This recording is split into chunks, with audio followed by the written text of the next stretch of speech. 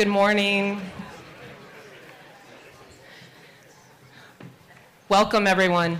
This is a big moment for the anti-monopoly movement. My name is Morgan Harper. I'm Director of Policy and Advocacy at the American Economic Liberties Project. Let's just give everyone a round of applause for being here and on time. Very exciting. I'm impressed. So I joined Economic Liberties after a 20-minute Zoom conversation where within moments I realized that I had found people who got it, that the gains from the economy are not being distributed fairly, and more importantly, that there are actually policy solutions to do something about it.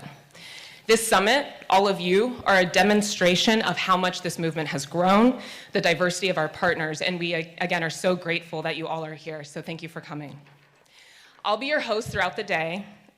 We have a jam-packed program, but do not leave early because we have a special message from the president coming at the end of the day, so if that's not enough to entice you, I don't know what is. And we have many housekeeping notes to get through before we start our program, so I'm going to begin. We have a hashtag.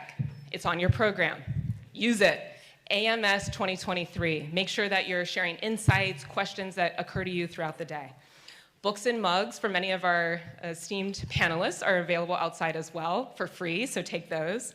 We have continuous coffee service in the back of the room, okay? Bill McGee, somewhere out there, that's for you, the airline reference. And please make yourself welcome to that. We are live streaming both the Mainstage sessions in the morning and the afternoon and all of the panels and keynotes. So if you know anyone that would be interested in that, please let them know. They can watch online. And I'm just gonna wave everyone online. Thank you for joining as well. We have press in the audience. They're wearing red name tags. Tread carefully, that's up to you, how you engage with those people.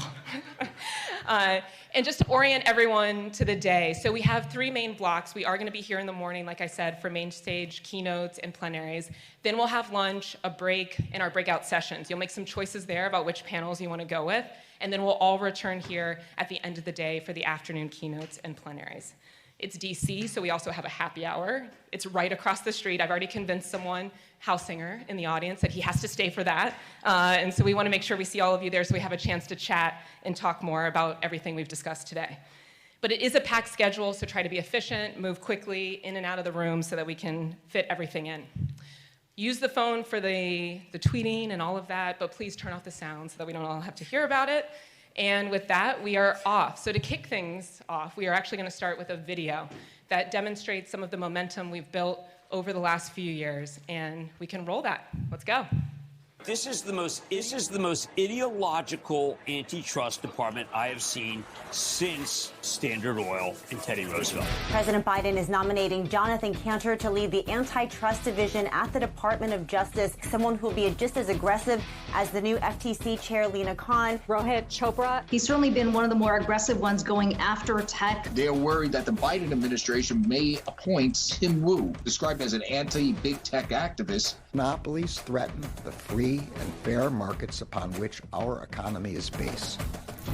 From 1975 until the early 1980s, politics restructured around the view that monopoly power was mostly inevitable. The changes made starting in the early 70s have failed miserably to stop modern-day robber barons. Rising consumer prices can't all be blamed on inflation. Some are the result of good old-fashioned corporate greed. An inflationary environment can give cover to companies with market power or monopoly power to exploit that power. Locally owned businesses, meanwhile, mom and pop stores on Main Street, face an economic crisis unlike any in recent history. The U.S. economy is more centralized, more monopolized than it used to be. Anti-competitive conduct by Apple, Amazon, Facebook, and Alphabet. Lack of competition in the ticketing industry. A monopoly created by 4 major meat packers. The monopoly in the airline industry. This summer, the flight woes, what Americans went through on travel. What's the lesson from all of that, and are we past it for good, do you think?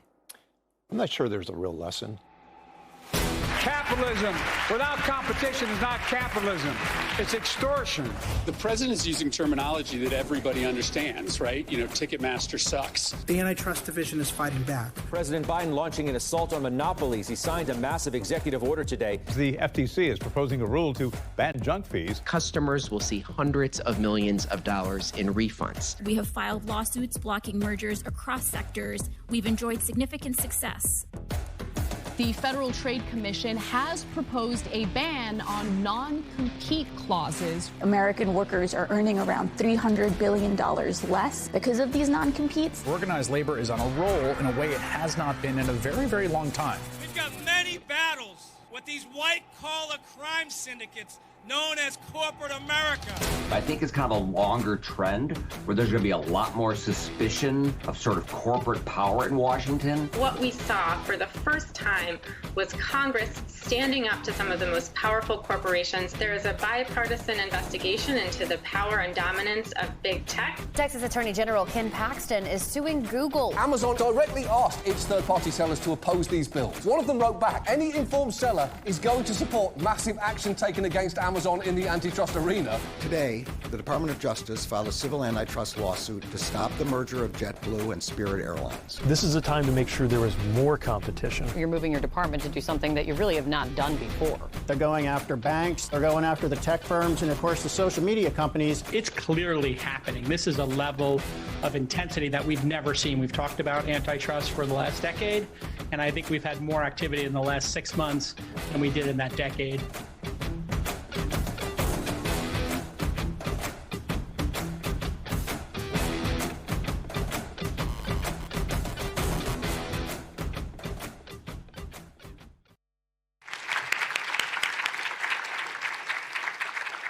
So I love that reel for a couple of reasons. One, it shows just how pervasive the monopoly problem is.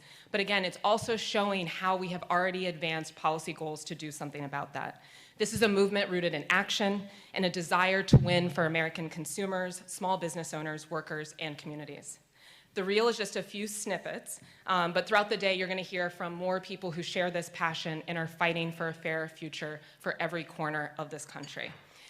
And so to start, we also want to give a little bit of additional background of how we got to this moment, and I would like to introduce the Managing Director of Economic Liberties, Nidhi Hegde, to provide a bit more of that background. Thank you.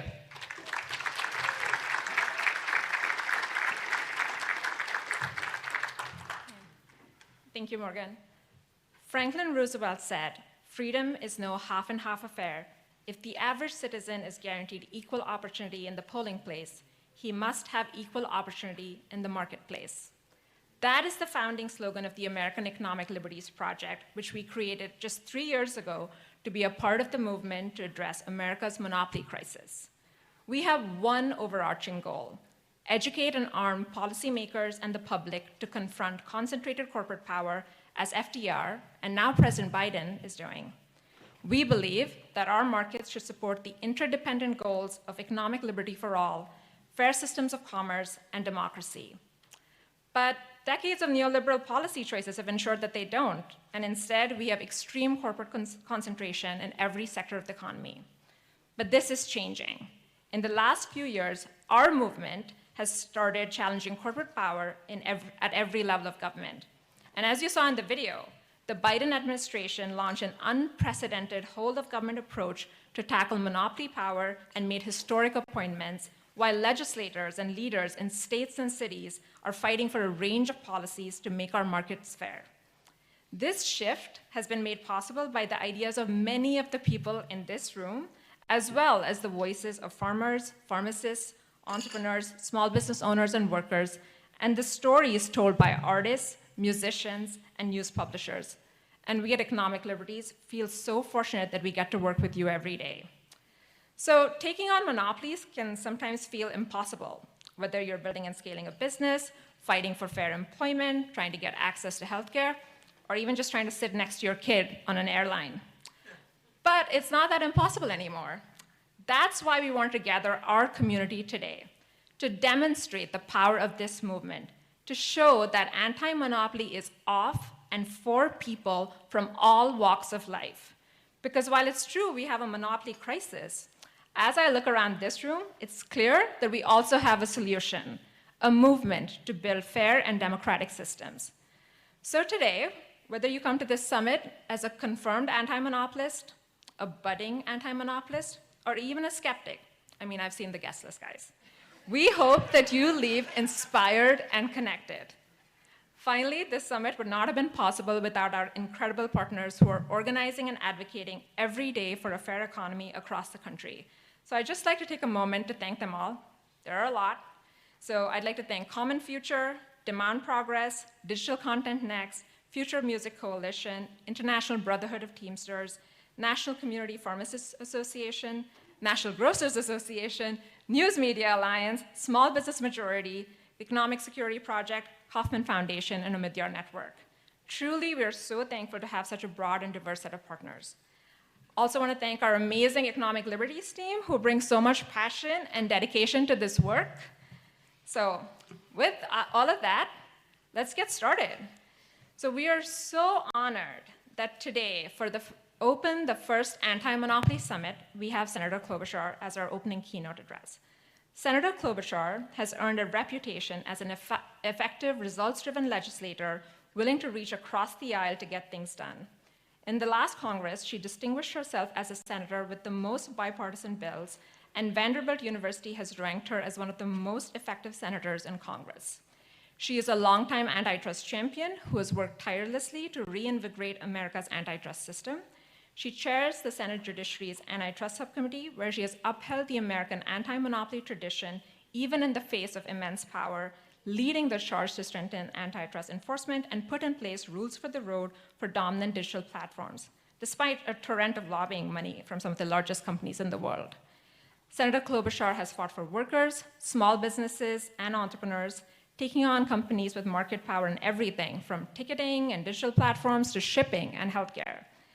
A skilled legislator, she has worked with members across the aisle to introduce several bills to tackle the power of big tech, something everyone must be familiar with.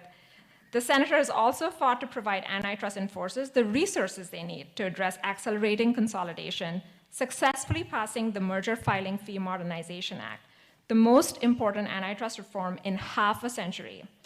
Senator Klobuchar is the author of Antitrust, Taking on Monopoly Power from the Gilded Age to the Digital Age. So please join me in giving a warm welcome to U.S. Senator Amy Klobuchar.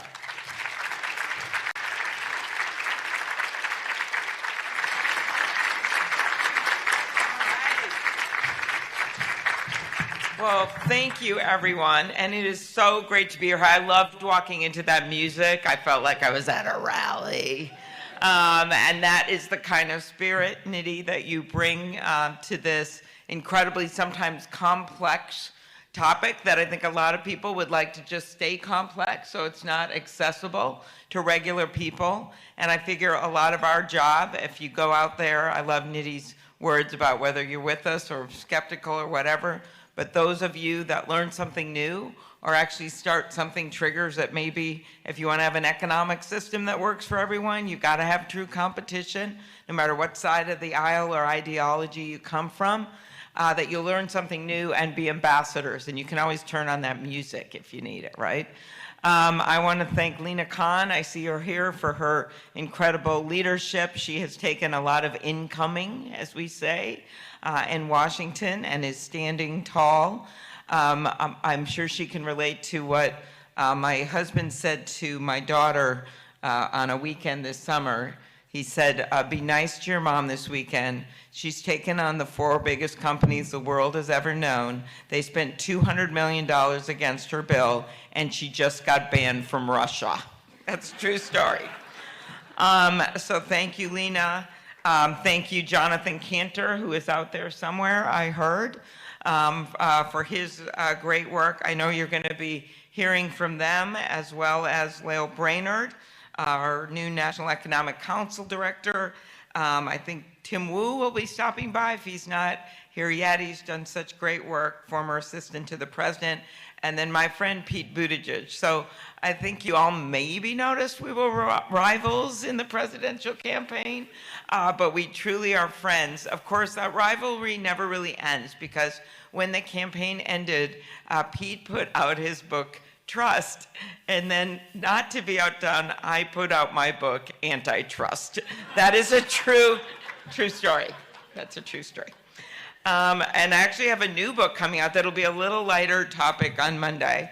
And it's just more about overcoming obstacles and getting things done in politics and having some fun along the way. And it's called The Joy of Politics. It's not sarcastic.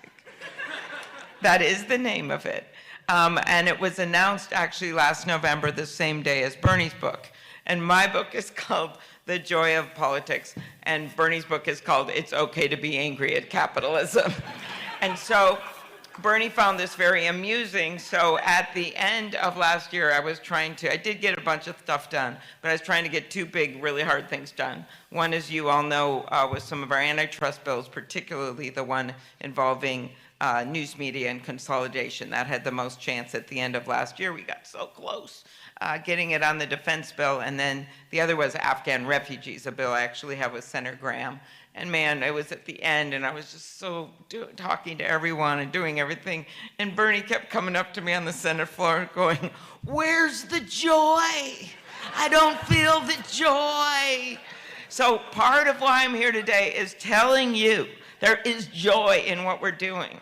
Because I want you to think about this, because we are really doing the work for this country in a big way. For those entrepreneurs who may never know that we're doing it, but we know how important it is to keep capitalism strong so that next new idea can come out and not be squashed down, that's going to save our world. And we're doing it for workers who simply want to get a good wage. We're doing it for this whole concept of what has made America so strong. So I just want you to remember that we're warriors for something that's really, really important right now that a lot of people don't want to deal with or get beaten down when they take it on. So don't give up. And that's part of the story of what I'm talking about today. I think that we know that this is now getting into people's psyches in a different way. I knew we had broken through when we had Taylor Swift fans with protest signs outside the Capitol. I'm like, is this really happening? Talking about antitrust. Not to mention Bad Bunny fans, Bruce Springsteen fans, and the like. People started, that issue actually hit through for people that there was a problem.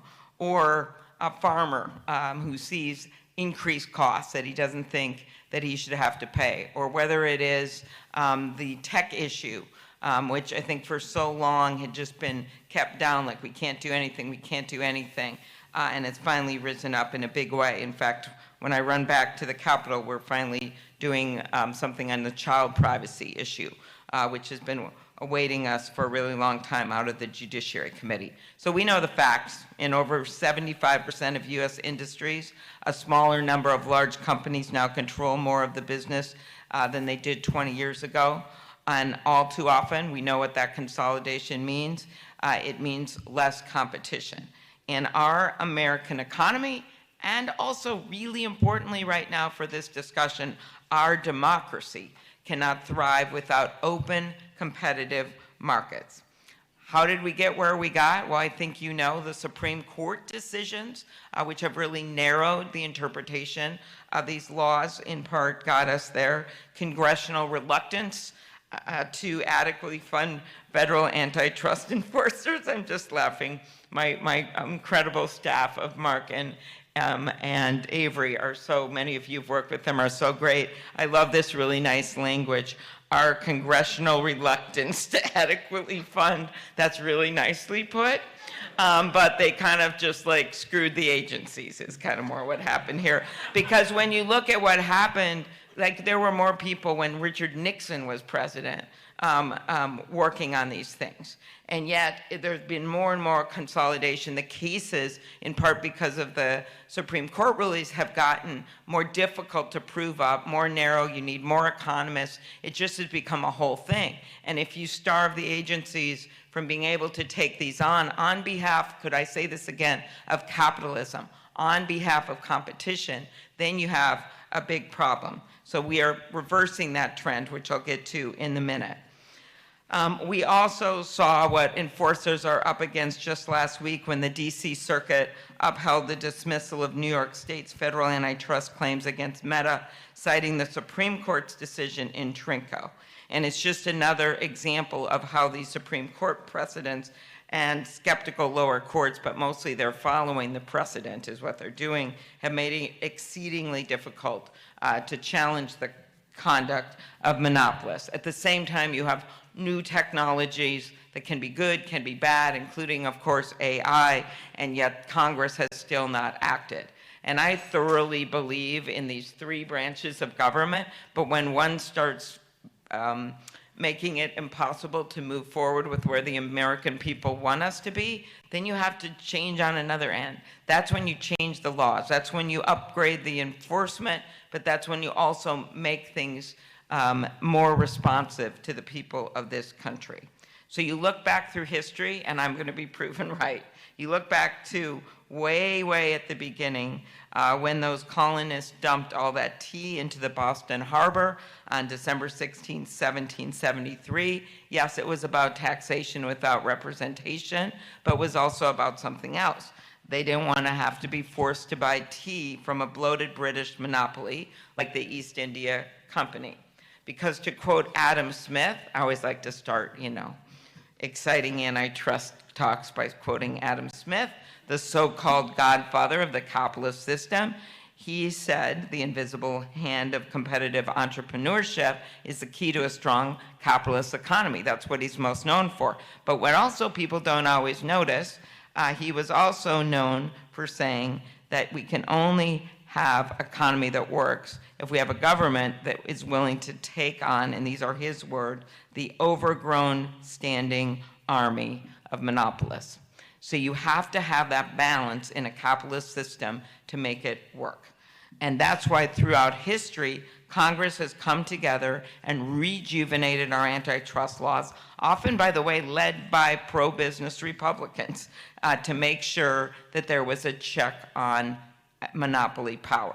So I think it is really important when you go out and talk about this issue. Yeah, you're pissed about a lot of things, understandably, but when you go out and talk about it, this is truly grounded in this simple idea that we want to have competition and entrepreneurship in our country, and that's how we get innovation, and that's how we've led the world. And when you start messing around with it, there's a reason that the NFIB, National Federation of Independent Businesses, not exactly a radical group, has endorsed that self-preferencing bill. There's a reason, because at the beginning they thought, okay, great, new thing to advertise on, but all of a sudden they see that Amazon Basics, and Amazon is putting all their own stuff at the top of this search engine that they have monopoly power over. So that's what's happening. Or there's a reason a whole bunch of businesses, small and big, are concerned about this 30% charge on the app stores with Apple and Google, because the app stores, for so many of them, have become the web, and they are unable to have the power to take this on. There's a reason that small newspapers may be run by conservatives, or radio shows, or small TV outlets are concerned about what's happening with media consolidation, and why they're concerned in a big way about what's happening with the rates that they don't get paid for their content. We had a hearing yesterday, Mike Lee and I had this incredible hearing that showed in the first quarter of this year, Google raked in, just in ad revenue, $55 billion. I think you thought I was going to say million. $55 billion is what they brought in. And yet a Northwestern University survey shows that by 2025, in the last 20 years, we're going to lose a third of the nation's newspapers. So there's been this total shift in revenue, and the content that is produced is not being paid for. So if you care about corruption at a city council and wanting to have all eyes on what's going on, or if you care about whether a new business is opening in your town, or if you care about just finding out about the scores of the high school volleyball team games, and want to celebrate in your community what's happened, or a new art show, or a kid's high school play opening up, if we don't have those sources of local news and we're just relying on big monopolies to maybe filter down some local stories to us, that's our very democracy. That's how people have not just looked at things and figured out what's going on and found out about scandals and found out about why they want to vote for someone or not. It's also the glue that brings us together. And we had this experiment during the pandemic where people were in 300 million separate silos, and they got really lonely, and they just kept reading social media, and they kept being apart, and it's resulted not in only in hideous examples of people that just went deranged when they were just sitting there in their basements looking at this, but it's just also resulted in a whole bunch of mental health issues, a whole bunch of people feeling separated from each other. So to me, when you take away the glue that brings us together, actually physically together, like we are right now, you don't just endanger the economic relationships between people. You actually are endangering our civic discussions and democracy, because it is really important that you talk to people that have different views instead of just hating them on the internet. It's really important that you meet together with people and find a way to find some common ground with the local news about that you're watching some same things and caring about some same things. So that's my argument about why this is so important. So let's talk about the progress we've made, and I mean that. Not just the chamber of progress. Okay, that's the lobbying. Thank you, one person, for thinking that was funny. That's the tech front group. I call them the chamber of not so much progress, but they are the ones that run all the ads against these bills. So progress we made was at the end of last year, despite having many disappointments of not getting some of the bills through the Senate, but getting through the committee. By the way, that was progress. First time ever in the history of America since tech got started that we were able to get a competition tech bill through the Senate Judiciary Committee. You think about that huge project led by House members Cicilline and Buck to investigate what was going on in tech. And you think about the fact that Americans are starting to understand some of this more. That was all progress. But we did pass the bill that Senator Grassley and I put together to change the structure of the merger fees so that smaller mergers actually are paying less, but bigger mergers are paying more. And that was a big deal. That's going to bring in something like $1 billion over, is it 10 years, to our antitrust agencies. And we got that done at the end of the year. There was some attempt to delay the implementation for 2 years, right? And then we were able to change that in an amendment. And the other bill that passed as part of that package was Senator Lee's bill, where I'm the lead Democrat, to allow state antitrust enforcers to keep their cases in their state. And that was, by the way, supported by attorney generals across the spectrum from the left to the right. And you can think of who I'm talking about, but nearly every single one of them supported it, including the California AG, where many of the cases are being moved to. So that passed with an 88-8 vote. It was an actual amendment vote. Senator Lee and I spoke in favor of it. Rand Paul spoke against it. Do I got that right? Yeah. Although I will tell you, I went into his office one day, sort of by surprise, and there was my book displayed on his bookcase. And I'm like, wow, this is cool, thanks. I go, why is that up there? And he goes, I just got to assess where my opponents are. So I keep it up there to remind me. But in any case, that is on his bookshelf. So that's what we got done at the end of the year. Now let's talk about where we're going now. First of all, I have a broader antitrust bill, Competition and Antitrust Law Enforcement Reform Act.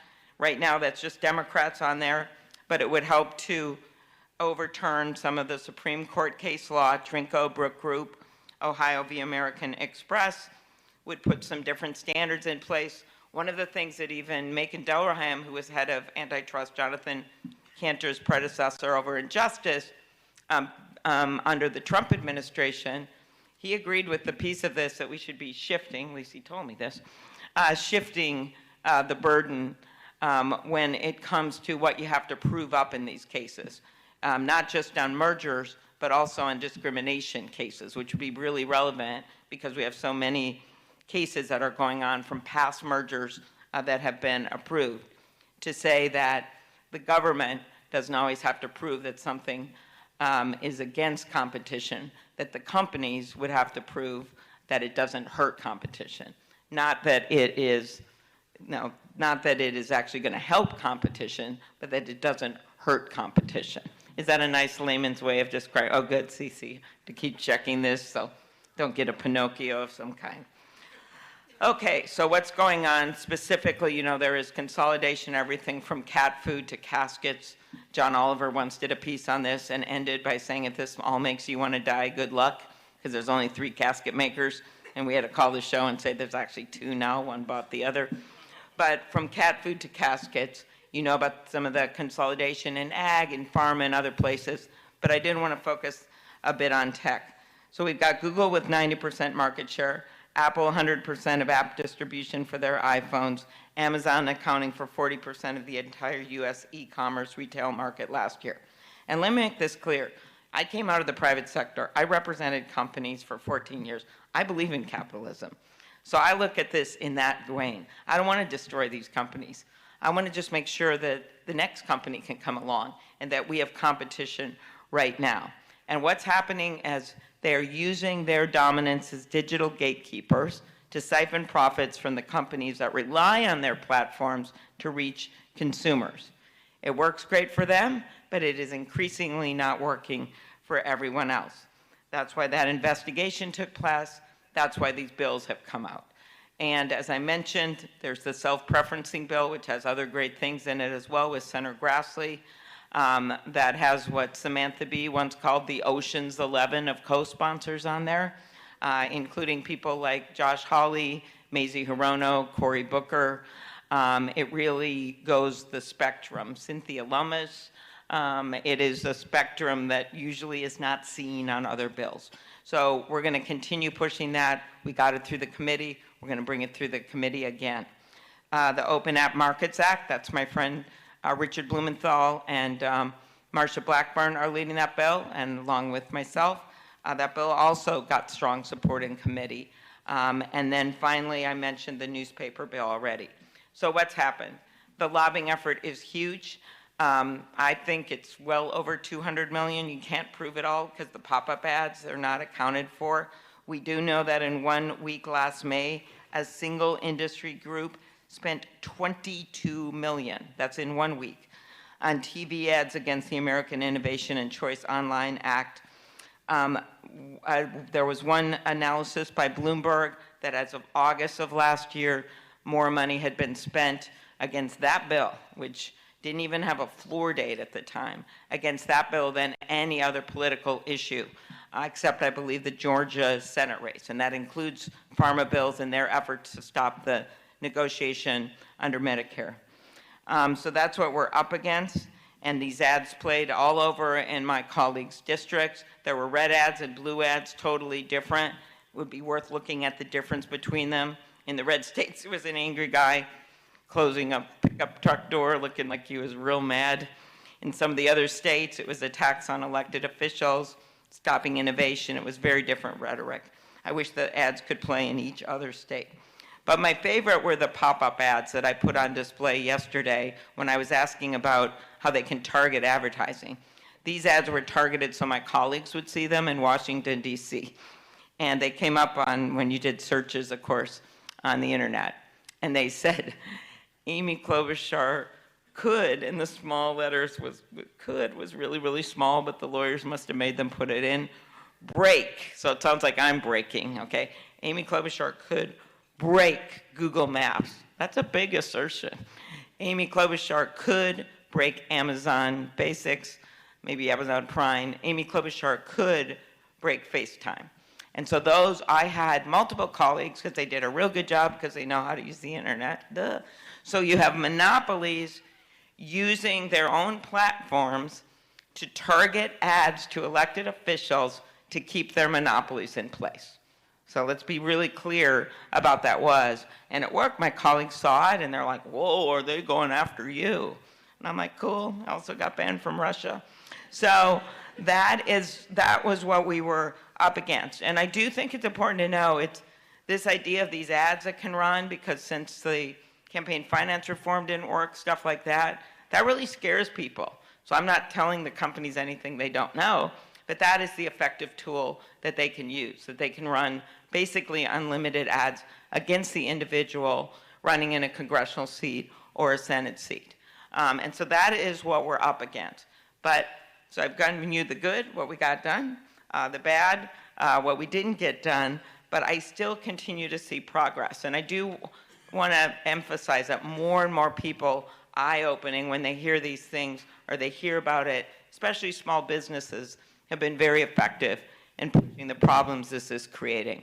One last thing I wanted to mention before I turn into a pumpkin and have to go back there, is the ticketing and live entertainment, what's happening there. That case is obviously under Justice Department review, but Ticketmaster accounts for 70, they're under a consent order now. Ticketmaster accounts for 70% of ticket sales at major venues. Think of that number. Its parent company, Live Nation, owns many venues throughout the country, and then they also, through Live Nation, promote the concerts. So many artists are afraid to take this on at all. They have told us that. It is incredible, the monopoly that should never have been allowed to go through, but it was. And I've been very clear that our hearing was about getting the facts out, so the agencies have the facts, but then also looking, can we do some consumer ticketing laws to make things a little better on our end? And Senator Cornyn and I are working on a bill right now. We also, Senator Blumenthal and I put out a bill on the monopoly, outlawing the monopoly, the long-term deals that they make with concert venues. We just put that out last week. It's worth looking at. And then finally, the hearing itself just, I think, finally made a dent of all the antitrust hearings that we've had. One of my favorite parts of the hearing was that this artist, this band member named Clyde Lawrence of the band Lawrence, was the one that was willing to come forward and testify. And at the beginning, we're like, look, people won't ask you many questions. It's going to be fine. And he did a great statement. And then the senators, Democrats and Republicans, just started asking him questions. And he did so well explaining what it was like to be not as known band, but a respected band, that one that can sell out venues. And he talked about their health care and how much things cost and what it was like. And as more and more senators asked him questions, he kept turning around and talking to someone, and everyone assumed it was his lawyer. I knew better. It was actually his saxophone player that he had brought along to have some moral support during the hearing. Also, at some point, the Live Nation witness mentioned Garth Brooks. And I saw Clyde excitedly turning to his saxophone player and talking, and I wrote this note really fast that got brought down to Clyde, and it said, Clyde, you're doing great here. Your band's going to probably be the better of your courage, willing to come forward and do this. But at this moment in your career, you may not want to take on Garth Brooks. In any case, Clyde was fearless, and the hearing went well, and I'm hoping that we got some good information out there, not just for the regulators, but also for the Justice Department. So my basic message to all of you is we need your help.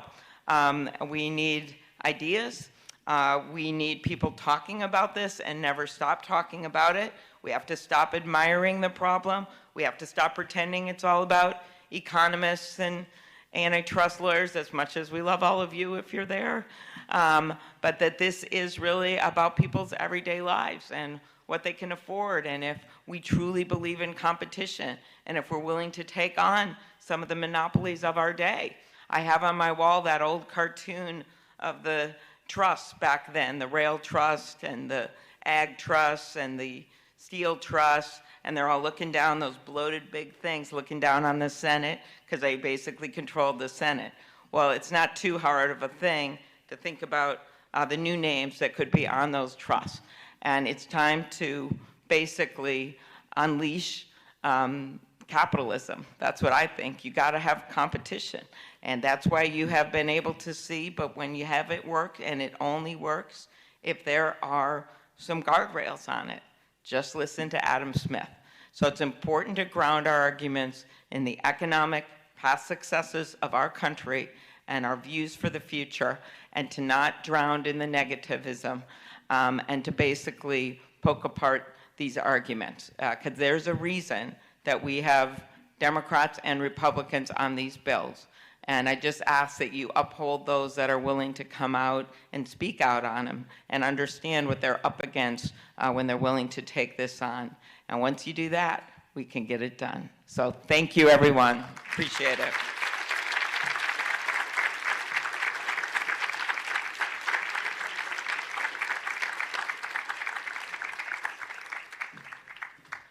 Well, I just want to thank Senator Klobuchar for being here again. And you know, if you can only pick a couple of champions in Congress, it's good to have one with the intelligence, tenacity, perseverance to educate her colleagues in the way that she has, and there's no doubt we wouldn't be where we are today without her. So next, we are going to move to our following keynote, and I'm going to introduce Laleh Ispahani and invite her to come up to the stage. Who'll be doing that introduction. Laleh is the incoming executive director of Open Society Foundation for the US. She is a recognized expert on protecting and expanding the right to vote, ensuring that the internet remains an open and secure platform for free expression and civic participation and democracy promotion. She has been a leader of Open Society's initiative to fight corporate consolidation of media and data, and she is also an Economic Liberties board member. Thank you, Laleh.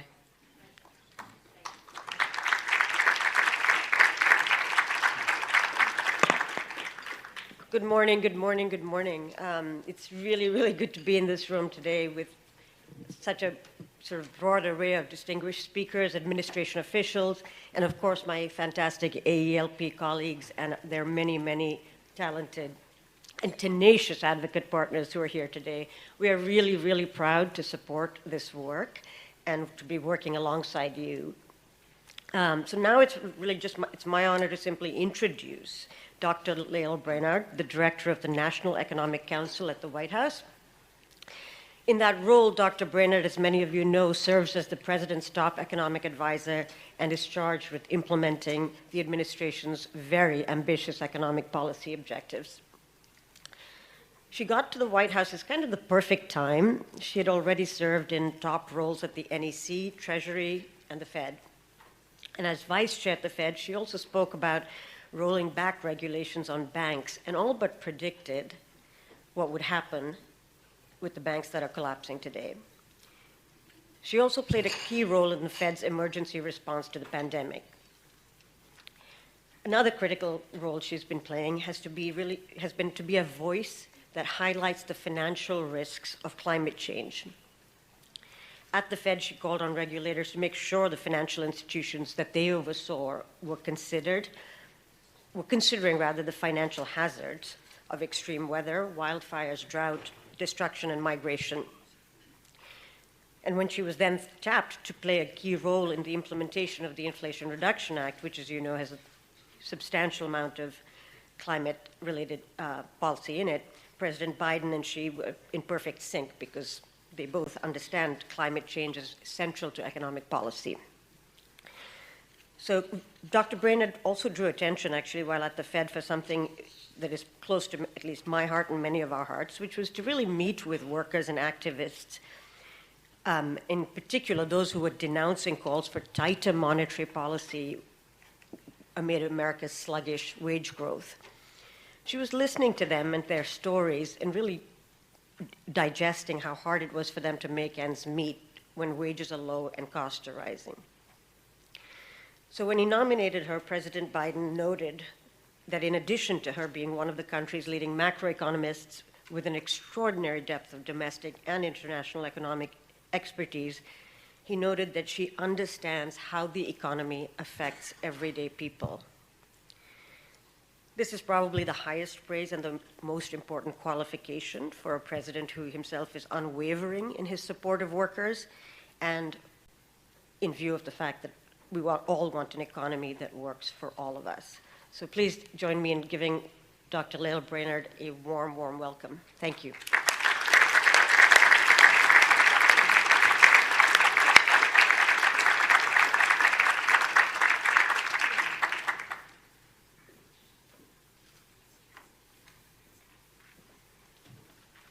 Well, I want to thank you, Laleh, for those very, very kind remarks. I'm thrilled to be here at AELP.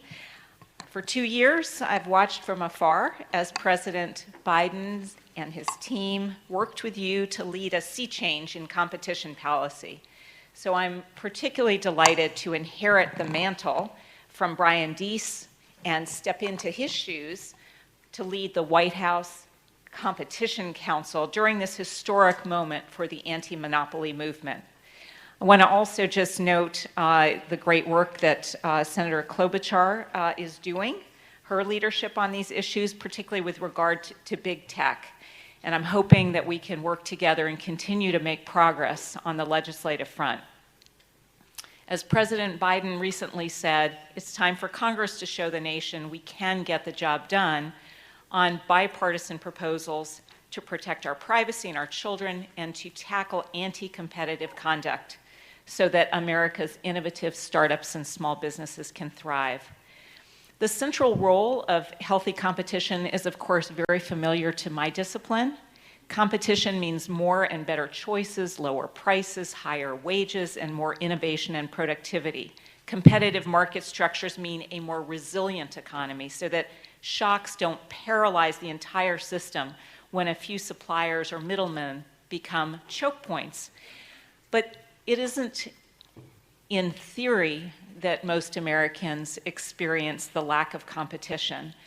What President Biden and the anti-monopoly movement have long recognized is that competition is a fundamental American value. It's at the beating heart of capitalism. And it is a key pillar of our economic agenda. It has to be. It's key to the president's vision for an economy where any entrepreneur or small business with a great idea can compete on the merits and succeed, where workers have bargaining power and where consumers are treated fairly, and where rural communities can flourish. The importance of promoting competition isn't abstract. It's all too real for many Americans every day. When the only emergency room in your area closes after a merger, or when there's no affordable internet in your area, or when your tractor breaks down and you can't get anyone to fix it, those are the ways that ordinary Americans experience the high levels of market power in our economy every day. That's why in July of his first year, President Biden signed an executive order to promote competition in the American economy, directing every agency to use all available authorities to promote competition. It turned the page on 40 years of growing consolidation and is restoring the American ideal that true capitalism depends on fair and open competition. Recognizing that the antitrust enforcement agencies are the top cops on the beat, President Biden nominated strong, capable leaders at the FTC and the Department of Justice. I think you just heard from one of those stars. And we're proud to have secured significantly increased funding for our antitrust enforcement agencies, up to $120 million more annually. After that, budget was flat for years. But restoring competition after decades of consolidation also means making this the mission of the whole of government, not confining it to antitrust enforcement. So you'll hear later today from CFPB Director Chopra and Department of Transportation Secretary Buttigieg about how their agencies are working to promote competition by banning junk fees. And to help implement this whole of government sea change, President Biden established the White House Competition Council. To succeed at our mission, we have to work across government to ensure the voices of consumers, workers, farmers and ranchers, small businesses, and entrepreneurs are heard. And the members of the anti-monopoly movement who are here in the room today are, of course, so critical in helping us to do that. Thank you for all of your work in bringing those voices to the table. And thank you for your years of working in the trenches on research and advocacy, and for your efforts to enact change at the local, state, and federal level. Together, we are delivering for consumers. The FDA changed its regulations so that hearing aids can be sold over the counter. Thanks to that initiative, they're now on shelves, and they're lowering hearing aid costs by as much as $3,000 per pair, which affects the nearly 30 million Americans with hearing loss. The junk fee efforts are likewise lowering costs for consumers now. The CFPB's actions to crack down on junk fees have already started saving Americans billions of dollars. 15 of the 20 largest banks have now ended bounced checks fees altogether. And we're seeing consumer products becoming cheaper and easier to repair. After the president endorsed the right to repair, Apple and Microsoft announced they would allow people to fix their own devices. And the FTC has successfully secured settlements, making it easier to repair grills, motorcycles, and generators. All of those things put money back in the pockets of hardworking Americans.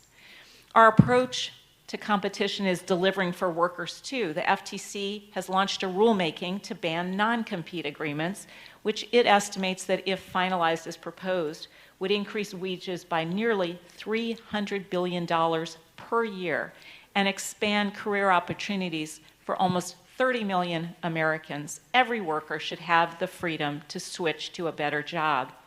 Small Business Majority recently announced its support for this rule, citing research showing nearly 2/3 of small businesses favor a ban on non-competes because they create barriers for those small businesses when they want to hire employees or even launch new businesses. Our pro-competitive efforts are also delivering for farmers and ranchers. Thanks to the so-called Meat Action Plan, independent processors are using Agriculture Department grants to expand their operations to give farmers, ranchers, and consumers more and better options. And the department is hard at work getting new rules under the Packers and Stockyards Act with regard to meat processors. Our pro-competition agenda is critical to our small businesses who create jobs, drive innovation, give our towns and cities a vitality all around the country and bring people together. Thanks to the more than $450 billion in economic relief we delivered to mom and pop businesses and our ongoing efforts to expand their access to capital and counseling, we've been seeing a small business renaissance with more filings for new business applications in the last 2 years than we've ever seen before. Those small businesses have created over 3 million jobs since the beginning of the president's term. And I want to close by just touching on how competition also fits into our broader industrial strategy. We're now seeing a fundamental reindustrialization of the U.S. economy, spurred by historic legislation on clean energy, on infrastructure, and on semiconductors. Part of this record investment in domestic manufacturing is due to incentives that finally put U.S. manufacturers on a level playing field, and part of it is a fundamental rethinking by businesses about their supply chains in the wake of the pandemic and the energy price spikes associated with Russia's war. Businesses are now realizing they need diversified supply chains here, including new domestic production, to ensure they are resilient and their suppliers are resilient to these shocks. When the president took office, he signed an executive order directing a first-of-its-kind review of supply chains for critical products in our industrial base. And what those reviews found was that geographic and sole source concentration and consolidation of production are a vulnerability for the nation's economic security. So we must make sure that as we rebuild those supply chains, we are supporting a competitive ecosystem. That'll be key to spurring the innovation necessary to tackle the climate crisis. That's why we have the Office of Clean Energy Demonstrations that was established in the bipartisan infrastructure law to take early stage firms and technologies to commercialization. Those projects are going to be supported by the long-term policy certainty from the IRA, tax credits, which will allow new entrants, small businesses with good ideas, to thrive and compete. President Biden, with the support of the people in this room, is fundamentally changing not only the conversation, but also, I believe, our economic trajectory. But this is a long-term project. It took decades to get to where we are today, and we need to stay on this project for years in order to get to the more competitive market structures and competitive market behaviors that are going to allow workers, consumers, small businesses in our economy to thrive. So let me be very clear, we're just getting started. We are going to stick with this, and I am personally looking forward very much to working with you to move this agenda forward. Thank you for all your work.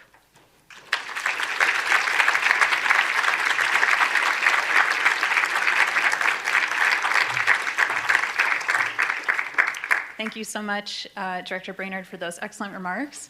And hi, everyone. My name is Denise Hearn. I am a senior fellow with the American Economic Liberties Project, and it is my distinct honor and privilege to introduce our next set of speakers. Lina is the chair of the Federal Trade Commission. Under her leadership, the FTC has entered a new era of more effective and democratic enforcement, utilizing its full range of tools and authority to reinvigorate competition in the U.S. and to protect workers and small businesses from the harms of consolidated markets. Chair Khan has left no stone unturned, fighting for workers, reviving dormant authorities, opening up the commission to the public, and filing to block anti-competitive mergers across the economy. Chair Khan, we are incredibly grateful for your leadership in this movement and honored to have you with us today. Jonathan Kanter is the Assistant Attorney General at the Department of Justice Antitrust Division. AAG Kanter has worked to transform antitrust enforcement across the federal government to protect competition and hold powerful corporate actors to account. Under his watch, the DOJ Antitrust Division has been very busy, significantly ramping up antitrust enforcement by filing landmark cases against big tech to protect workers and the innovation ecosystem, and by blocking anti-competitive mergers in a range of markets. The Antitrust Division's efforts have won critical victories and helped advance important case law, laying a foundation for future antitrust enforcers. AAG Kanter, welcome. Thank you for being here. And they will be interviewed by Binyamin Appelbaum, who is the lead writer on economics and business for the New York Times editorial board and the author of the book, The Economist's Hour, False Profits, Free Markets, and the Fracture of Society. Thank you so much. Welcome.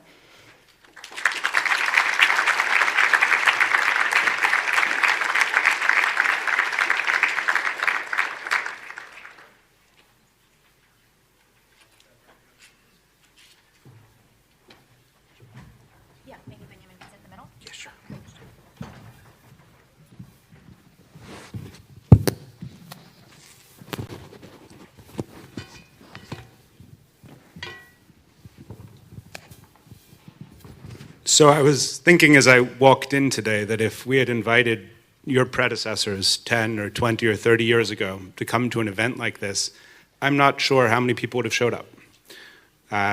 This interest in antitrust is new, it's a hot issue, it's become a big thing, and a lot of people seem to share a sense that something is wrong and that you guys are going to fix it. But perhaps the place to begin is by asking each of you to define what it is that you think is the problem that can be addressed by your agencies. What are we dealing with here? You want to start, Chair Khan? Sure. Well, first of all, I just want to say how great it is to be here. Just such an electrifying event with such a fantastic set of speakers. I also want to note that, the president, as we just heard, has just really been a phenomenal leader in centering anti-monopoly in his governing philosophy, in his economic policy, and we would not be here at this moment without that. I also want to give a big thanks to Senator Klobuchar and a whole set of our Congress people who are exposing the problems of monopoly and vigorously identifying ways that we can be passing legislation to address these problems. And lastly, I just want to give a big thanks to everybody in this room. You all have been so key to reawakening the country to our long anti-monopoly tradition and making sure that we're centering it in our governing. The way I look at antitrust is that it's part of a broader anti-monopoly framework. Anti-monopoly is really about the relationship between democracy and corporate power and ensuring that the corporate power and businesses are playing by the rules. And antitrust is one important tool that is designed to promote fair competition. I think we've seen in sector after sector over the last 40 years, we've seen enormous consolidation, and that consolidation is leading to higher prices for consumers, lower wages for workers, declining rates of innovation and entrepreneurship. I think stepping back, we've also seen a tremendous amount of fear. I got my start in this work as a reporter and a researcher, and my job was really to go talk to regular people about what was happening in their markets. One of the markets that I first studied was agriculture, looking at chicken farming and seeing how chicken farmers, because of the consolidation among chicken processors, were now oftentimes just dependent on a single company to get to market. And that dependence and that lack of competition meant that those processors were able to decline how much, to lower how much they were paying the chicken farmers, but also engage in all sorts of retaliatory and coercive practices that were leading to serious fear. And so antitrust is about fair competition and making sure that everybody is able to enter the market and have a fair shot, but it's also about ensuring that we have the underlying conditions in our commercial and economic sphere that are compatible with democracy. You want to take that one too? Sure. Tough act to follow, though, I will say. Let me also echo Chair Khan's comments about the excitement of being in this room today with all of you. It was incredibly inspiring to hear from Senator Klobuchar, who's been just a tremendous and inspirational leader on these issues. Director Brainard talking about the important role that the White House has played in promoting a whole of government approach. And we really do have the wind in our sails. But at the end of the day, antitrust, anti-monopoly is about people. It's about making people's lives better. It's about making our democratic and capitalist society more productive, more fair, more open, more accessible. I think about, from my perspective, opportunity and the American dream. It's a little bit grandiose. It's sometimes a little bit hokey.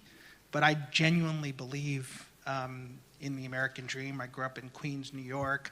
I remember accompanying my grandfather to the Union Hall, where he was a plumber, and the amount of pride he had in installing plumbing in a school and in a hospital and working to provide, leaving school at a young age and working to provide opportunity for his children to go to college, and then for their children, me, to go to law school. And I often think, and I keep his citizenship papers, because he came to this country at 1 year, as 1 year old, and the path to upward mobility, the path to success, the path to opportunity, that's what a democratic society is about. That's what antitrust and competition is about. It's about a society that provides opportunities for all.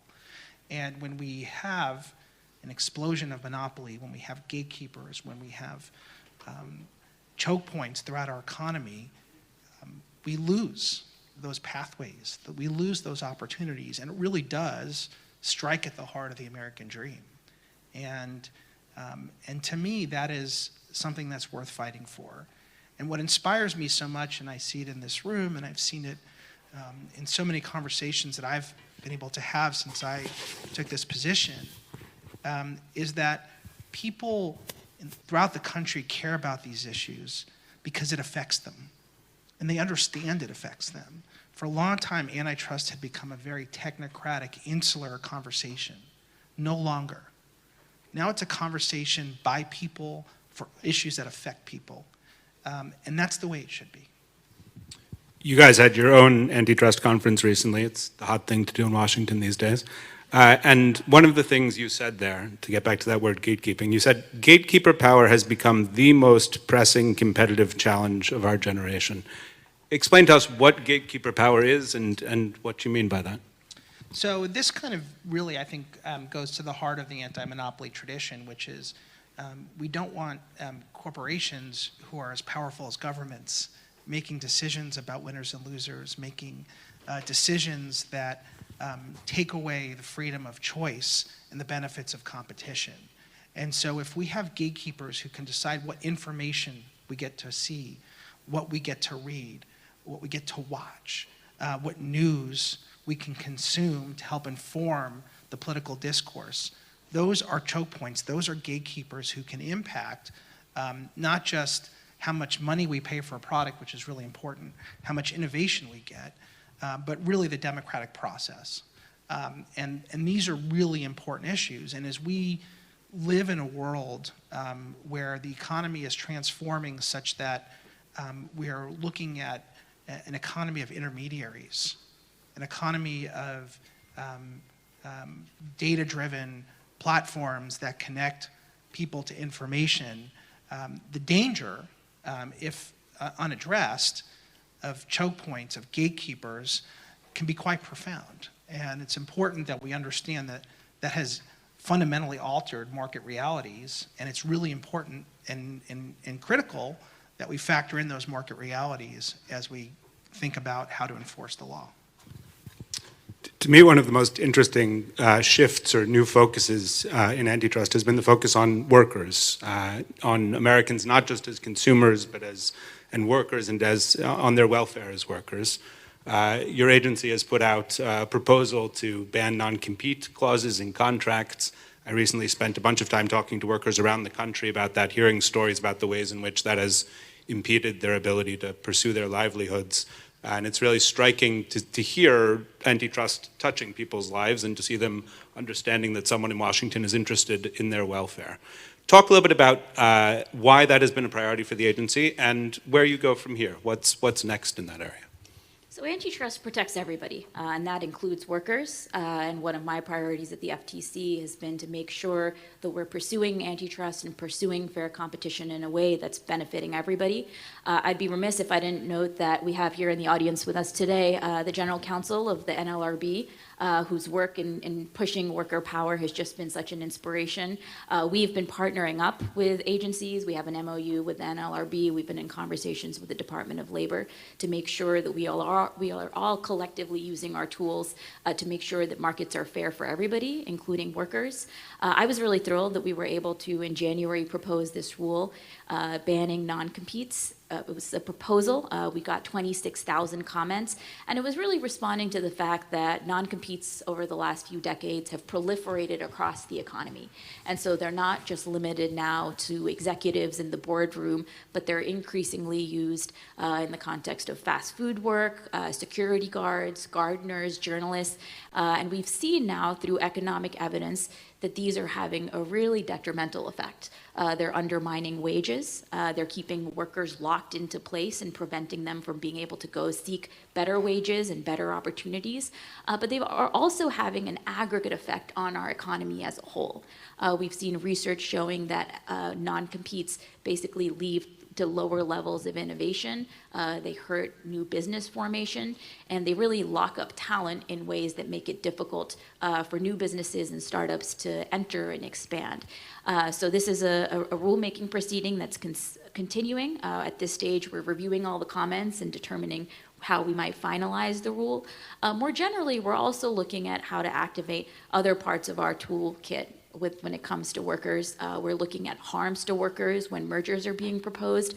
One of the hospital mergers that we challenged last year, we noted would have also hurt healthcare workers, depriving them of opportunities.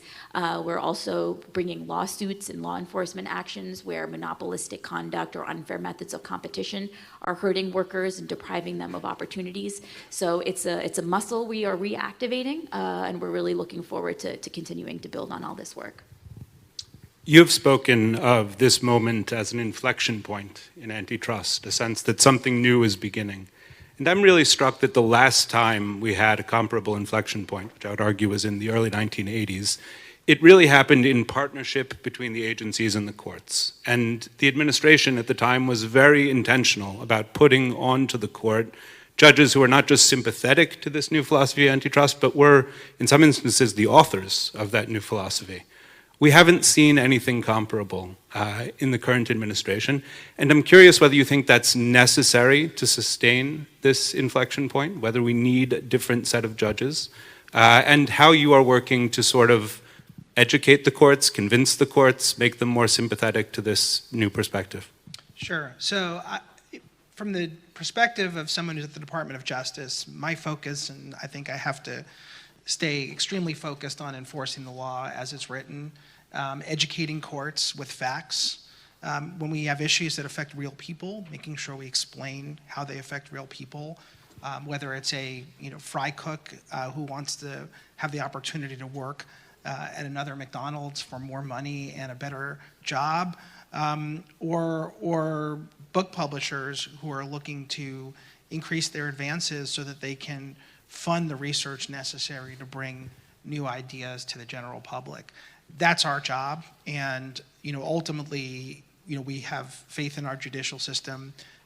It's up to the president and Congress to determine who sits on the bench, and it's up to Congress to write the law and the president to sign it. And so we're going to focus on enforcement, and we're going to do our level best to make sure that we are following the facts in the law. We're explaining cases in ways that not only are sound as a matter of law, but that animate the facts, because we believe that these monopoly concerns, these antitrust concerns, have real impacts on real people. But at least from the bleachers, it certainly looks like you are intentionally going to court to revive dormant theories of antitrust, that you've been sort of going through the statute book and saying, we're going to try out that one, we're going to try out that one. You seem to be pursuing something of an intentional strategy in that regard. I should say everything we do is intentional, including putting a period at the end of that sentence. Fair enough. I'll ask about another sort of binding limit, which is the legislature. It's striking to me that our nation's antitrust laws were written at a time when Teamsters still drove teams of horses, updated most recently really when Teamsters still worked in factories. We now live in a world where the Teamsters are representing warehouse workers at Amazon. Do the laws limit you from doing what you need to do? How much of a binding constraint is the text of the law? Look, I think the laws present an enormous amount of opportunity to be fixing problems right before us. One of the key parts of what we are looking to do with the FTC is really ensure that we are adhering to the rule of law. I worry about a trend that we've seen in recent decades where enforcers have left the text of the statute unenforced, have decided that the words on the page don't matter. Our statute prohibits unfair methods of competition, and that's what we are looking to reactivate. There are other statutes that Congress passed, including the Robinson-Patman Act, that has gone unused, and so we are fully activating the tools and the laws that Congress charged us with administering, and I think there's an enormous amount that we can do there. How do you think about prioritization? I mean, there's an endless number of opportunities to litigate, to enforce. How do you decide which cases most deserve your attention? Yeah, it's a great question and something I think about a lot. So look, stepping back, we're really focused on what are the areas where we see the most significant harm. Where do we see the most significant number of people affected?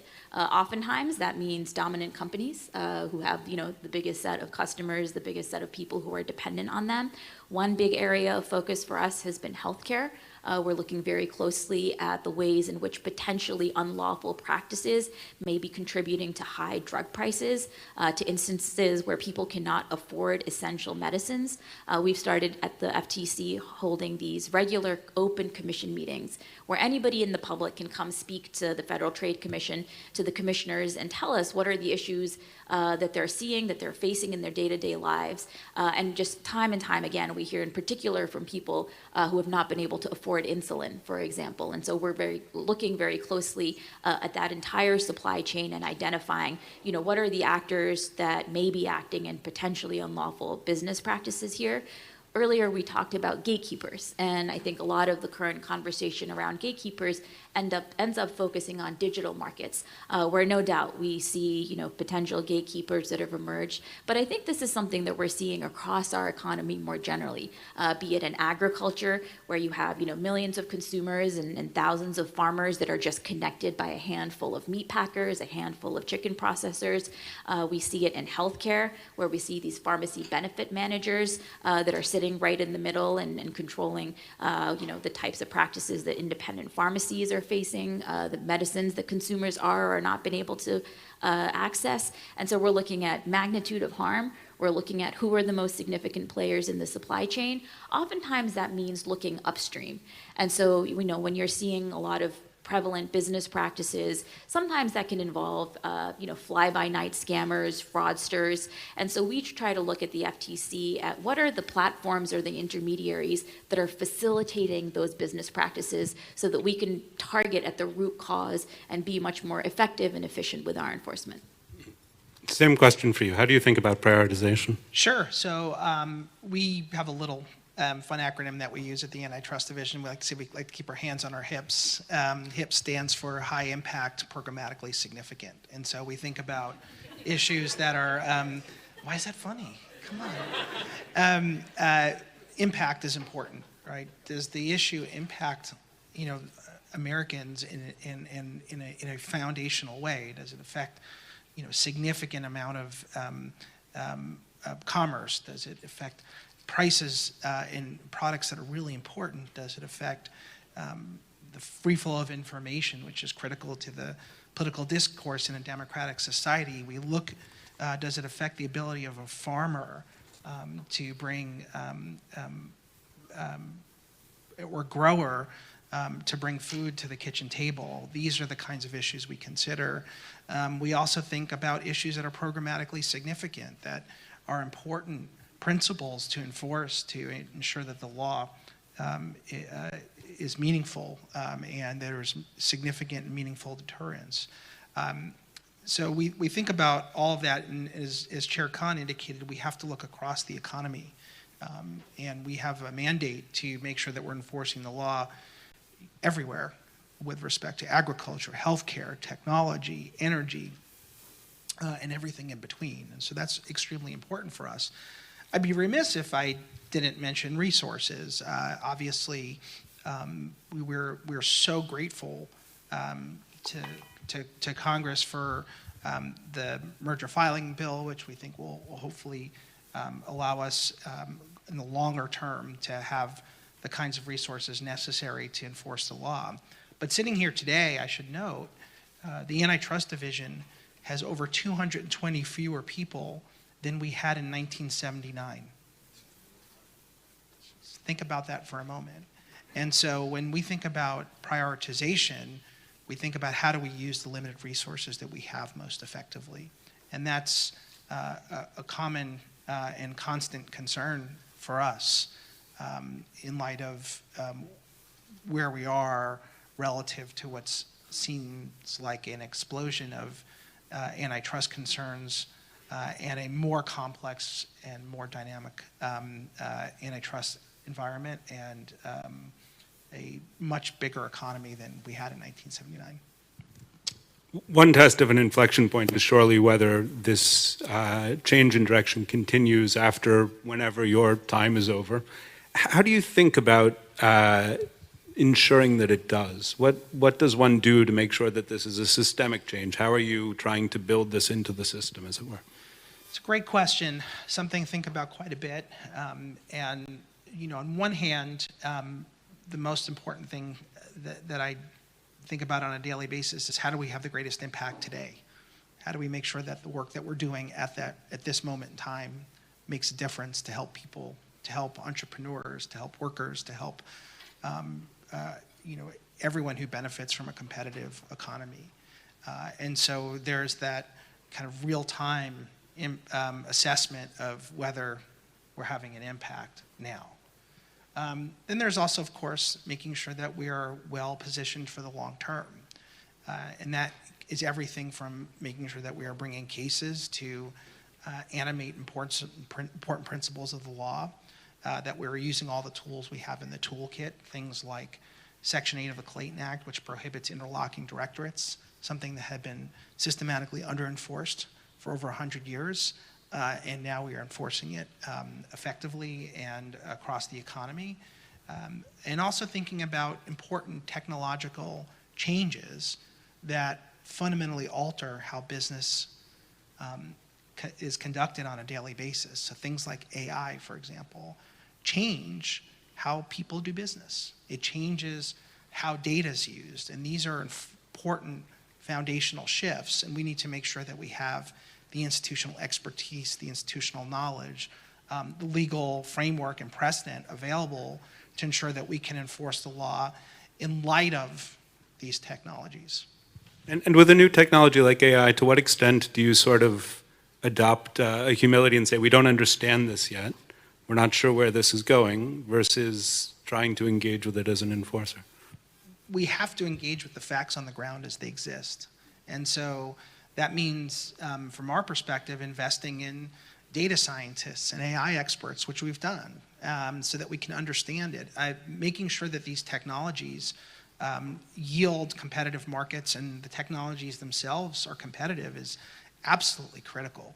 And making sure that we are understanding this at the dawn of these technologies is absolutely critical. And so we think it's our obligation to make sure that we understand it. This question about institutional durability is such an important one, and one thing that I think about a lot. I would say a couple of things. One is that we're really investing in our toolkit and making sure that where needed, we're updating that toolkit. Our agencies currently have a revision of the merger guidelines underway because we want to make sure that these guidelines are fully reflecting the existing law, but also fully reflecting the realities in our economy. We also recently launched an Office of Technology where we're bringing on data scientists, data engineers, AI experts to make sure we're investing in that skill set internally. But big picture, I think a lot of the institutional durability question comes down to the public, to all of you. I think one reason why this monopoly problem is able to persist for so many decades is because people were living with these problems in their day-to-day lives, but antitrust and the policy choices that led to monopolization and consolidation had been obscured. And the technocratic language of antitrust had obfuscated the fact that extreme consolidation, extreme monopolization was not just some inevitability. It was the result of concrete policy choices by enforcers, by regulators. And I think one of the sea changes that we've seen over the last decade and the last few years in particular is that people are now connecting the dots. They're connecting the dots between the fact that they're not able to, chicken farmers are not able to get to market, or workers are not able to switch to another employer that will give them better options, that patients are not able to access affordable health care. People are connecting the dots between those realities and the fact that there are policy choices behind them. And I think that's something that is very, very difficult to reverse. We're public servants, we're enforcers, we serve the public, we need to be regularly hearing from the public. I've been thrilled that our open commission meetings, we're regularly hearing from people across the board. We're hearing from franchisees, we're hearing from gig workers, we're hearing from patients. And I think the more that the public is aware that competition and monopolization, consolidation is not some inevitability, it's not just something that's delivered to them, but it's a result of policy choices, that'll make sure that people continue to hold whoever comes into our jobs in the future accountable. That's so well said, if I may. I just echo all of that. And it's really up to you. I remember a conference, I think it was in 2016 or 2017, when there was a discussion of antitrust and anti-monopoly policy in a room that was a fraction of this size. And someone asked, well, what do we do? How do we make these issues resonate? And I remember thinking, I think I said at the panel, is you start a movement. Well, I look out and I see a movement. And I see movement. Because people care about these issues. People are talking about these issues, as Chair Khan said, in ways that affect us in our daily lives. And so long as we do that, so long as people care, and so long as people understand that the law is written for you, and it's your law, and it's our job to enforce that law to protect the public, I think we'll be okay. Yeah, Tim Wu, who may be here now but will be here later today, I'm paraphrasing him, but he has written that the antitrust movement lost its power because it got lost in the weeds. And in order to maintain its power, it needs to connect with people and to explain to them how it affects their lives. That clearly has been part of your success. You managed to write an interesting article in a law review, which is an achievement, to explain to people how this matters, why this matters, and to articulate a theory of what antitrust could do about it. How much of your work does that remain? I mean, you're here today, obviously. That's clearly part of how you see your job. But how much does explaining to the public matter?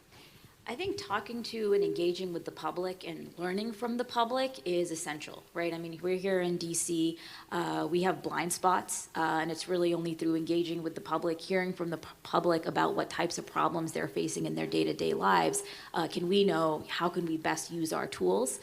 We at the FTC have also regularly been opening up public dockets when people can, submit comments. That has in fact driven some of our work already. One of the first things we did was open a docket to collect information and input about unfair contract terms that may be pervasive throughout the economy. We heard a lot from independent pharmacists through that about contractual terms from PBMs that could potentially be unfairly and unlawfully squeezing independent pharmacies. We've been hearing a lot from independent franchisees, from independent grocers, and so that type of back and forth with the public is just essential. We're nearing the end of our time, so I'll ask each of you one final question. What is your proudest accomplishment or most important accomplishment so far, and what is the biggest piece of unfinished business? So look, I think the work that we've done to reactivate our tools has been critical. The FTC was created by Congress to enforce Section 5 of the FTC Act. This is our provision prohibiting unfair methods of competition. It had been lying unused for some time. We last year issued a policy statement. We followed that on with enforcement actions. We followed that on with our proposed rule looking to prohibit non-competes. We've been looking across the statutes to identify what are provisions that have gone unused, be it Section 3 of the Clayton Act, the Robinson-Patman Act. So that work of reactivation is ongoing, but that's been really, really exciting to see. I think also more generally, we're really looking at this stage to make sure that the initiatives that we've started are going to be able to get over the finish line. That includes the rulemakings. It also includes several major investigations that we have underway, and making sure that, with the time that we have, that we're able to deliver the most impact to make sure that markets are serving everybody. And the same question for you. What's the biggest thing you think has been accomplished to this point? So I'll mention a few things. First is, when I arrived at the Antitrust Division, I found an unbelievably dedicated and talented staff, professional staff of lawyers, economists, paralegals, support staff, who were working tirelessly to enforce the law and giving them the runway to be so effective, to work as hard as they are working and to have an impact has been really exciting for me to watch. And I learn from them every day, and I'm inspired by them every day. When I think about I'm really reluctant to try to look in the rearview mirror while driving, I guess. I want to keep the eye ahead. But I think we've had a number of really exciting developments. And so I think about, very much like Chair Khan said, using the tools that we have been given. Section 8 of the Clayton Act, prohibiting interlocking directorates. Well, we've seen a significant number of abandonments, which is a very immediate way to deconcentrate the economy by having interlocking board directors step off boards, and we've seen huge success there. We have, I believe, our deterrence program on merger enforcement has been extraordinarily successful, and that includes a record number of abandonments of deals, many that have been public, but many more that are not public. We have started enforcing for the first time in 45 years Section 2 of the Sherman Act as a criminal violation, including our first conviction in over 45 years, and we have another case going to trial this summer. Those are just some of the many areas where I think we've made enormous strides in a short amount of time. In terms of unfinished business, I'd just say all of it. And I think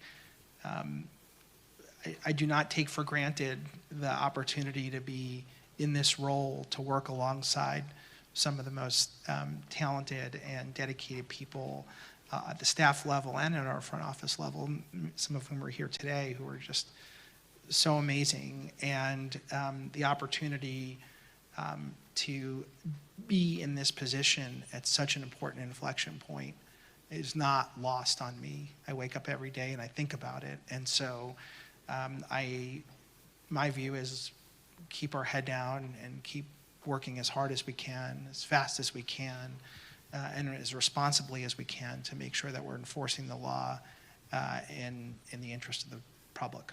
All right. Chair Khan, AAG Kanter, thank you both. Thank you.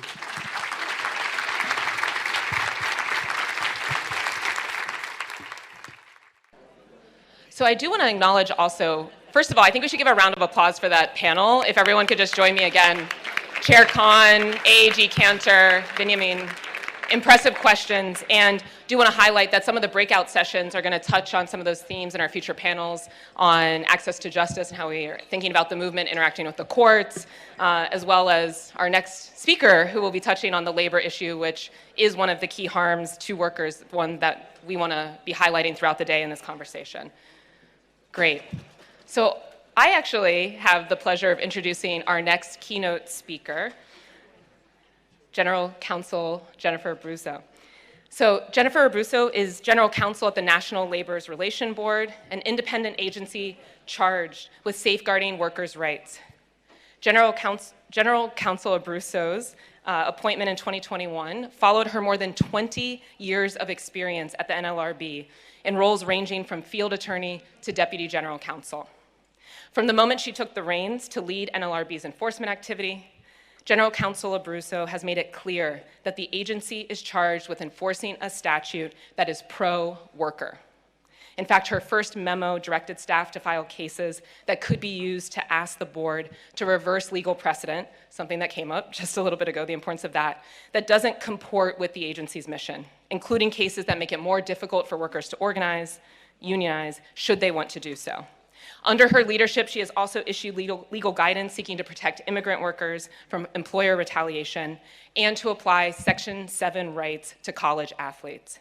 She has pushed for harsher penalties for labor law violations and dusted off underused legal tools in an effort to get workers reinstated to their jobs with back pay when they have faced union-related retaliatory firings. The General Counsel has taken action to allow workers to more freely organize, including by issuing an injunction against Starbucks and reaching a settlement with Amazon. We can clap for that. Abruzzo's NLRB has embodied the Biden administration's whole of government approach, just as Director Brainard was discussing earlier, to competition policy, opening a new collaborative relationship with the FTC to promote competitive US labor markets and end unfair practices that hurt workers. Before her current post, Abruzzo was a special counsel at Communication Workers of America. Another clap, let's clap for that too. With that, please join me in welcoming General Counsel Abruzzo to the stage for her remarks. Thank you.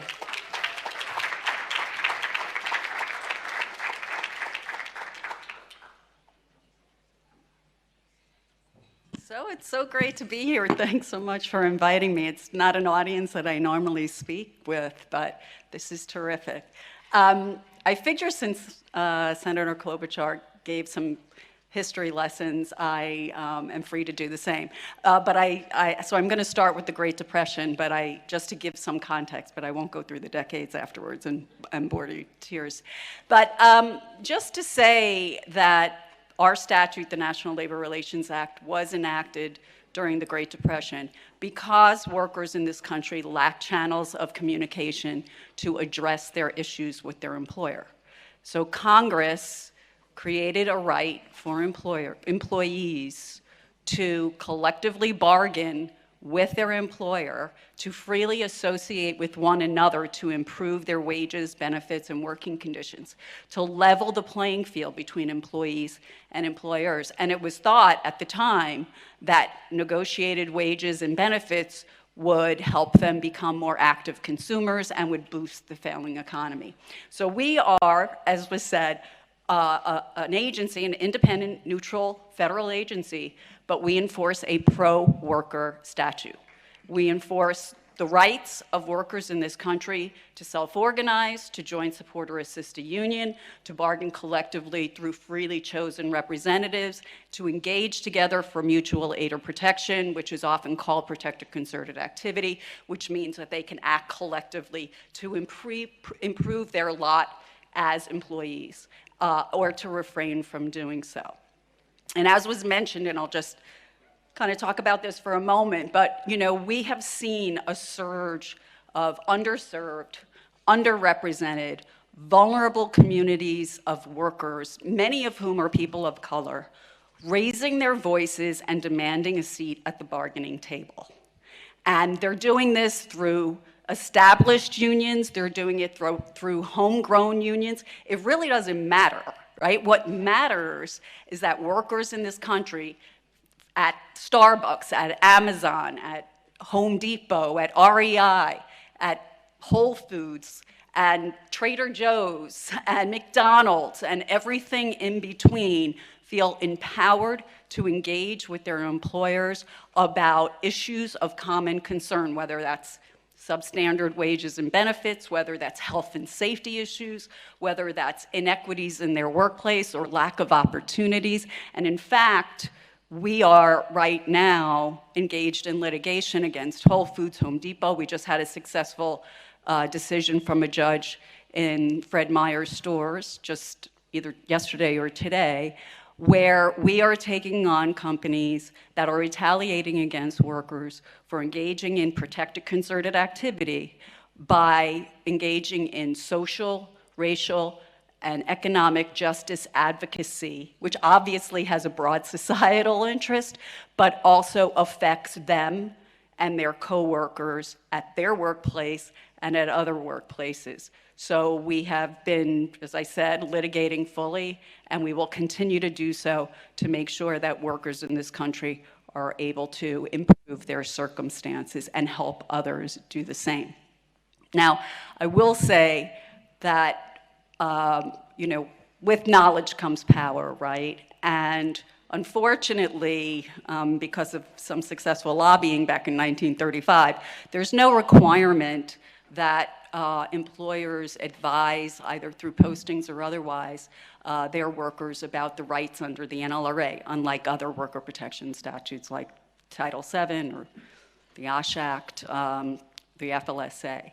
And so it's crucial that workers know their rights so that they know when those rights are violated so that they can come to the agency and seek redress. But we see way too often where employers bank on the lack of knowledge that workers have about their rights. And we see them discharging people, disciplining people, isolating people because they want to organize, they want to unionize. We've seen them threaten, intimidate, coerce, oftentimes in mandatory captive audience meetings, which I believe is an independent violation of the statute, because you are coercing economically dependent employees to listen to your anti-union rhetoric when you have the right to refrain from listening to that. And so we are woefully underfunded. As Jonathan was saying, we have significant resource issues. Whatever you can do to help us in that regard, talking to appropriators, I'd much appreciate it. But despite the fact that we are understaffed and under-resourced, we are doing all we can to fully enforce our statute, including going into district court. As was said, I mean, we're processing hundreds of union election petitions, thousands of unfair labor practice charges, but we are also going into district court to stop the likes of Amazon and Starbucks from continuing to do union busting on a daily basis and interfering with employees' free choice and rights to choose unionization if that's what they want. So I thought what I would do to try to show you how, you've heard whole of government approach a couple of times here, and I thought I would show you how it's all interwoven, everything that we're doing. Of course, we have and have had longstanding collaborations and partnerships with the typical worker protection agencies like DOL, OSHA, Wage and Hour, OFCCP, and the like, and the EEOC. And we continue to have a very robust relationship with them. We are engaged in joint outreach, information sharing, co-investigation, co-enforcement, because we want to deter violations and then we want to swiftly remedy if they happen. But I'm really pleased and proud to say that we have, during my tenure as general counsel, have developed really, really critical partnerships with the FTC, with DOJ antitrust, with CFPB, because our goals are the same. The goals are to stop deceptive and unfair practices. The goals are to address misclassification. The goals are to address employment structures that cause vertical constraints on competition that affects workers. And so I'll give you just a few examples. So I mentioned misclassification. Misclassification, just in and of itself, puts high road employers at a competitive disadvantage, right? So I firmly believe, as I think we all do, Jonathan and Lina as well, we have to broadly construe our statutes and fully enforce them. And in terms of who is an employee under the statute, and other statutes, it really matters that employees are classified appropriately. And under the common law, an employee is someone who performs services for another, and that other, and they're subject to the control or right of control of that other. And so it's a very broad definition, and it's crucial that we consider it that way, because if someone is an employee, they get the panoply of rights under various statutes. And if they're not an employee, they get none. They get no protections. So it's why I'm going after employers who are purposefully misleading their workers who are employees into believing that there's something other than employees, such as independent contractors, because that chills those workers from actually exercising their rights, because either they'll think it's futile, that they don't have them, or they'll be retaliated against with impunity because there's no agency to protect them because they're not statutory employees. And I will say that I filed a brief with the board about the very issue of how important it is to have the appropriate test for employee versus independent contractor status.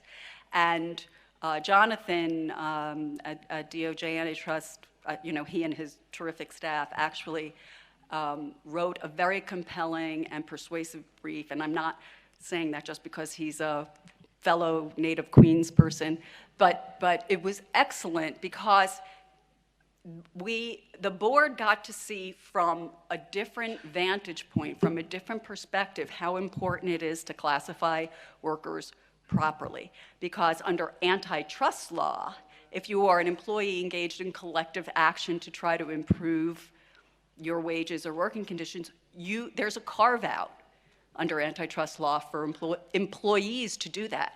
But if you are something other than an employee, you have no protection, and you can be subject to antitrust liability.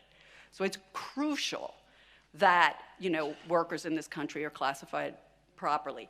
Another one is what Lina mentioned and was mentioned, agreements that restrict workers in this country. It could be, we just had a case recently, overbroad confidentiality provisions and non-disparagement provisions in severance agreements that then affects people from helping their fellow colleagues at a workplace and also engaging with future colleagues about what they, issues that arose in their prior workplace that they don't want to continue in their new one.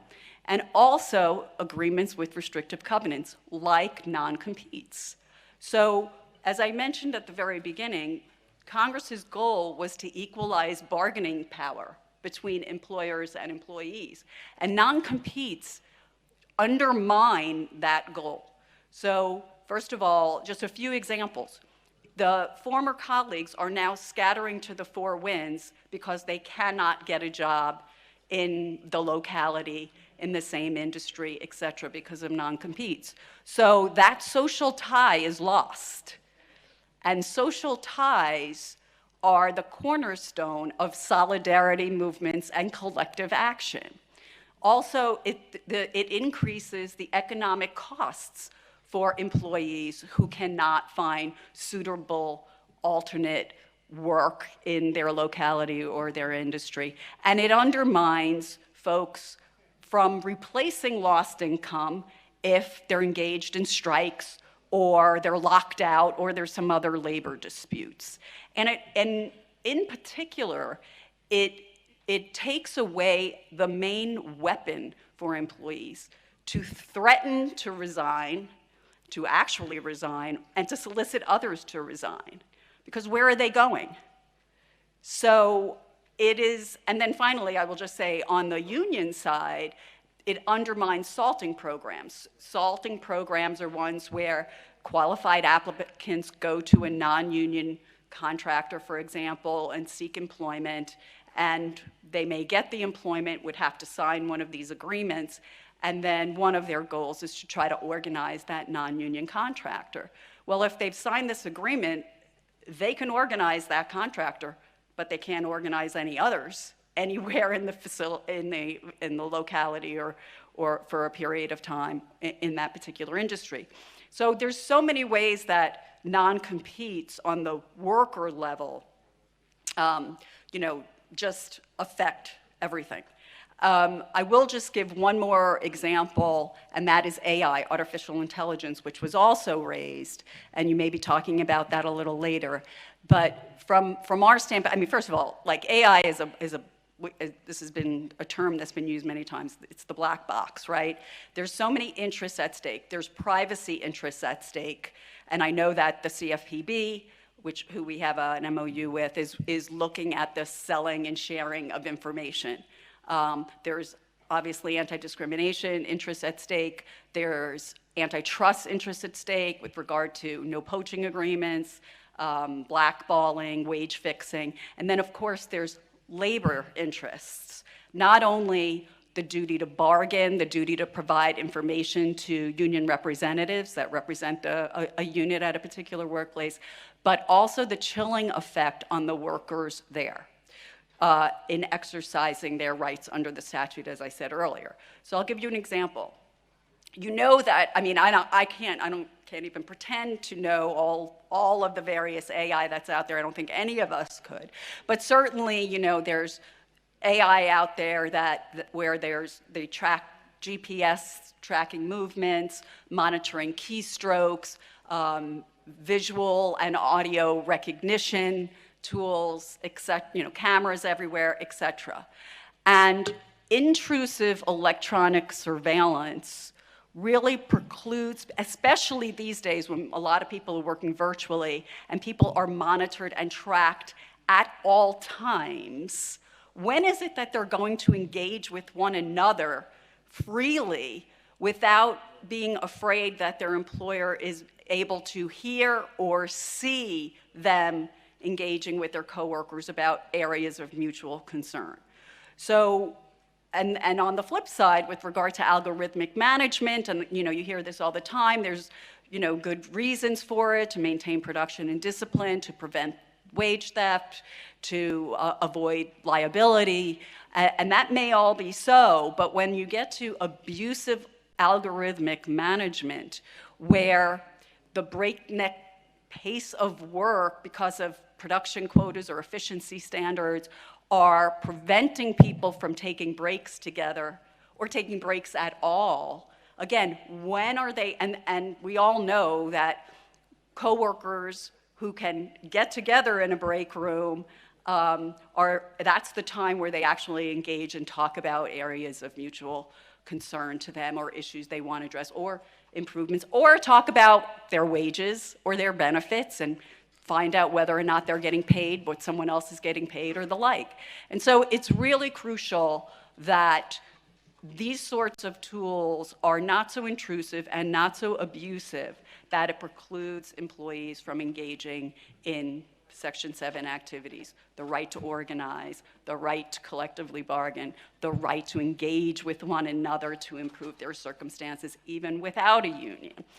And so I feel that for our part, employers will have to prove to us that they have a legitimate business justification for having whatever tools they have, and that the tools are being implemented and used and the data collected in a very narrow way.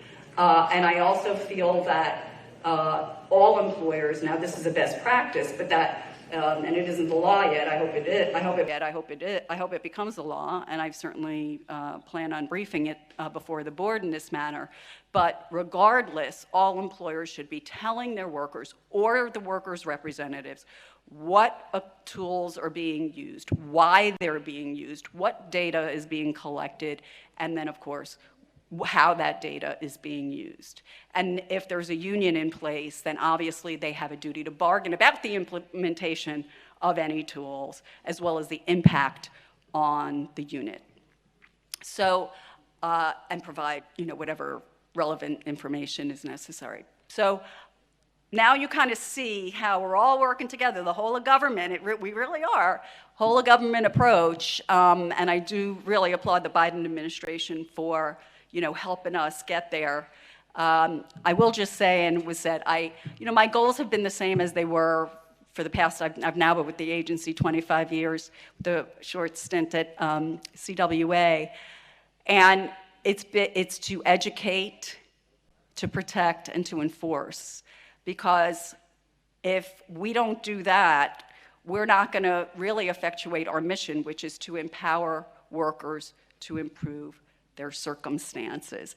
And we all know that workers aren't alone, that there's strength in numbers, and that, based pretty much, with all the challenges that we're facing right now and workers are facing in this, or all facing, it's critical that employers have appropriate practices and structures to ensure that there's industrial stability in this country, because when workers' voices are heard and their issues and concerns are addressed, workplace conflict diminishes, and that is a win not only for the workers and for their families and for communities, but it is a win for businesses, and it's a win for this country. So, and it just gives everyone the opportunity to thrive. So I thank you so much for having me here today, and enjoy the rest of the conference.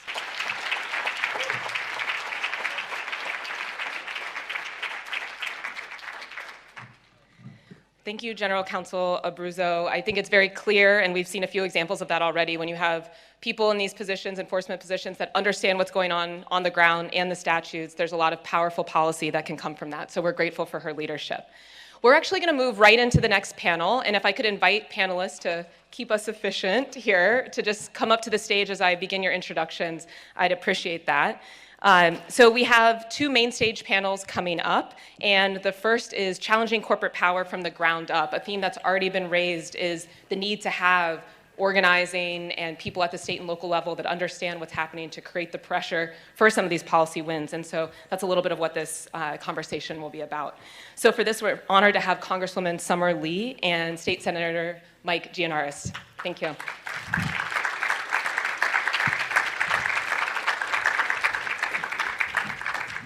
And I'm just doing the introductions. Bryce Covert is going to moderate, and I'll also introduce her. So Congresswoman Summer Lee represents Pennsylvania's 12th district in the U.S. House. She is a lawyer and organizer and previously served as a state legislator herself. She's long been on the front lines of fighting anti-monopoly and fighting monopoly power, taking on a local hospital monopoly, UPMC in Western PA, to protect patients and hospital workers. Congresswoman Lee has distinguished herself as a leader among a new generation of federal, state, and local policymakers that are organizing against the threat of corporate power. Thank you for being here, Congresswoman. And next, State Senator Michael Gianaris represents New York State's 12th Senate District. 12 is in the air today. and he's the state's deputy majority leader. Senator Gianaris is the lead sponsor of 21st century antitrust, one of the most groundbreaking pieces of antitrust legislation in the entire country. The senator is also no stranger to directly taking on corporate power, having opposed a deal that would have given Amazon billions of corporate subsidies to open a headquarters in his Queens district. Senator Gianaris, also thrilled that you could be here.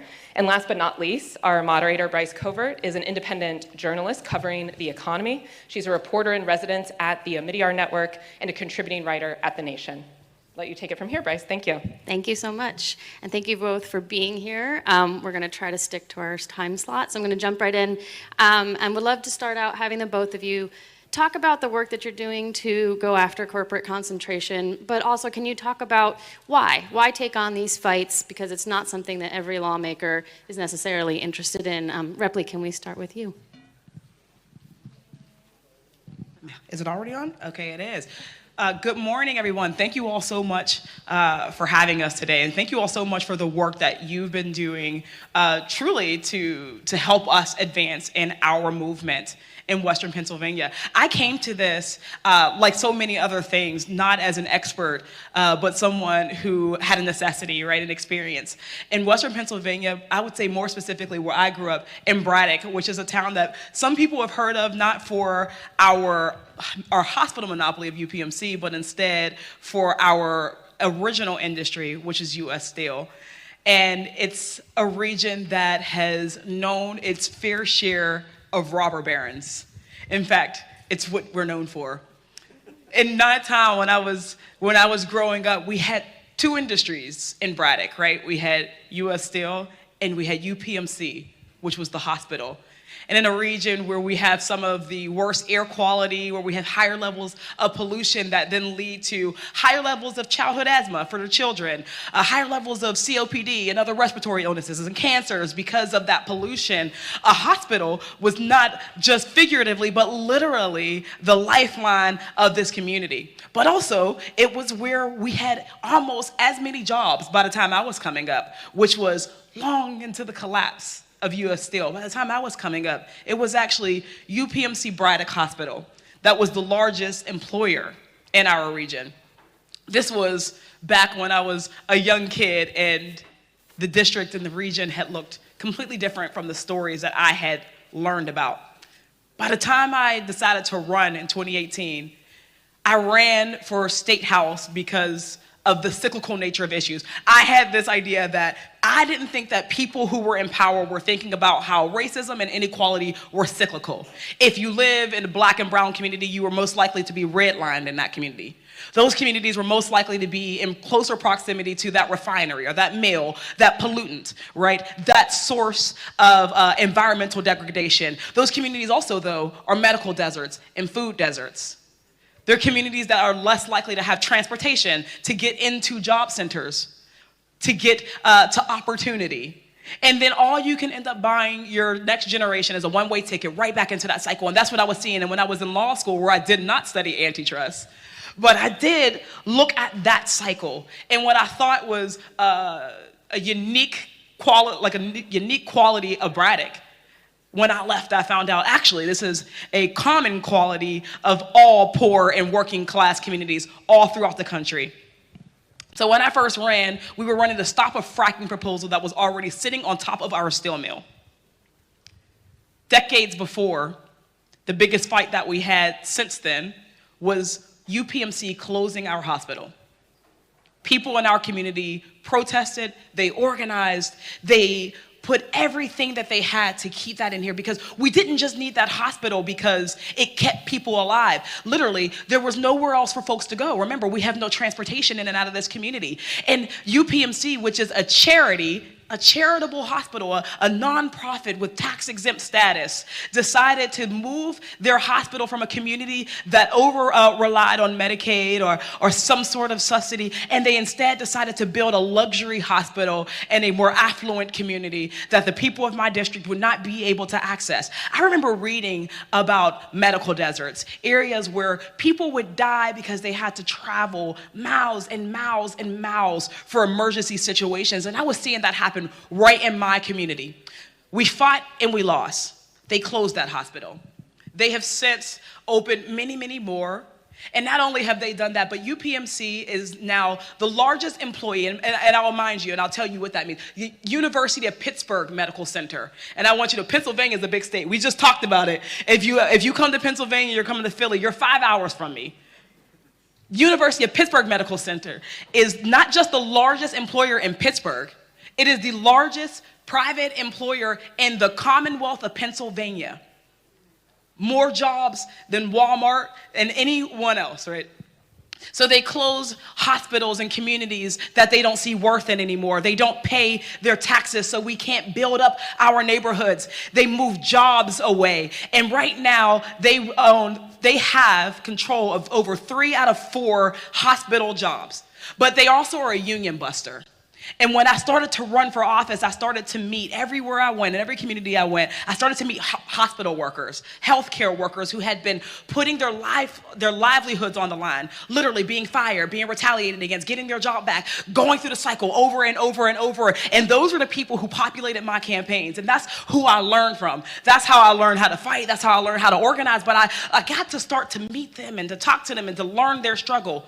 Well, here they were at the forefront of the fight for 15 early on, because the largest employer was not paying our essential workers more than a minimum wage in some instances. Half of our workers have to avail themselves of a food pantry.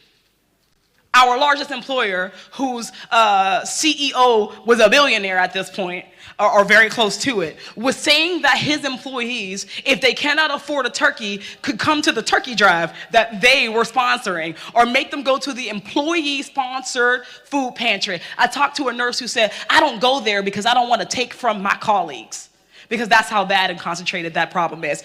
Another half of the low-wage hospital workers have medical debt to their medical insurer, because they are not just a hospital monopoly, they also are the insurance carriers here. And one of our fights that we ended up having, because as we go through the years, our fights continue to pick up. So when I first started with them, it was with the Fight for 15. And then when I got into the State House, we found ourselves with a problem where they were gonna cancel the insurance of people who had the other insurance, the minor insurance in our community. That means we had the only children's hospital in the region, only hospitals for some unique cancers, some specialties, and they were going to kick those people to the curb, and we had to listen to story after story after story of cancer patient or child who was afraid that they would die.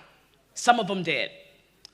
We ended up fighting back, getting a consent decree to expand that. But our fight continues on, because in the midst of the pandemic, what we were able to see is that UPMC uses not just union busting tactics, they use non-competes. They are the primary employer. So if at 3 out of 4 hospital jobs, if you're being abused by their employer, which they are, they can't even leave because of fear of retaliation or the fact that they have cornered the market. There is nowhere else for them to go. So I got into this fight because literally our economic justice is based on it, right? If we don't attack or address UPMC's non-charitable status, if we don't address the fact that they are a growing monopoly, still growing, then we are saying that our economic outlook in this area is basically dead, because there is nowhere else for anyone else to go. And we're saying that our labor drive is mostly dead because there is nowhere else for our workers to go. So I got involved in this not because, I just want to pick fights with giant corporations, right? US Steel or UPMC, but because the heart of our movement, our progressive movement, has to be workers. And our workers are the ones who are driving this. Our workers were the ones who came with legislation. They're the ones who came with an agenda. They're the ones who came with a model, an organizing model to hold this corporate giant accountable. And I'm proud that today, because of the work and the groundwork and the foundation that they've built, we now have folks like AELP who are coming in with reinforcements. We have folks who are coming and getting elevated to positions in every level of government who are committed now to holding this corporate giant accountable. But I also come with a word of caution that what UPMC is doing here is probably happening in your community too. And the reality is that what we do and what we are able to do here, the victories that we are working towards, are going to have some sort of bearing on what happens next in communities like yours. So I'm proud to be here. I'm going to hand it off I'm sure you have more questions, but that's my story. That's how I got into politics, and it's what we're doing with our time here in politics. Amen. My story? Yeah, what's your story? Okay, what's my story? Hard to follow the Congress member. All right, so I'm from Astoria, Long Island City in Queens, for those of you that know New York, and when I try and give people a sense of our politics out there, it's instant recognition. I just say it's AOC's district in Congress, so you understand kind of our forces out there and what's happening. I grew up there. My parents were immigrants, and back then the neighborhood was, you know, a wave of one immigrant community replacing another one, and my parents were from Greece, and all the Greeks came to Astoria in the 60s. But in the last decade or so, we are, if not the most, one of the most rapidly gentrifying communities in the country. And all the consequences of that are very evident to us, most notably in housing costs. And people are being turned out, the landlords are raising their rents, in some cases 50, 100% year to year, and people are being forced to move out. And those are the kind of the forces we've been dealing with when, to answer your question of how I got into this, a small little company called Amazon decided they wanted to, you know, plant roots in our neighborhood. Fortunately, our politics, which I just referenced, were such that the community was up in arms about it. And interestingly, people from afar thought it was the best thing ever. People in New York, but not from experiencing the same hardships that my constituents were, thought it was the best thing ever, and couldn't understand why thousands of people were taken to the streets on a regular basis to oppose this thing. But just from the deal being announced, rents were going up. Wasn't even consummated yet, as you all know, it never was, but just from that announcement, the speculators were coming in, buying up apartments, raising rents, doing what they do, and in the end, a confluence of forces, including our taking the state Senate majority that year, and my ascension to leadership and my maneuvering to get an appointment on an obscure board that ultimately would have had to approve the deal, led to them deciding not to come. I think it was the best thing ever. Other people don't. But I think, you know, not too far from here in Virginia, you could see that the promises are already not being kept.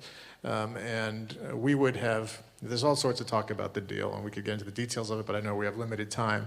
But the fact is there was real money going out the door to them, not just tax breaks. There was $500 million that was going to them just to build their buildings that fortunately we never had to spend.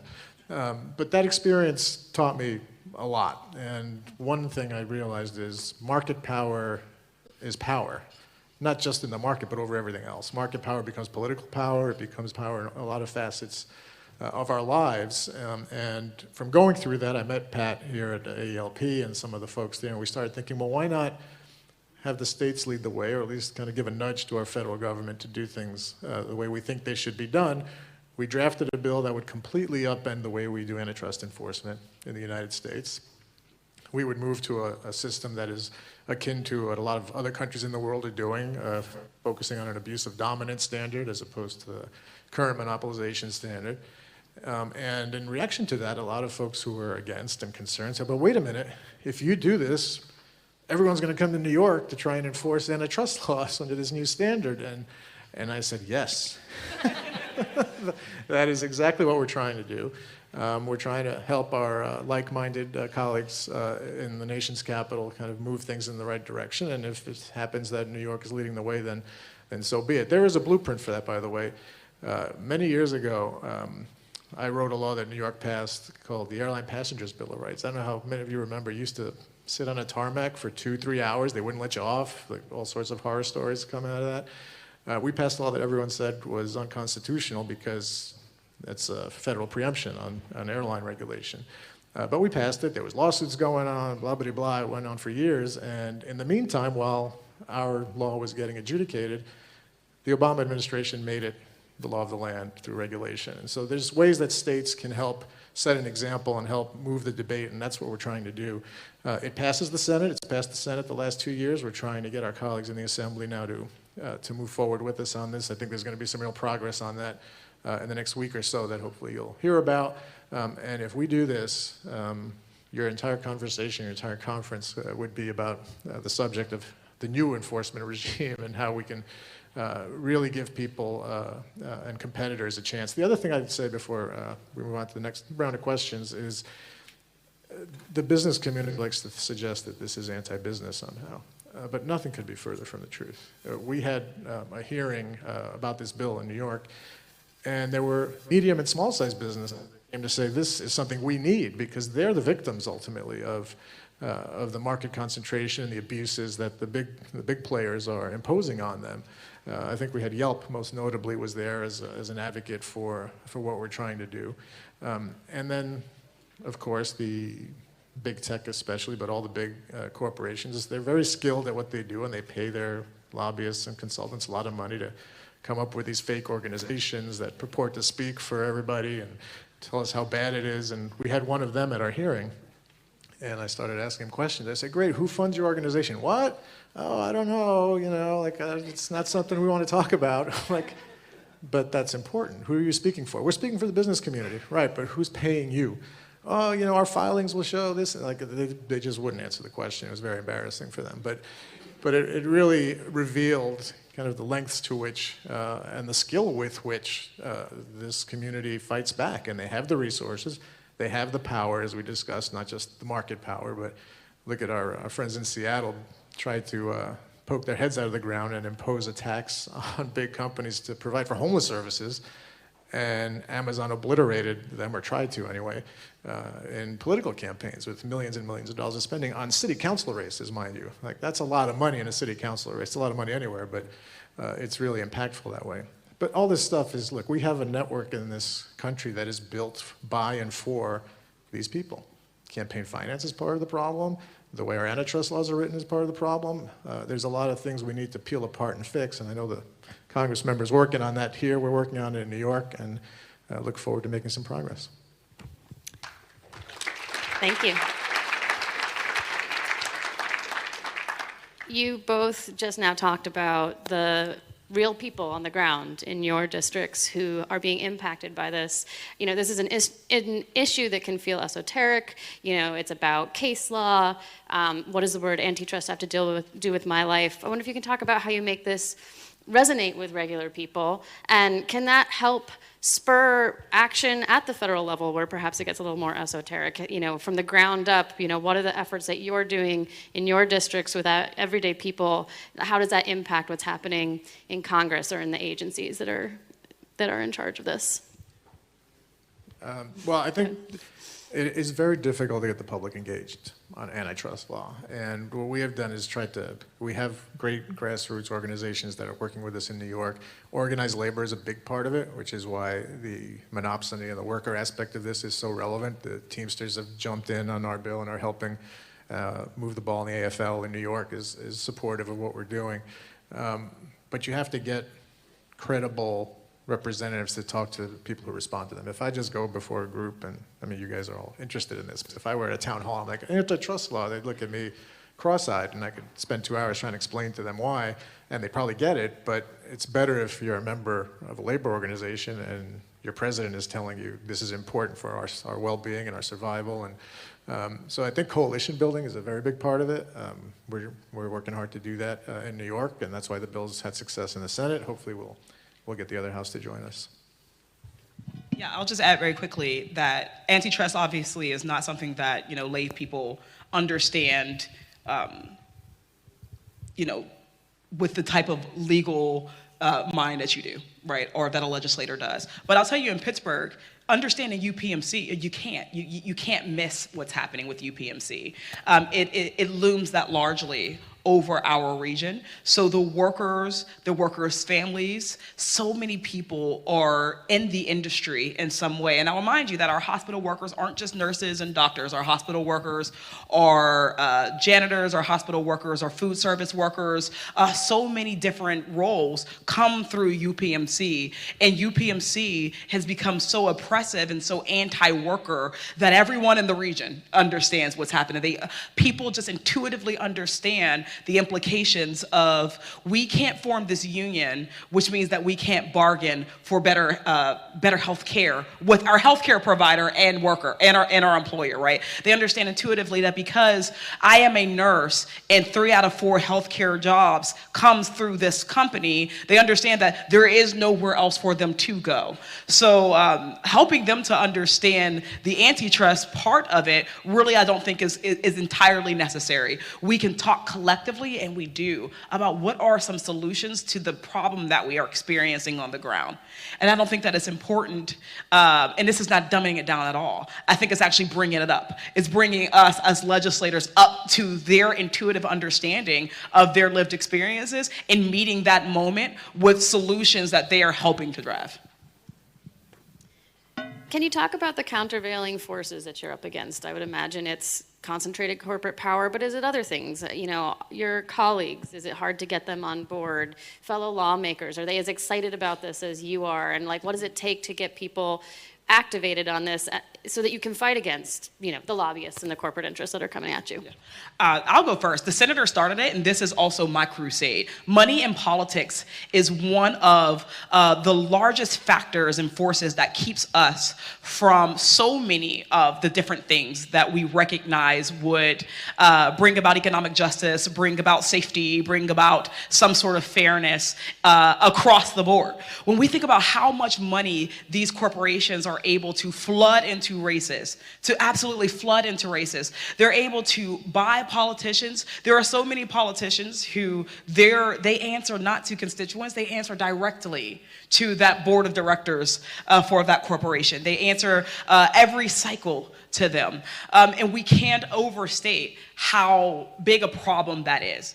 There are so many politicians and colleagues who don't disagree with us for whatever it is. And we're talking here about corporate consolidation. But we can say the same about gun control. We can say the same about education reform and environmental justice.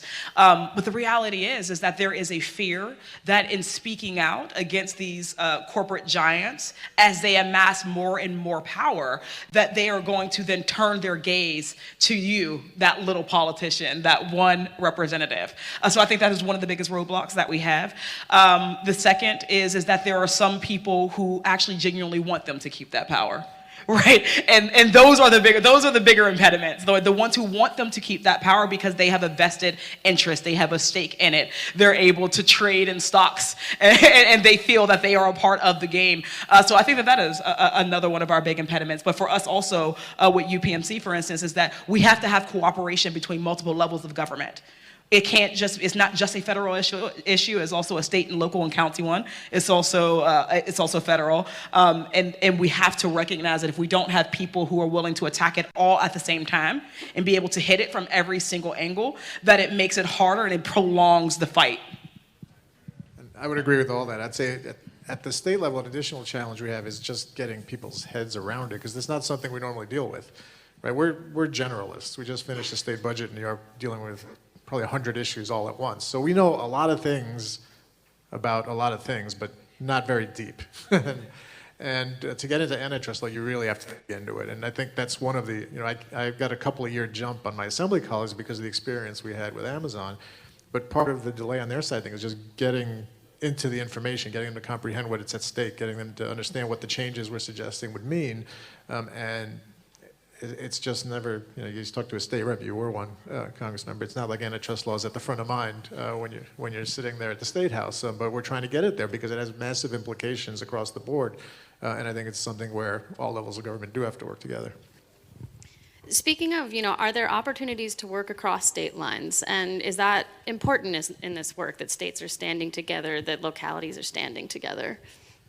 Certainly, and I mean, we see this on a lot of issues, and I think we're biased, but like New York and California often set policies that are a little bit forward-thinking in my mind, and then other states start engaging and putting their own twists on it, and debates really do move. States really are the laboratories, for good or for bad. There's a lot of bad going on in the country right now in that respect too, but I think we have an opportunity to do something, and we've already had outreach from colleagues in other states about what we're doing, and people who want to do it in their own states. So yes, there's a lot of collaboration, and I think once there's a success somewhere, it really accelerates the progress. And so that's what, again, we're hoping we could set an example in New York. Do you have any stories in particular? I mean, you were talking very generally and very eloquently about what you've been seeing on the ground, but of people who have brought stories to you about how this has really impacted their lived experience. You know, what does it mean to be an average person whose life has been derailed by corporate power? Certainly, I know many. I talked briefly about the food pantry. One of the organizers who has become one of my good friends who had medical debt to her employer. That story you can multiply. I know organizers who have lost their jobs multiple times.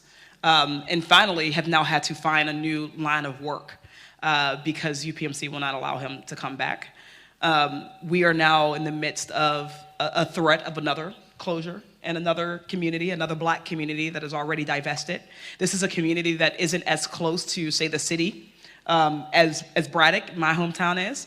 This is a community that's even further out. And these folks rely on these services, and they won't have the advantage of being able to at least be able to catch 2 buses to get to the next luxury hospital. So we're already seeing on the ground people who are having to find new transportation, trying to find new ways of getting there. Also, I mean, their tax exempt status. The thing that we think about every single day in Pittsburgh, you know, when you talk about a pothole, when we talk about the underfunding of our schools, when we talk about the different services and social safety nets that we're not able to invest in our region, while we also have what's called a not-for-profit that makes $1 billion in profits every year, right? So that issue it genuinely impacts everyone. I could pull out individual stories, but I don't need to because they actually impact every single person. Yeah, and for us it was housing. I touched on it earlier, but there were real people who I can list for you who got kicked out of their homes just from the announcement of the deal. Because immediately, like that, the rents were being jacked up. And what was really upsetting to me and frustrating is the small businesses in the area get manipulated by this process. They had been, you know, they were convinced they hit a gold mine, right? Like the local deli or the pizzeria was like, all these workers, they're gonna come eat here. And what I actually did, I went out to visited Seattle and you know, I did real work when this deal was on the table, and I took a look at what Amazon meant for the community there and the small businesses there. Turns out it was disaster for the small businesses. Why? Because these campuses are campuses. So they have their own cafeterias, they have their own services on site, and all the independent local businesses struggled or failed. And so, yeah, a lot of the local business community ended up being upset by the way that turned out because they incorrectly believed what it meant for them. But the people who lived there, it was awful. Even for those few couple of months when it was believed to be happening, had real detrimental impact on people's lives. All right, we are at time. Thank you both so much for sharing your experiences and your expertise with us. This was great.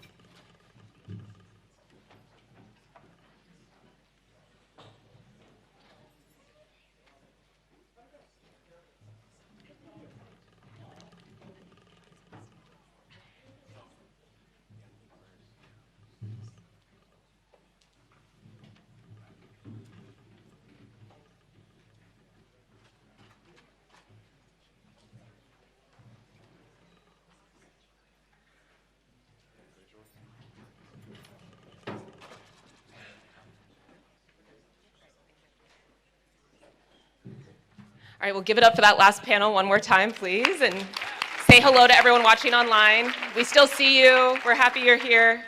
So for the next panel, I'm actually going to bring up John Arensmeyer to introduce it. And he is the founder and CEO of Small Business Majority, a partner for today's event. And he's also on the Access to Markets Advisory Board, which is a project of American Economic Liberties Project. John, I'll let you take it from here.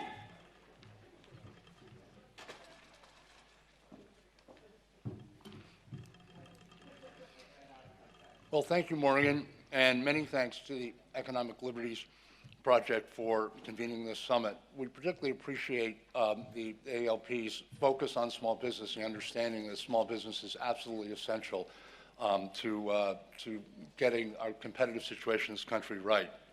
I run Small Business Majority. We have a network of 85,000 small business owners across the country, and we work to empower America's entrepreneurs to build a thriving and equitable economy. I'm very pleased to announce the exciting next panel, Reviving America's Competitive Spirit. Central to true competition are America's entrepreneurs. Small businesses are the backbone of the economy. We create half of all jobs and 2/3 of all net new jobs. Small businesses face unfair competition challenges across multiple industries, technology and non-technology alike. We hear stories about these problems every day. It makes it increasingly difficult for entrepreneurs to compete based on the quality and price of their products and services. In a comprehensive poll we released last year, we found that the vast majority of small business owners believe that larger companies have the resources to take small business creative ideas, mass produce them, and drown out small creators with oversized market power. And a majority say that one or more large industries dominate their market. The same poll found that small business owners endorse government-driven solutions, much as we just heard from Senator Gianaris. More than 3/4 support a range of actions by government to enforce antitrust laws and protect small businesses against anti-competitive practices. I want to highlight one such government action. As we know, the Federal Trade Commission has proposed the ban of the use of non-compete clauses in employment agreements.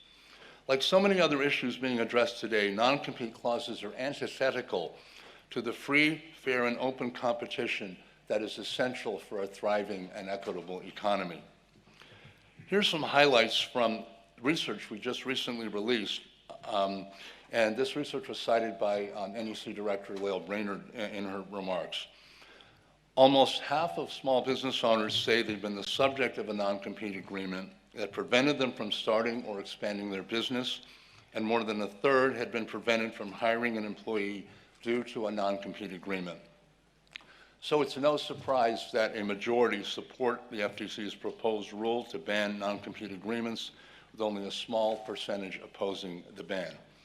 I should add that I ran my business based in California for 12 years, and California is one of 3 states that bans non-competes.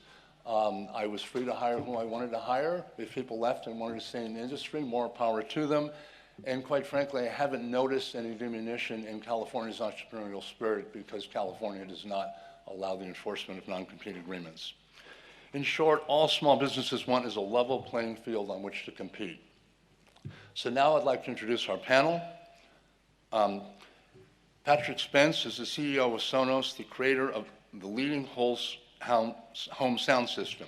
He joined the company as Chief Commercial Officer in 2012 and has played a central role in the development and launch of some of the company's most successful products. Elizabeth Wilkins is Chief of Staff and Director of the Office of Policy and Planning at the FTC. The Office of Policy and Planning assists the Commission to develop and implement long-range competition and consumer protection policy initiatives and advises staff on cases raising new or complex policy and legal issues.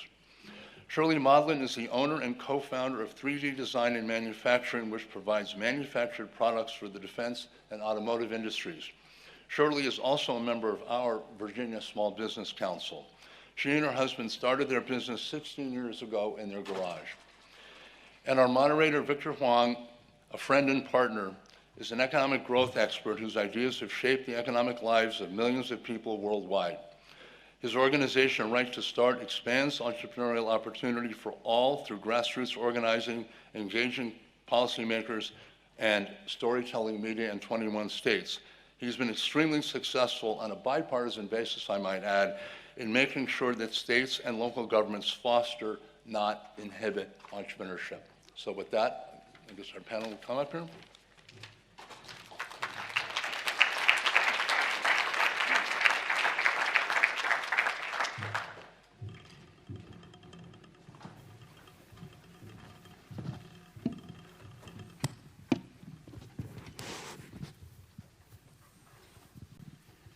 Hello, what an amazing gathering. I think it's already been said 5 years ago, this was like a group of, you'd be lucky to get 10 people in a room talking about these issues, and look at this is amazing.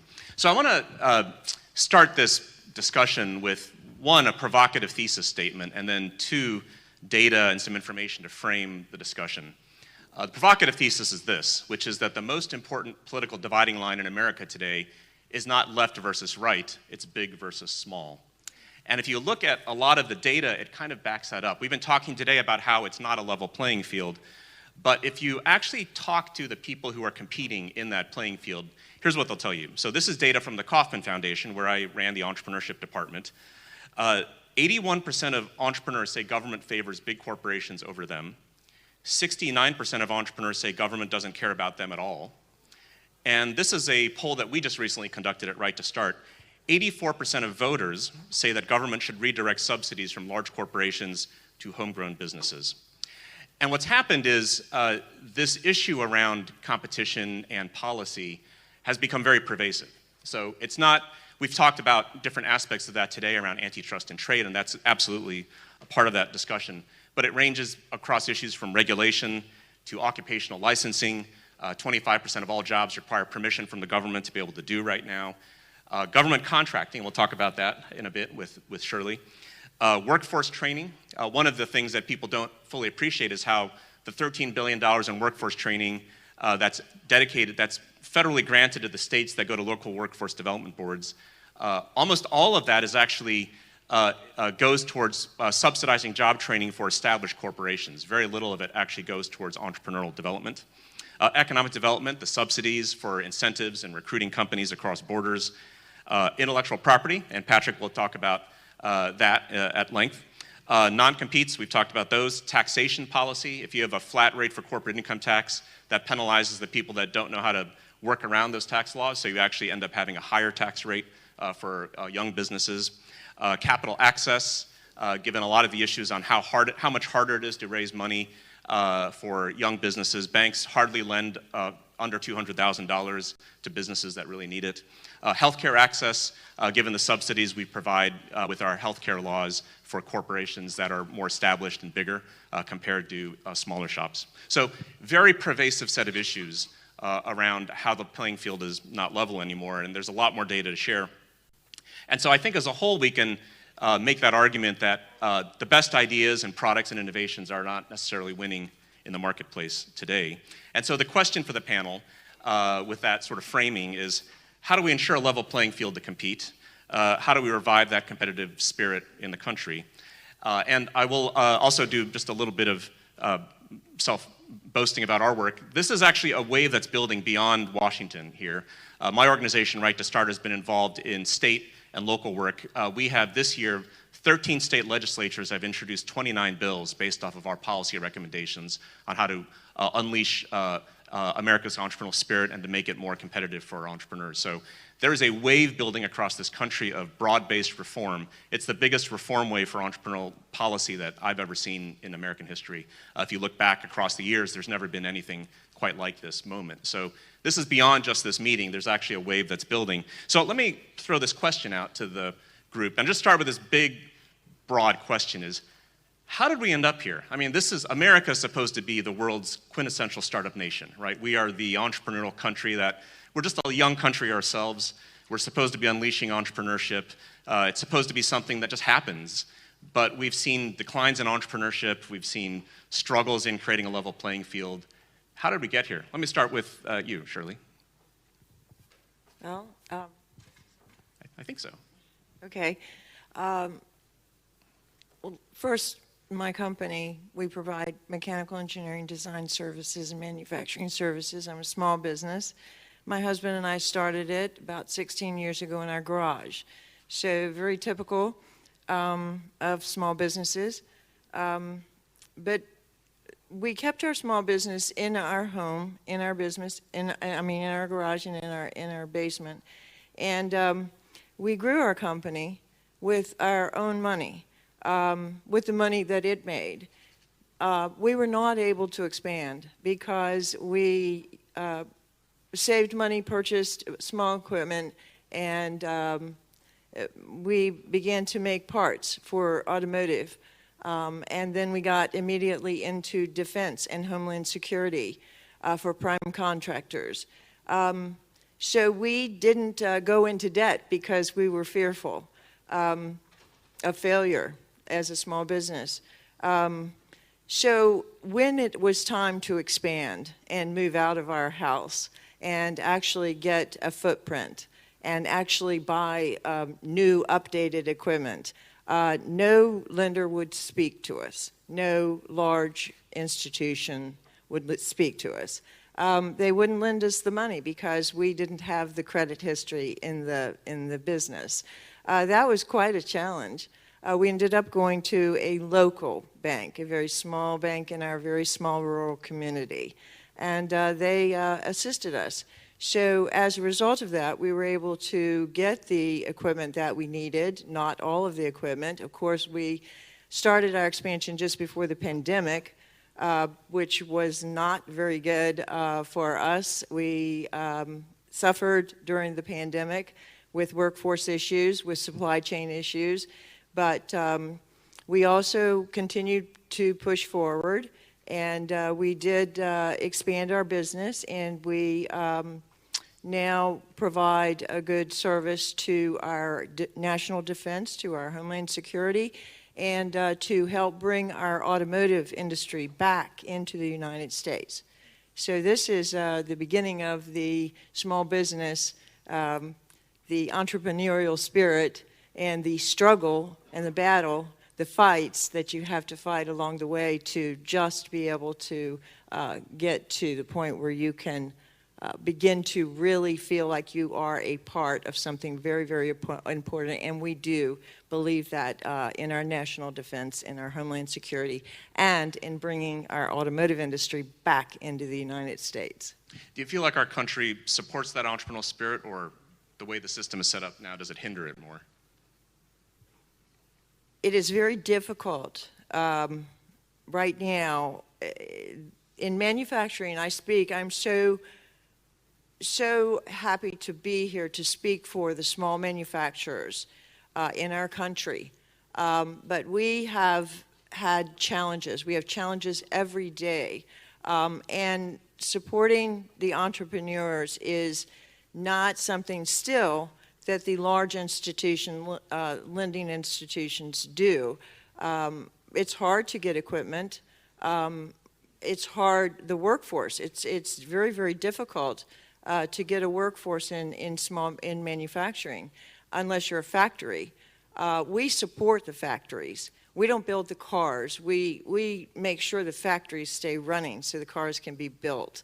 So I think that we have challenges. One of the major challenges we have is we work with raw materials. Raw material suppliers can really put a hurting on you when you're trying to get a factory assembly line back up within 24 hours. When a raw material supplier, which we have had experienced more than one time, where a local, we depend on a local geography because we can get the material quickly, and they are used to dealing with us. They stock the materials that we use, sometimes special alloys in defense and homeland security and those products. So these material suppliers there was one particular material supplier that was literally bought by a European company, and then they made it quite clear that they were wanting to dominate the market. And so they have over 560 locations throughout Europe and North America. And one of those locations was right in my community, which was they bought a company that we relied on. We could go to the warehouse, we could pick up the material. If the automotive industry or defense, one of the prime contractors, was in a jam and they needed something really quickly, we could just send a driver over, pick up the material, and that's what we could do. Throw it on the machine, get it made, and get it out. We can't do that now because that company has been bought out and they put in restrictions. You have minimum orders. You have to spend a certain amount of money. You can't go to the warehouse and pick up the material. And they don't stock a lot of the materials anymore, especially the alloys that are used in a lot of the work that we do. So that has presented a big challenge. Plus the deliveries. The deliveries are lengthened, which means we can't get that factory up and running. We can't get that assembly line and get those cars pushing off of that assembly line. We can't get those pieces that are needed in Homeland Security that secure everybody. We can't get it to our colleagues. We can't get that material now because of these large corporations. That's just one example of how it's restricted. Our colleagues, we've watched people just literally drop out because the number one thing that happens is prices go up on the average of 20% on raw material. How is that justified? We can't figure it out, but it eats our profit up. We can't grow our business. We can't get together with our colleagues because they're dropping like flies because they can't afford to stay in the game. It just is really not level at all. So each of you sees a different part of this ecosystem. You have the entrepreneur, we've got a mid-cap company, and a policymaker. This question is for you, Elizabeth, which is, Shirley has talked about how the consolidation in the markets is changing the very supplier markets that actually her business depends on. How did we get here, where you go from a world where local suppliers made it, were working with her and supporting the work that she was doing and trying to build her business successfully, to a situation where she really has no choice now in running her business except through one particular channel for supplies? Absolutely, and I just want to say it's moving to hear your story, Shirley, of what it has been taking for you to bring your products to market, your services to market, and how hard it's been. I take this question from the perspective of a policymaker and also a law enforcer, right? The Federal Trade Commission is fundamentally charged with enforcing fair competition laws. And Congress wrote those laws more than 100 years ago, worried about some of the concerns that Shirley is talking about, right? That ensuring that we have competitive conditions in our marketplaces that protect consumers, but also protect other market participants, small businesses, workers, and the general public, because they understood that competition, fair competition, was a public good, that it could deliver not only better prices for consumers, but also better quality, more choice, more innovation, and frankly, more autonomy and liberty for market participants to make their way in the marketplace. We heard Chair Khan earlier today talk about the ways in which policymakers over the last 40 years have strayed in some ways from the text of those statutes. So the Federal Trade Commission is charged with policing unfair methods of competition and distinguishing between competition on the merits, better service, better quality, better prices, and methods that undermine those competitive conditions. We're also charged, when we look at mergers and consolidation, at mergers that may lessen competition or tend to create a monopoly. Nowhere in what I just said was there a charge to create greater efficiency, right? All of those words are about fairness, and they're about competition. And so an important thing after these 40 years that we are engaged in is going back to the text of those statutes, going back to the animating principles behind Congress's desire for the FTC to enforce those laws and say, what does that really mean? So for example, in the last year and a half, the FTC has challenged a number of vertical mergers. That is, mergers of different parts of the supply chain, which is exactly what Shirley is talking about, right? When you are a business and your competitor buys up a supplier or a distributor that you also need, there's opportunity for your competitor to use unfair methods to squeeze you out. The other thing that I just want to note in what Shirley talked about is the value of small businesses that it's that I think has been underrated, right? So you talked about your local supplier and how your local supplier could understand your needs, work with you in a way that would support your business growth. And that wasn't true once that business was bought up. We see time and again that there are benefits to small businesses in the marketplace that maybe have been undervalued in competition analysis. One of my favorite examples is during the COVID-19 pandemic, where we saw vaccines distributed through independent pharmacists, and the vaccine take-up rates were wildly different, in part because the type of healthcare that a community pharmacist could deliver was different from a large corporation.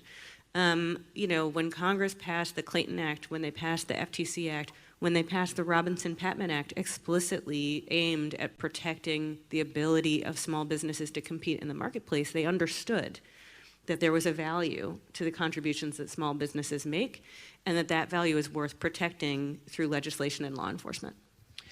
I'm just curious about this question, because the historical guidance around unfair methods of competition has been from the efficiencies standards around kind of more objective or cost-based standards, which is what a lot of people have said.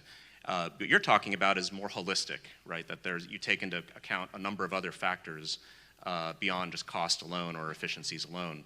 Why is that important now versus before? Well, I just go back to this idea that fundamentally we are law enforcers, right? So our kind of, our North Star is the text of our statutes, the case law, the legislative history. I want to be clear, economics and economic standards are vitally important to what we do, but they're vitally important to proving a legal standard, right? And that legal standard is something that comes from Congress. You know, what we see in the original mandate that we have, again, is not a particular efficiency standard. It is a legal standard about supporting competition, fair competition. We need to use all our tools as lawyers and as enforcers, including good economics, to present relevant evidence to prove those standards. But all of the things that I talked about are aspects of the kind of competition that we're looking to see, and that's the standard that we're working towards. Patrick, you want to jump in here? Yeah, I did, because I think this is a good place to kind of build on like what I'm seeing, and to give everybody a little bit of background. You know, I left school and I joined this tiny startup called Research in Motion, and we brought what you all know now as the BlackBerry to the world. So that was the first 14 years of my life working.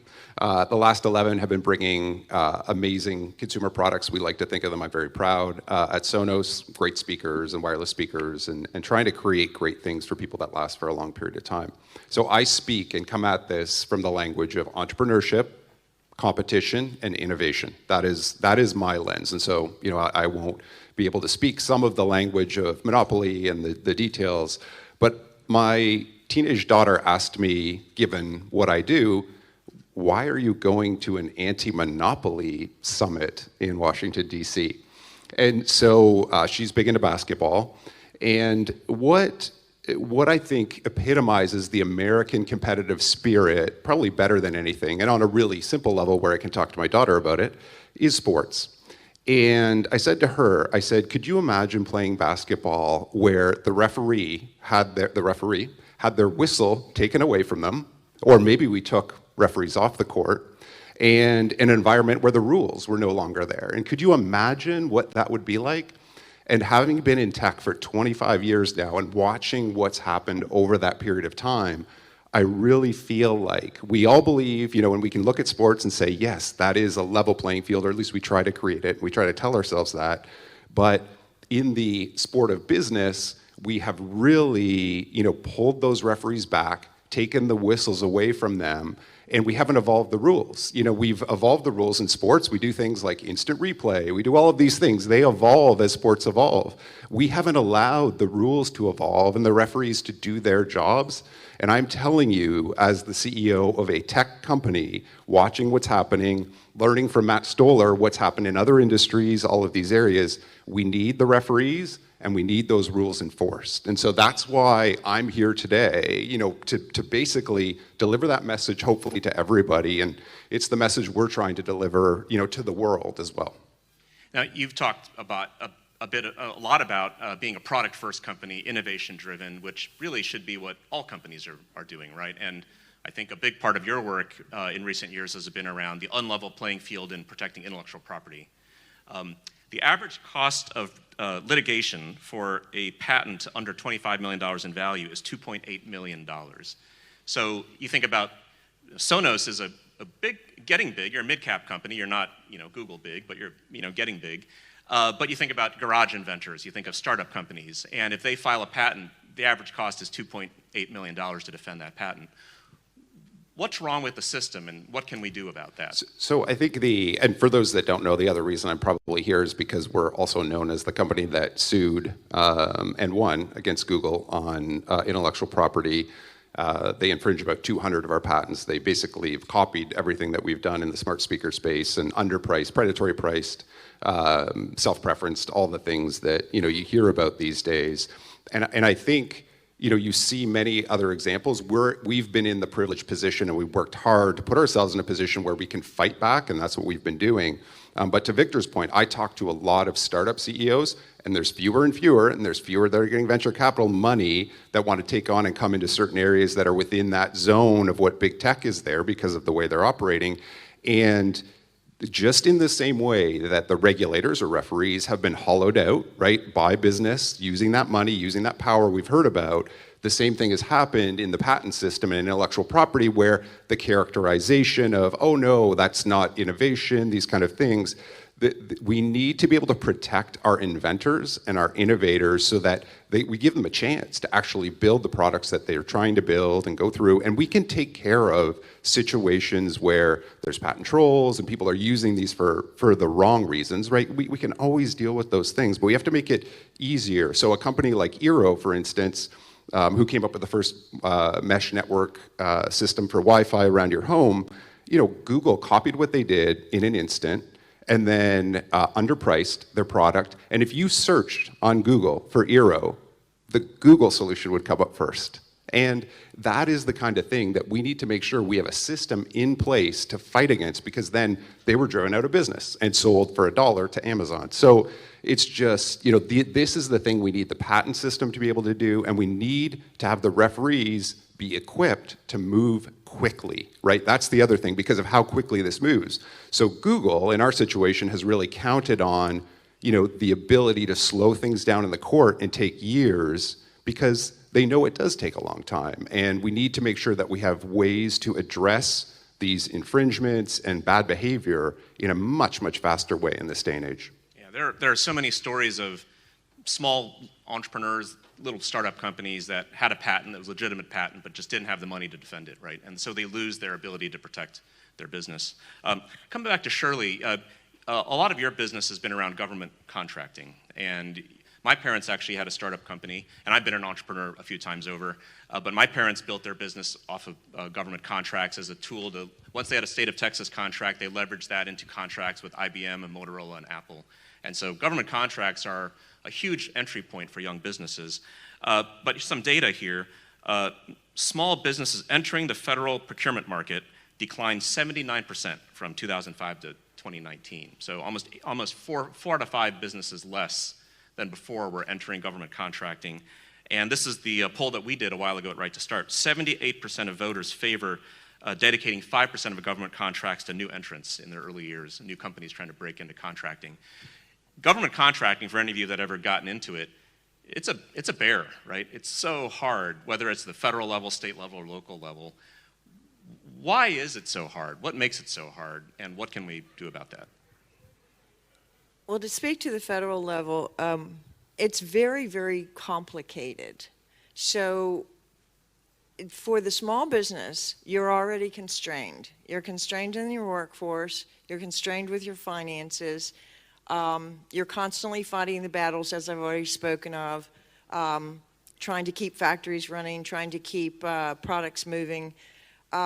So when you get to the federal level and you're trying to get directly, as a prime contractor, You actually have to hire people that can sit on software systems every day and monitor them and complete the paperwork. It's extraordinarily complicated and time-consuming. And most small businesses, they don't have the time to do that. They don't have the resources to do that because it's money. And so often they just let it go. It's very, very hard to get a federal contract direct, to be a prime contractor. There are a lot of avenues that you can take, but they all take a lot of time and a lot of money. So those are the primary restrictions, and that's a lot of reason why the small business owner just walks away from the direct contract to try to become a prime provider of service for the federal government. Now, on the state level, it's a little bit of a different story there. It's not quite as complicated a system. However, there are places in the state where you compete for a contract and you're outbid by a company that doesn't even truly exist and conduct business in that geography of your state. They distribute to your state, and they have an address in your state, but they don't do anything. They don't do business in your state. They distribute from other countries, products from other countries, possibly from other states, mostly from other countries. They just simply distribute. You can't compete for those contracts. There are other institutions that you can get on a state level that are direct, that are a little bit simpler, but there is an awful lot of paperwork. There are an awful lot of certifications that you have to have. That's costly in and of itself. It's timely. And again, I go back to, I'm honored to sit and represent the small manufacturer because the challenges are enormous, but our contribution to the economy, just to our local economy, when I say small, I'm talking 25 or fewer people. And my colleagues are up against these constraints where we cannot go direct to these federal and state contracts that would be lucrative, could help us to get that margin that we need to grow. There is another very, very big issue with dealing directly with the governments, and that is that we now have to wait as many as 120 days for payment. You could have a very large contract, and you have an enormous of money that has to go out up front.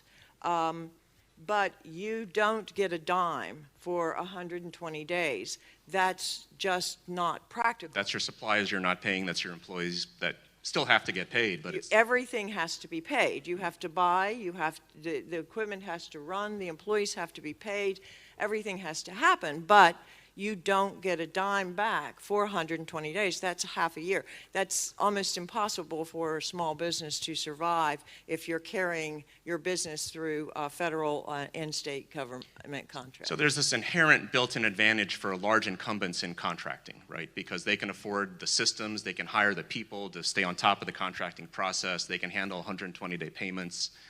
What can we do about that? Is it just, would faster payment make a difference? What else can we do?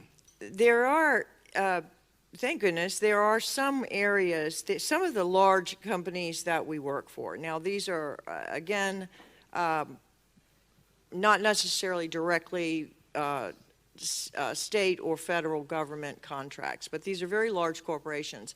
And a lot of the large corporations, if the federal government, if they wanted to see an example of how it can work, there are a lot of these large organizations, because we also do work in some pharmaceutical. So There are a lot of these organizations that they put in clauses, ways for small businesses to be able to get funding quicker. Progress payments, different mechanisms that they can use where they can pay you more as you go. So that's what some of the major corporations will do. There is nothing right now available to us in federal contracting or state contracting that allows that to happen. Inherently unlevel playing field for government contracts. Let's Elizabeth, talk about workers right now. Non-competes is an issue that FTC is taking on, and the data shows that about 1 in 5 American workers has been subject to a non-compete restriction at some point in their lives. And our poll at Right to Start shows that 80% of voters support policies that reduce restrictions, keeping them from moving to be able to compete against their old employer. So it's something that the public seems interested in. Talk about non-competes and how important that would be for entrepreneurs and unleashing the entrepreneurial spirit in this country. Non-competes, it is interesting that this is a restriction that's sort of shocking for like a competition enforcer. It is a restriction that is literally named the thing that we are supposed to be worried about in the economy, right? We've heard Chair Khan speak about it a little bit, about the sort of significant harms we see across the economy to workers. Our proposal estimates that workers are losing $250 to $300 billion a year in wages based on the lack of competition on the merits, as we say, for workers having to compete based on better wages, better working conditions for workers. But the other piece that the proposal really goes into, as you note, is non-competes don't just affect workers, and I'll just one other diversion. Not only do they affect workers who are bound by non-competes, they affect workers who aren't bound by non-competes, who can't participate in a dynamic marketplace for job opportunities. They also affect workers who live in states where non-competes are unenforceable.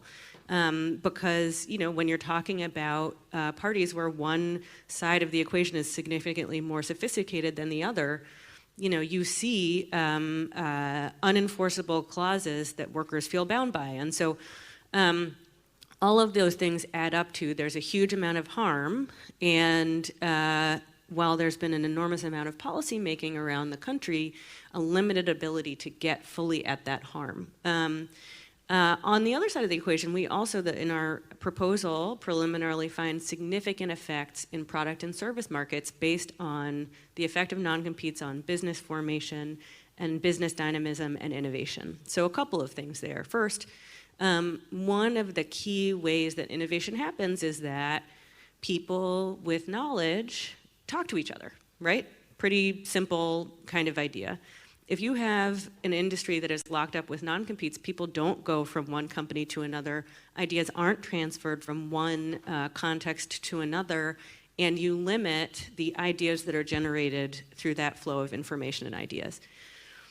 A second piece is, we think a lot about non-competes as somebody not being able to leave one company and go work for a competitor, but they also prevent a worker from leaving and starting a competing business. And some of the most successful entrepreneurs are folks who have been workers in the industry before, have some knowledge and understanding of what it takes to run the business, and go and create their own business. There are some kind of great pieces of research and stories about the children and grandchildren of original firms, right, where it is those workers who go create the next generation in that same industry. Intel is a company that is the grandchild of a original firm that spawned upwards of 100 other firms in the same industry. So when we talk about entrepreneurship and innovation, a good core of that comes from the ability of employees in an industry to go out, strike out on their own and say, I can do it better, I know something about this, I can do it differently. Non-competes are locking up that potential in a way that is detrimental across the economy. the history of Silicon Valley, for those of you that are familiar with it, goes back to HP. People often think about Hewlett-Packard as the birth of Silicon Valley, and they were fine letting people leave and become suppliers back into their company, right? They actually appreciated the ecosystem, and they were a good corporate citizen in that sense. Patrick, we talked a bit about this around corporate citizenship and that HP culture of the past. How do you get companies to do that again? Well, I think I would say non-competes are a crutch for bad leaders and bad cultures, quite frankly. And, that's the way I would look at that. And that's quite frankly, I have to earn every single day the trust and employment of another day of all the amazing people at Sonos. And that is what we should compete on as well. And I think over the last 20, I've been in the industry 25 years, I've seen it go from a little bit more idealistic and a little bit more people recognizing that is the way we will compete and disrupt things, to using the same kind of tactics that every monopolist, robber baron, everything else happens. And it's part of the system, right? And I think we just need to recognize it kind of is part of the system. We've seen this movie before where power gets concentrated. That's why we put rules in place. That's why we make sure that the enforcers get funded properly and we do the right thing to level the playing field. And so we've been here before. I see there's lots of momentum now around trying to get it back to a level playing field. We also know last year we were supportive of the bills that Senator Klobuchar were putting forward. We also know there will be money, power, backroom deals to try and undermine all of this. But we need to stick with it because we are fighting for that American spirit, competition, entrepreneurship, and innovation. So let's close this out.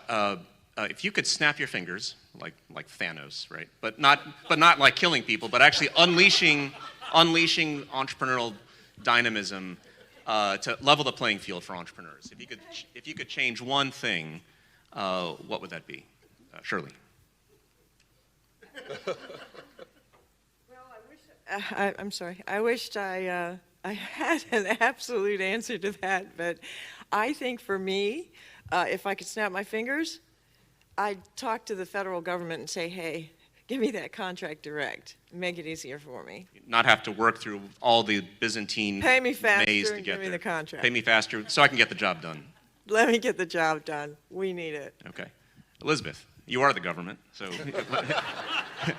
I don't work in contracts. I think I'm contractually obligated to say I would snap my fingers and better resource the antitrust agencies. I mean, we are still funded below levels that we were 40 years ago.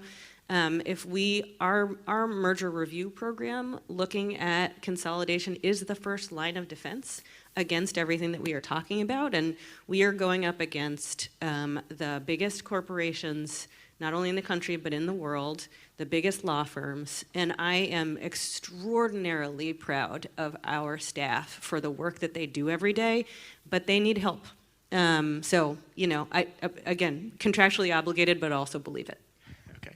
Patrick, snap your fingers. Yeah, give the referees back the whistle. Let's fund the DOJ, FTC, ITC so that they can quickly make sure that we have a level playing field.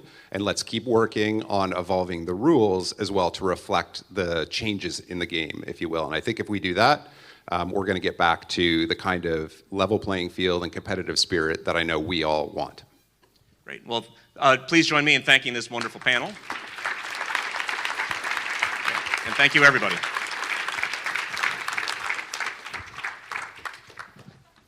The breakouts were great. You're going to see recaps, don't worry. But now we are all together again at the main stage.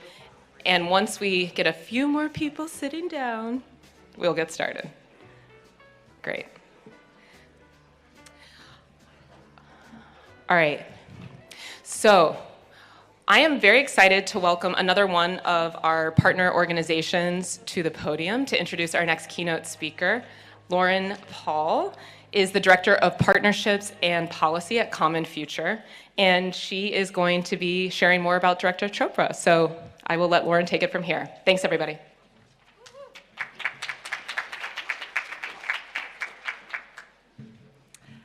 Hello, and thank you so much, Morgan. We at Common Future are so honored to be partners with your incredible team in this work. Hello, everyone. Welcome back. My name is Lauren Paul. I'm the Director of Policy and Partnerships at a group called Common Future, and we are a racial and economic justice group based in Oakland, California. The communities we represent are oftentimes the most affected by the abuses of corporate power across industries. And so we're incredibly excited about the power of this growing movement because we know how much it's going to impact the communities we care about most. And it's now my privilege to be introducing our remarkable next keynote speaker, Rohit Chopra. Rohit Chopra is the director of the Consumer Financial Protection Bureau, where he has been a tenacious, clear-eyed fighter for American consumers, small businesses, and communities, leading the agency to use the full extent of its authority to combat abuses of corporate power, ensuring that markets are fair and competitive. Under Director Chopra's leadership, the CFPB has held some of the largest corporations in the country accountable for their lawless and harmful business practices. The CFPB has won hard-earned victories for working people against powerful corporations, like the credit reporting cartel, Equifax, Experian, and TransUnion, which the agency successfully pressured to remove medical debt from Americans' credit reports by more than 70%. And big banks, which the agency successfully targeted for unnecessary junk fees, like overdraft fees, leading to changes that are already projected to save Americans, many of them who are the most financially vulnerable, $4 billion yearly. The CFPB has also fought back against Wall Street and big tech for their discriminatory and anti-competitive behavior and has moved to ensure that corporate law breaking can no longer be written off as the cost of doing business. Director Chopra, welcome. We're so honored to have you at the Anti-Monopoly Summit today.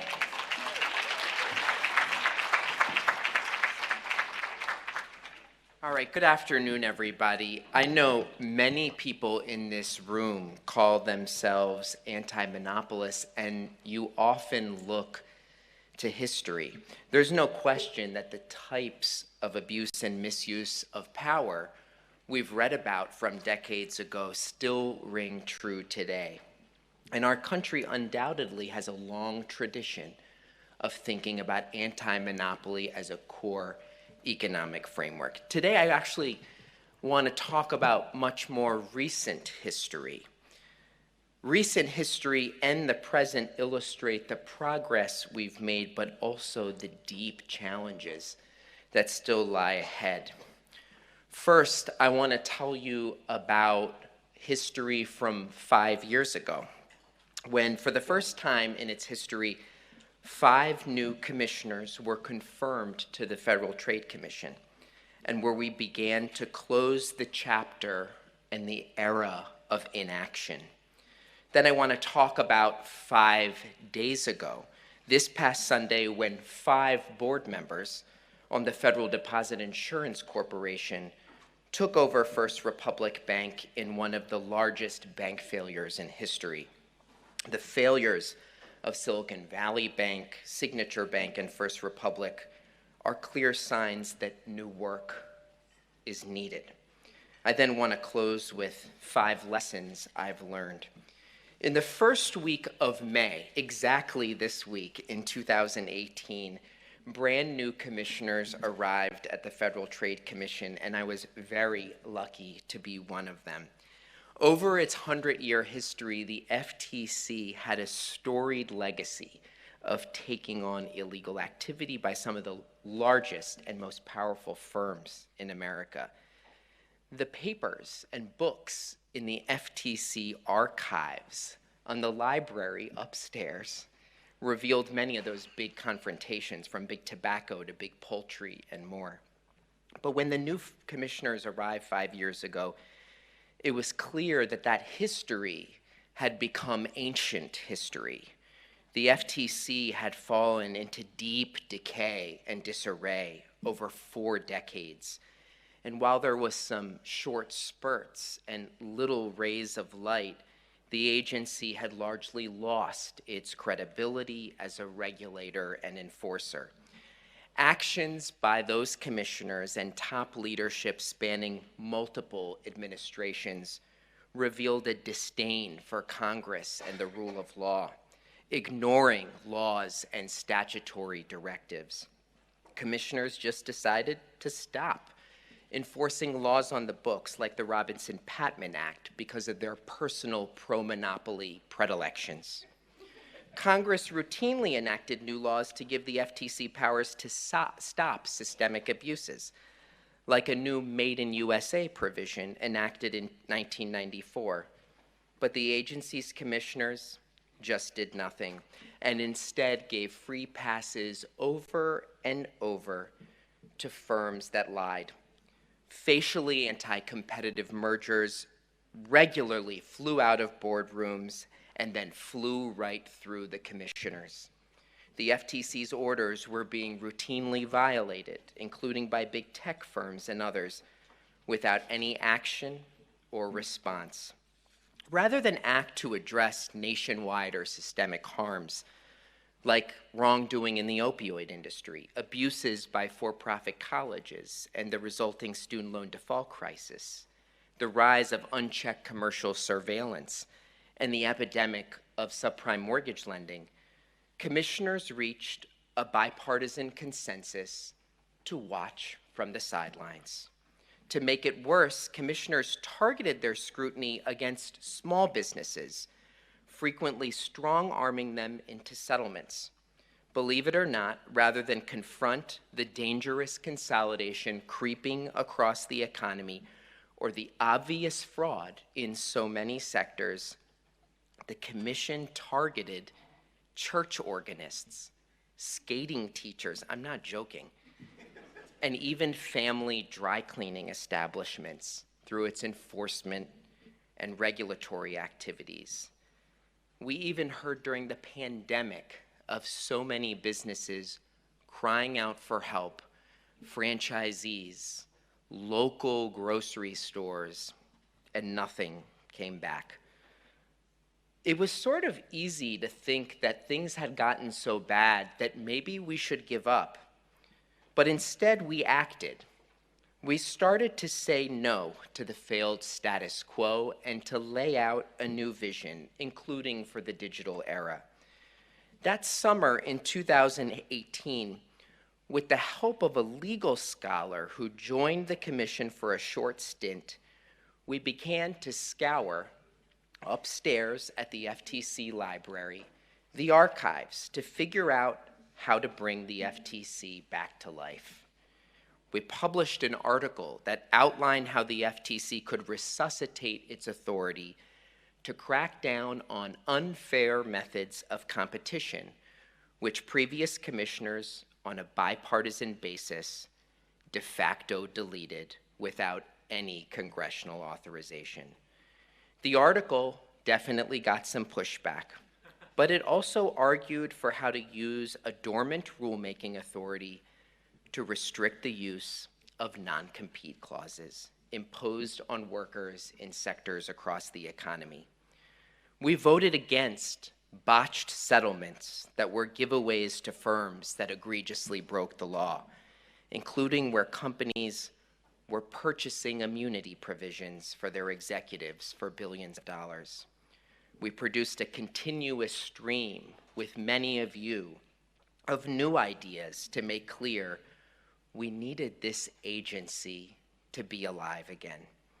Thanks to the analysis and advocacy of people in this room, it's starting to work. We brought a bipartisan antitrust complaint alongside state attorneys general from nearly every state against Facebook. We rescinded policies from the Clinton and Obama eras that sabotaged the agency.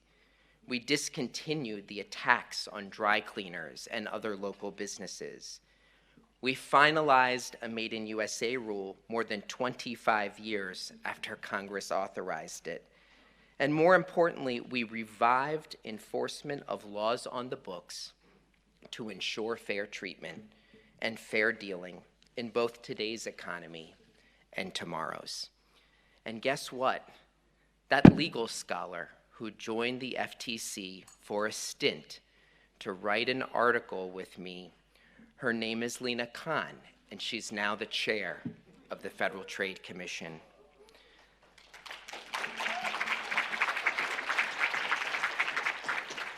Let me fast forward a bit to 5 days ago. By law, as CFPB director, I sit on another 5-member commission, the board of the Federal Deposit Insurance Corporation. This past Sunday, the FDIC was appointed receiver by the California banking regulator of First Republic Bank, a large $200 billion domestic systemically important bank, or DSIB. JP Morgan Chase and other large banks submitted bids to the FDIC to purchase the failed firm. The Office of the Comptroller of the Currency quickly evaluated the Bank Merger Act, statutory factors, and approved JP Morgan's application. This was the third DSIB to fail in recent weeks, and all resulted in fairly quick mergers. Bank failures and banking panics can be extremely painful. Not just for depositors, it can crush an economy. History teaches us this. Banks provide the credit that small businesses need to finance construction equipment or a new restaurant, and that households need to buy groceries and living expenses before the next paycheck clears. Banks enjoy access to many public privileges, like deposit insurance and the Fed's discount window. With those privileges are supposed to come real public obligations, to have real skin in the game, to safely absorb losses on loans and investments, to have quick access to cash, to meet depositor outflows when needed, to not gamble on speculative investments or own commercial companies, and to fairly serve and meet the needs of the community. Banks are publicly chartered to serve our economy, not extract value from it. During the last financial crisis, many of the biggest banks got even bigger through emergency mergers that provided a short-term solution, but increased the risk and undermined competition over the long term. And they are bigger still today after even more mergers, gaining extraordinary funding advantages and market power because the government permitted them to become and remain too big to fail. Despite a clear statutory directive after the crisis to now consider financial stability in bank mergers and acquisitions, regulators approved big acquisitions by Morgan Stanley, by PNC, by US Bank, by Silicon Valley Bank, and a massive merger between BB&T and SunTrust that created Truist. New laws and old laws provide a roadmap for regulators to fix some of these problems, but many have been underutilized. For example, large banks must file living wills, with regulators detailing how they could safely fail under Chapter 11 of the U.S. Bankruptcy Code without a government bailout. If the plans are not credible, or if executing the plans would disrupt our economy, the Federal Reserve Board and the FDIC Board ultimately have the authority to shrink and simplify these firms. After the experience with Silicon Valley Bank, Signature, and First Republic, it is clear that firms much smaller and less complex than Wall Street firms can still pose a risk, and I don't think anyone truly believes that those living wills are anything more than a fairy tale for the very largest Wall Street institutions. In fact, we just saw the emergency Credit Suisse UBS merger and comments by Swiss leaders all but confirm it. In addition, the Federal Reserve Board has the authority to require large banks to shed risky non-bank assets and liabilities if the firm is not well managed. These are just two of the powerful and underutilized authorities that could be used to help undo some of the harms created by decades of lax merger review. A few years ago, bank regulators started to do what they do, deregulate again, and neglect some of their statutory duties to watch over their supervised banks. In a report published last Friday by the Federal Reserve Board, a review of the Silicon Valley bank failure revealed that the Fed's deregulatory efforts, quote, impeded effective supervision by reducing standards, increasing complexity, and promoting a less assertive supervisory stance. We are paying the price for this once again. So what are the lessons that I learned in common with the experience of both 5 years ago this week and 5 days ago? First, when it comes to curbing abuses, the answer may be hiding in the laws already on the books. In every effort for reform, there's often a push for getting a new law passed. And yes, we do need new and better laws, but we also can't wait, and we also can't perceive ourselves as powerless. Time and time again, we find that laws on the books from years ago simply go unused, like the unused power to tackle non-compete covenants. This is especially true when it comes to addressing the broken incentives of repeat offenders, willing to pay big fines, but not to fix their business model. At the CFPB, we're actively looking for all of these unused authorities. We're taking actions using existing law to stop the spread of junk fees across banking products, and our work is on course to save Americans billions. The CFPB now serves as the chair of the Appraisal Subcommittee, an obscure, unknown federal agency that can help fix both human and algorithmic bias in home appraisals. Second, when it comes to anti-competitive mergers, resilience matters, and it's not just the FTC and the Department of Justice on the hook. We're seeing a renewed commitment to rigor and careful investigation by other agencies, like the Department of Transportation when it comes to airline mergers, and more. Given the central role of banking and finance in our economy, I'm hoping we will put forward a series of fixes to the Bank Merger Act guidelines, particularly when it comes to how we consider resilience, the likelihood of failure, and the risks to crashing our economy when things go wrong.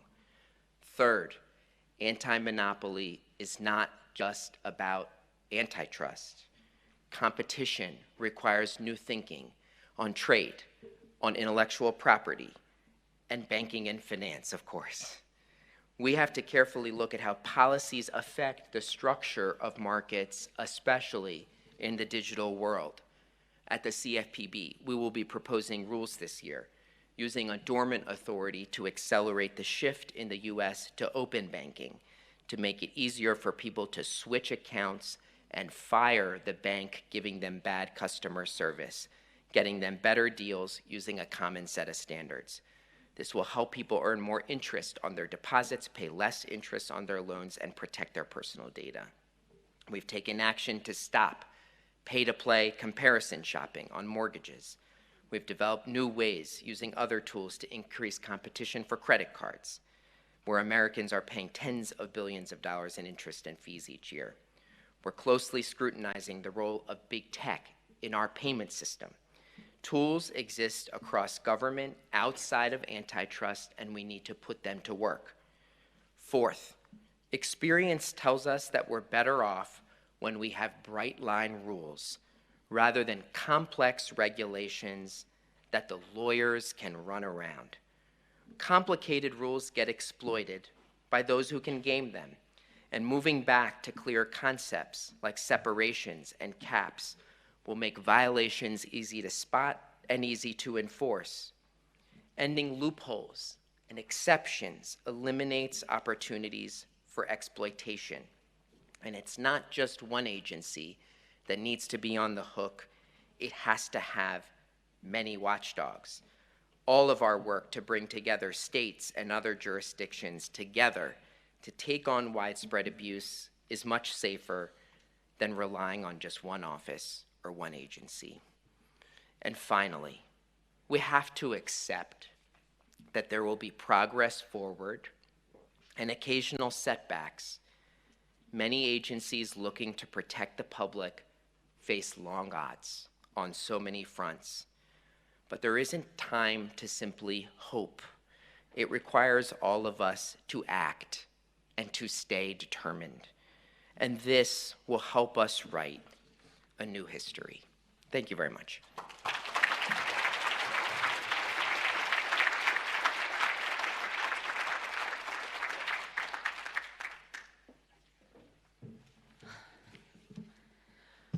Well, I just want to again thank Director Chopra for those extremely powerful remarks. We should all be, as he was mentioning, indignant about what has occurred over the past few decades of lax regulatory and enforcement that has not looked out for small businesses, for consumers, for workers. And I'm so encouraged by the leadership that he is bringing and others that we've heard from today to reinvigorate and answer that question of what can we do? Well, I think it's quite clear, everything. And we need all of you to get it done. So thank you again. We are going to move right into our next panel. And at first, when we conceptualized this panel, I think we were of the belief that maybe we won't have enough labor throughout the day, but I've been pleasantly surprised in the different sessions that I've attended, just how much we've been talking about that, but it's good to crystallize it with one group that's going to focus exclusively on that. So our next panel, Labor Rising, Workers Take on Monopolies. I am very pleased to introduce our panelists and our moderator. First, we have James L. Donovan, Jr. He's the Director of the Department of Political and Legislative Action at the International Brotherhood of Teamsters, another one of our summit partners. Mr. Donovan is a proud 33-year and second-generation UPS Teamster, where he remains on the seniority list. Previously, Mr. Donovan served as the Political and Training Director at Teamsters Local in Boston. We also have Doha Mekki, who is the Principal Deputy Assistant Attorney General at the Antitrust Division of the Department of Justice. She oversees the division's civil and criminal enforcement, litigation, and domestic and international policy. Ms. Mekki has been with the division since 2015 and has testified before Congress about competition in labor markets. Bill Samuel is the Director of Government Affairs at the AFL-CIO, the 12.5 million member labor federation, where he chairs its legislative committee. Mr. Samuel previously served as the Associate Deputy Secretary of Labor and as Chief Lobbyist for the mine workers, leading the campaign that won lifetime health benefits for 200,000 retired miners and their families. And we also have Celeste Drake, Special Assistant to the President and Deputy Director of the National Economic Council, who focuses on labor issues. Previously, she was the first director of Made in America in the Office of the Management and Budget. She has also led government affairs at the Directors Guild of America and served as the Trade and Globalization Specialist for the AFL-CIO. And last but not least, we also have Dave Jamieson, who is a reporter on labor issues for HuffPost, who will be leading and guiding today's discussion as moderator. Dave, I'll let you take over from here. Great.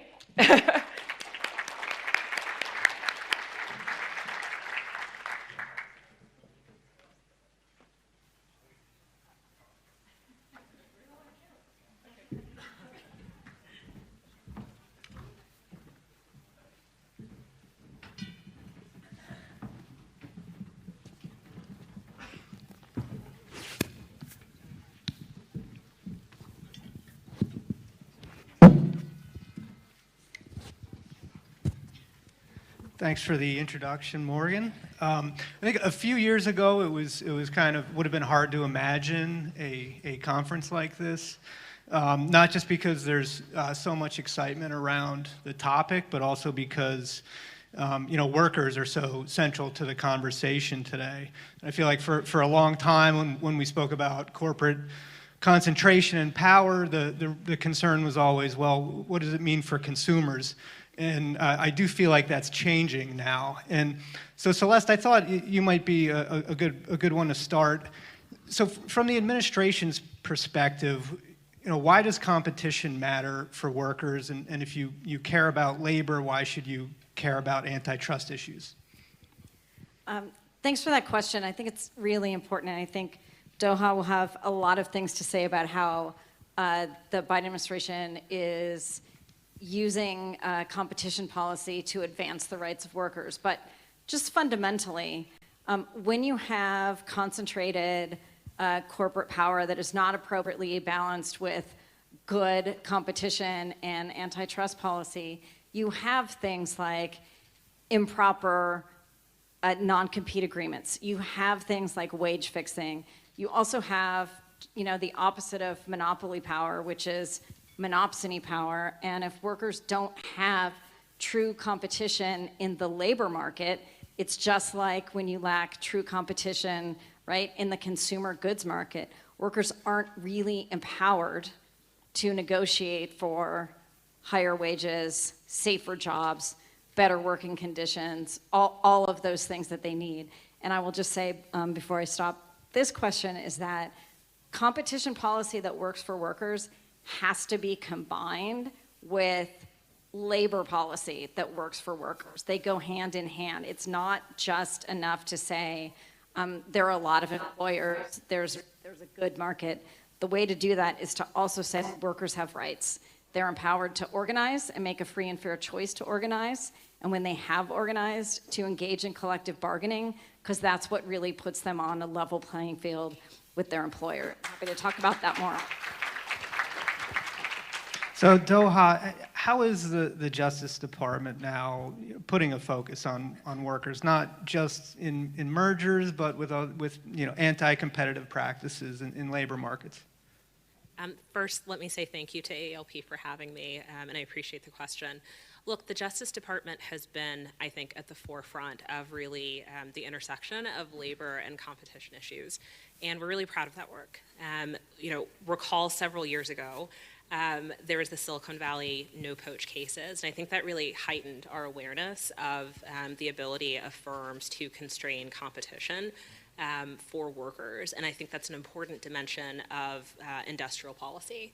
And I think several years later, we issued the antitrust guidance for human resources professionals along with our counterparts at the FTC. But really, it's been in the last several years that the work has kind of begun in earnest. And I have been really privileged to see a comprehensive labor competition program flourish at the Antitrust Division, and that means civil enforcement, right? Earlier this year, we filed a lawsuit and proposed consent decree against Activision, which had imposed a salary cap for esports players. Last year, we deployed the Packers and Stockyards Act alongside the Sherman Act to put an end to poultry processors that had been sharing information about wages and benefits of really compelling, really vulnerable workers who worked in chicken slaughterhouses.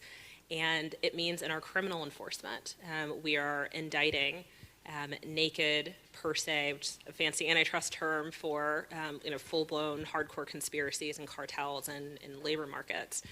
In our merger enforcement, we are routinely thinking about the ways that mergers and acquisitions can bear on competition for workers. And that means that if a merger creates or enhances monopsony power in a labor market, we don't need to see a downstream effect. We don't need to see harm in a product market in order to go after that. And I think the best illustration of it is the Penguin Random House and Simon & Schuster merger that was enjoined after a full trial on the merits. It means that in our advocacy work, we are filing statements of interest. We are filing where we see private actions challenging non-competes involving anesthesiologists. We're filing where we see no-poach agreements involving truckers, right, where there's no competition for them because of a no-poach agreement when they're under contract. We're filing in veterinary clinic cases, right, where we're arguing that workers who lose their jobs have standing to sue under the antitrust laws. And I think our work is just getting started. And I think if there's anything I would leave you all with, it's that labor competition is just a regular part of our day-to-day antitrust work at the Antitrust Division. So it's kind of hard to talk about labor and corporate power without touching on Amazon. Amazon, obviously not just a retailer, it's also a massive logistics operation. The company's moved into the healthcare space. So Bill, I thought maybe you could touch on this, sort of what the growth of a company like that means not just for workers in Amazon's operation, but for all the workers who are in these industries that are touched by a company that's become so powerful. Yeah, Amazon is a good example, but there are obviously plenty of others. Maybe it's the poster child for a company that is as large and concentrated in the market as it is, but we could talk about Starbucks. There's a lot of companies that have overwhelming power and have made it, virtually impossible for their workers to exercise a free and fair choice to be represented by a union. And the kind of the societal ills that were just described, a lot of those are caused by the fact that workers don't have the power they had, 40 years ago as a counterweight to corporate power. There are two ways to fight corporate power and corporate concentration. There are probably others, but the two main ways, one is through government regulation. And the problem with that is, and we have a very good administration in office now, but it's episodic. We have elections every few years, and there are administrations that don't really pay much attention to that. And it's also spotty at the state level. We have states that we have red states and blue states. So it's a very uneven playing field as far as government's ability to regulate corporate behavior. The other main way to regulate corporate behavior is through the collective action of private individuals, unions. And over the years, unions were the most important and effective counterweight to corporate power. And as union density has declined, income inequality has gone up. I mean, that's sort of almost a law of physics. And the result of that has been, really terrible for our society in terms of, if you look at right-to-work states, by every measure, their citizens are worse off. Education, healthcare, pensions, lower minimum wages, weaker unemployment insurance systems. It follows pretty, night follows day. So that's why it matters that we pay more attention to labor's role in combating corporate concentration, corporate power, and back to Amazon. That's an example of why the labor laws are so out of date. It's virtually impossible to organize. I mean, it can happen. There was a successful drive in Staten Island. Obviously, we were very excited to see that independent union form at that one warehouse. But it's been very difficult to reproduce that because we're talking about a multi-billion-dollar company. It is a cost of doing business, essentially to, you could say, violate the law or go right up to the line, and certainly the spirit of the law, which is supposed to allow workers a free and fair choice. The kind of coercion, intimidation, the one-on-one meetings, the captive audience meetings, the threats. It happens, every day now in corporate America. And thank God we have a pro-union president because I think he's making it less acceptable. But we've got a long way to go. So there have been some really notable organizing successes lately at big name places like Amazon, Starbucks, Apple, Trader Joe's, and we are seeing, it's in the data, that there are, workers are filing for more union elections now than they have in years. So Jimmy, it's not that long ago you were driving a UPS truck. When you look around, why do you think there's kind of this burst of organizing right now? Why do you feel like we're in this moment where there's obviously a serious appetite to push back on powerful companies? Thanks, Dave. A couple of things I think factor into this. One is that young people are very much into the technology, meaning that they're looking up what their bosses make.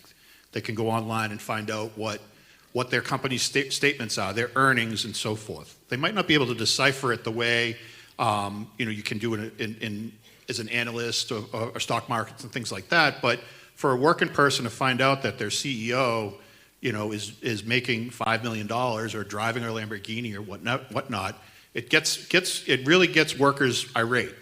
A couple other factors that come into it as well is that they see some of the successes that are going on. And what about us? We talked about Starbucks, Chipotle, which is a franchise type operation as well. We had an organizing win out there in just north of, I believe it's in Lansing, Michigan, where these workers took it upon themselves and they self-identified with the Teamsters Union, and we're in negotiations with that right now. But we also have the pandemic. We all know who the essential workers were throughout that. I drove a truck for UPS or a package car, that's what we call it, or if you're from Boston, you call it car. But needless to say, it was, we were on the front lines day in and day out. But, you know, it's not just UPS, it's the people that work in the food warehouses, the truck drivers that are making sure that the toilet paper's flying off the shelves, and they couldn't get it out there fast enough. But our members were very, very much empowered because they're working 6 or 7 days a week because it's the right thing to do. But that consciousness is raised with that, and people, you know, young people today, and even older people are very much caught up in the idea of working together and being associated with one another and realizing that there's power in numbers. So there's a lot of different factors that come into that. The irony is that corporations still have this outrageous pay for their CEOs. They don't think twice when they make a large purchase and so forth. But what you do see is that some of these same folks are on boards altogether. You know, they're working, you know, they might be on this board here and then 2 over here and over here. You know, whether they get compensated or not, people are connecting the dots with that. So it is an exciting time with that. The technology has definitely made, you know, when you go into a workplace and everyone's carrying one of these, it can work both ways as well. And this here is an organizing tool. And Dave, if I just point out, so last year we had a record number of election petitions filed at the NLRB, a 53% increase over prior years. But we're still, you know, the union density is still shockingly low by Western standards. But there's a lot of excitement out there, as Jimmy said, and we've got organizing going on, you know, at Trader Joe's, at REI. We all know about the Starbucks stores, among digital media. The minor league baseball players just organized and got a contract with Major League Baseball. Nurses, students, it goes on and on. Unions are at a high point now in terms of favorability. People recognize they need the power that comes with a collective bargaining agreement. So you often hear, you know, when labor union reps and leaders get together, it's often sort of a cry in our beer moment. But I think right now we're pretty optimistic about the future. Dave, can Actually, go ahead. We all have a lot to say about this, obviously. If I could just add a couple of points that I think are worth noting. I think the seeds for interest in union participation probably were planted several years ago. Recall that when President Biden was Vice President Biden, towards the end of that administration, there were Council of Economic Advisor reports that started to sound the alarm about things like wealth inequality and reduced labor dynamism and reduced union participation and reduced share of GDP that was allocated to workers. And I think you can look back at that and understand some of the policies that we're seeing today. The second thing is, you know, as we sort of look to the future, remember that people who are going off to college, entering the workforce in the next 5 to 10 years, their lives to date have been bookended by 2 financial crises, right? There was the 2008-2009 financial crisis, and then there was the massive demand-side market failure that was ushered in by the pandemic. And I think that there are 2 really interesting examples of government response to financial crisis that people are seeing in their lives. And I just wanted to add, starting with Jimmy's point about workers being able to look up the salaries of their CEOs. You know, that's real. And when you look at what the president says this is an economy that unions built, that working people built, and unions built the middle class. And as the labor movement and unions themselves have gotten smaller and smaller, so has the size of the middle class, the income and wealth of the middle class as compared to the top 1% of the top 1%. And what the president says is, as we empower workers and as we grow the economy from the bottom up and the middle out, by the way, the really wealthy do well too, right? And all of our businesses do well too. And that's really what the president's modern American industrial strategy is all about. It's taking this economy where it was just assumed for the past 40 years or so that if the economy grows, it's going to create good jobs. And workers are just going to automatically do better. We don't need to have active labor market policies. It will happen. Well, we found out, right, as many in the labor movement and the progressive movement were saying all along, that's not the case. And we need to do more. And that's why the president's modern American industrial strategy has at its core competition policy to make sure that we have competition, not just for those selling consumers things, but all of the suppliers. You need competition in that supply chain. Has to have competition for labor in that supply chain.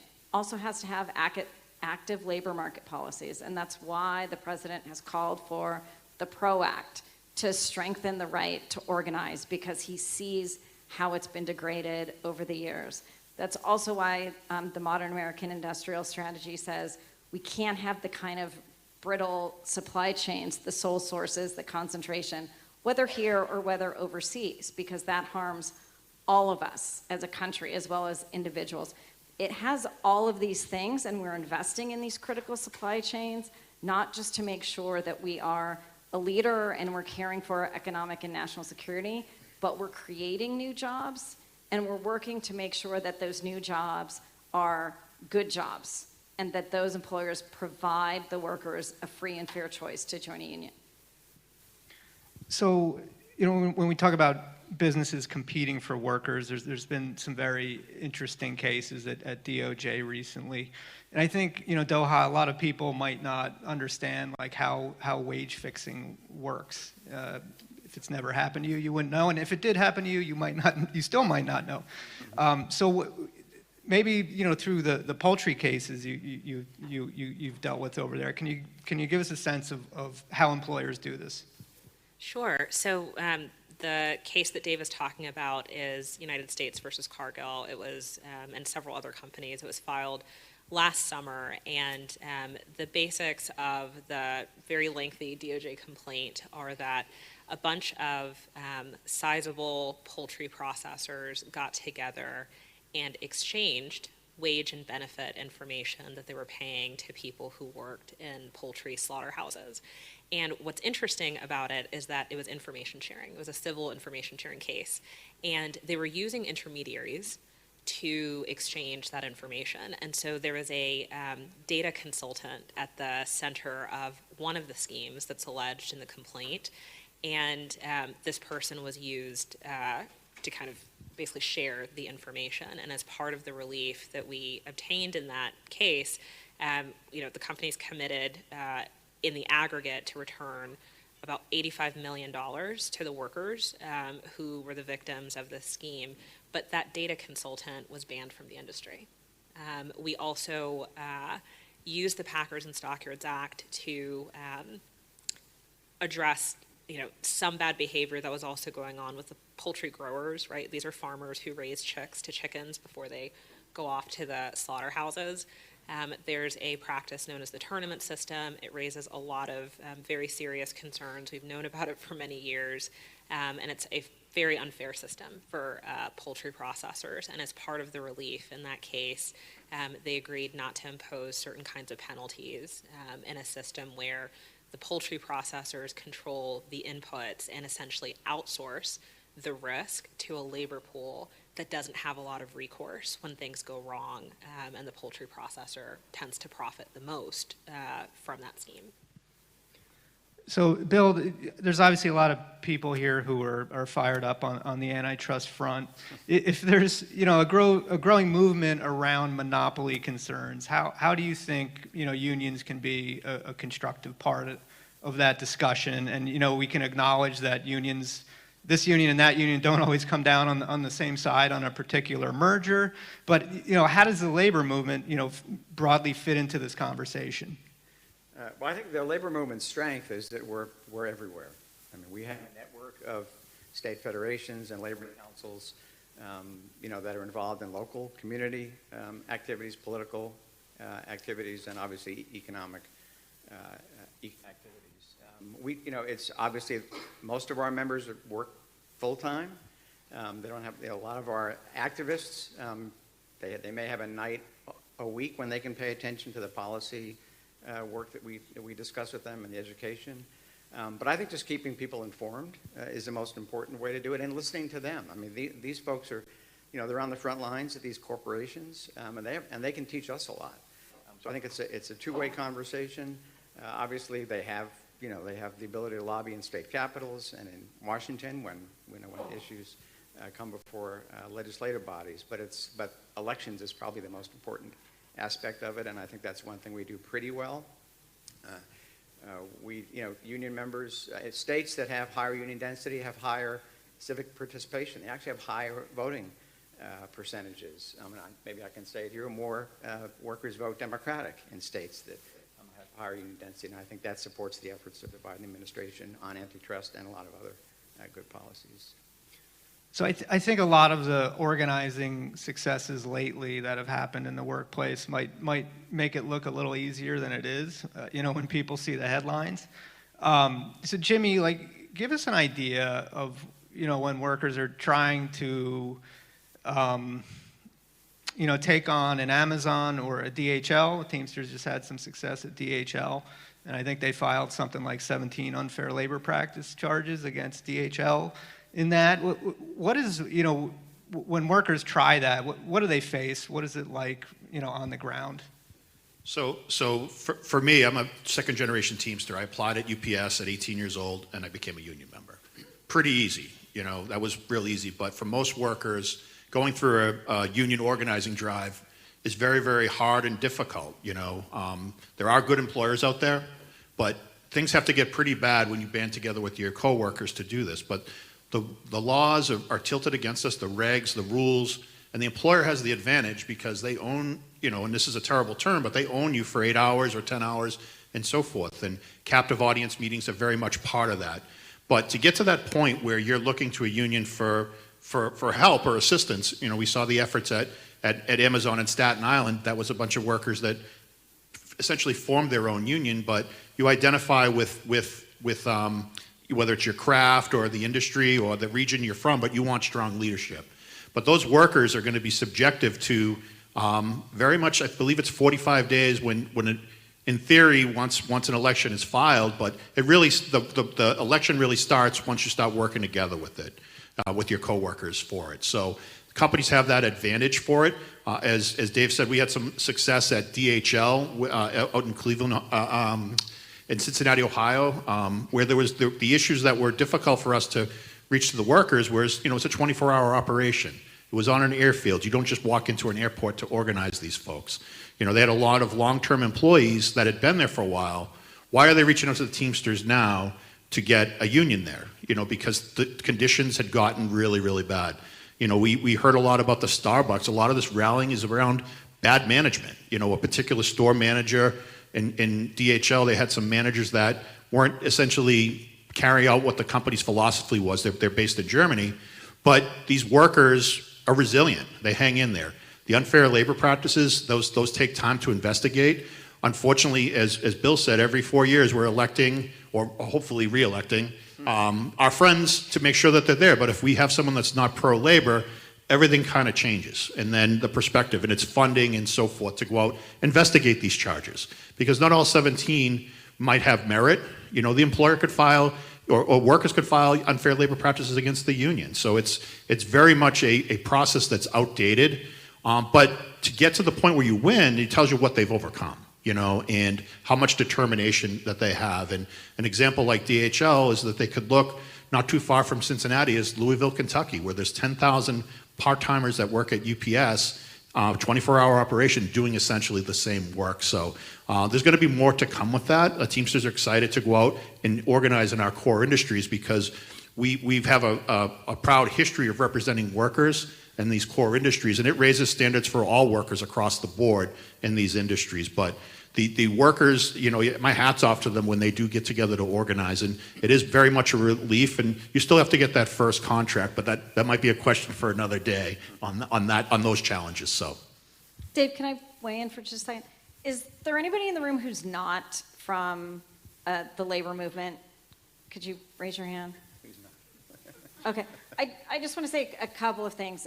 In case you don't know what a captive audience meeting is when you go to work in the morning, whatever it is, if there's an organizing drive going on, your boss can say, you've got to come to the coffee break room for the next hour, and they will have the legal opportunity to give you a presentation that can be 1 hour of anti-union propaganda. And by the way, they can say, if you don't show up, right, I can penalize you because you have just violated the work rules. So that's what a captive audience meeting is. The unions that are organizing obviously don't have any control to force you into a room and to have you listen to an hour of arguments about why unions are good. So that's just to explain what that is. And that's allowable under our current labor law, which is why the president wants to strengthen it. And even when the rules are violated, such rules as there are, they are violated with frequency because the penalties are quite small and can be as simple as ordering the employer, if it's been determined that they violated law, to put up a sign this big, 8.5 by 11 piece of paper that says, oops, we violated the National Labor Relations Act, we won't do it again. That's not much of a deterrent. So this is why, if we want to have real balance of power and have workers have a better opportunity to organize, the president supports passage of the PRO Act, the Protecting the Right to Organize Act. Yeah, and by the way, the companies spend about $400 million a year on union avoidance, firms, law firms, and that's just what they report. So, that's a lot more than we're able to spend organizing workers. And just to complete the thought that Celeste began, union organizers aren't allowed on the property. So if we're going to talk to workers, it's going to be across the street, at the local Denny's, or maybe in a church basement. That's after folks have worked 8 or 10 hours a day. That's our chance to explain the benefits of unions.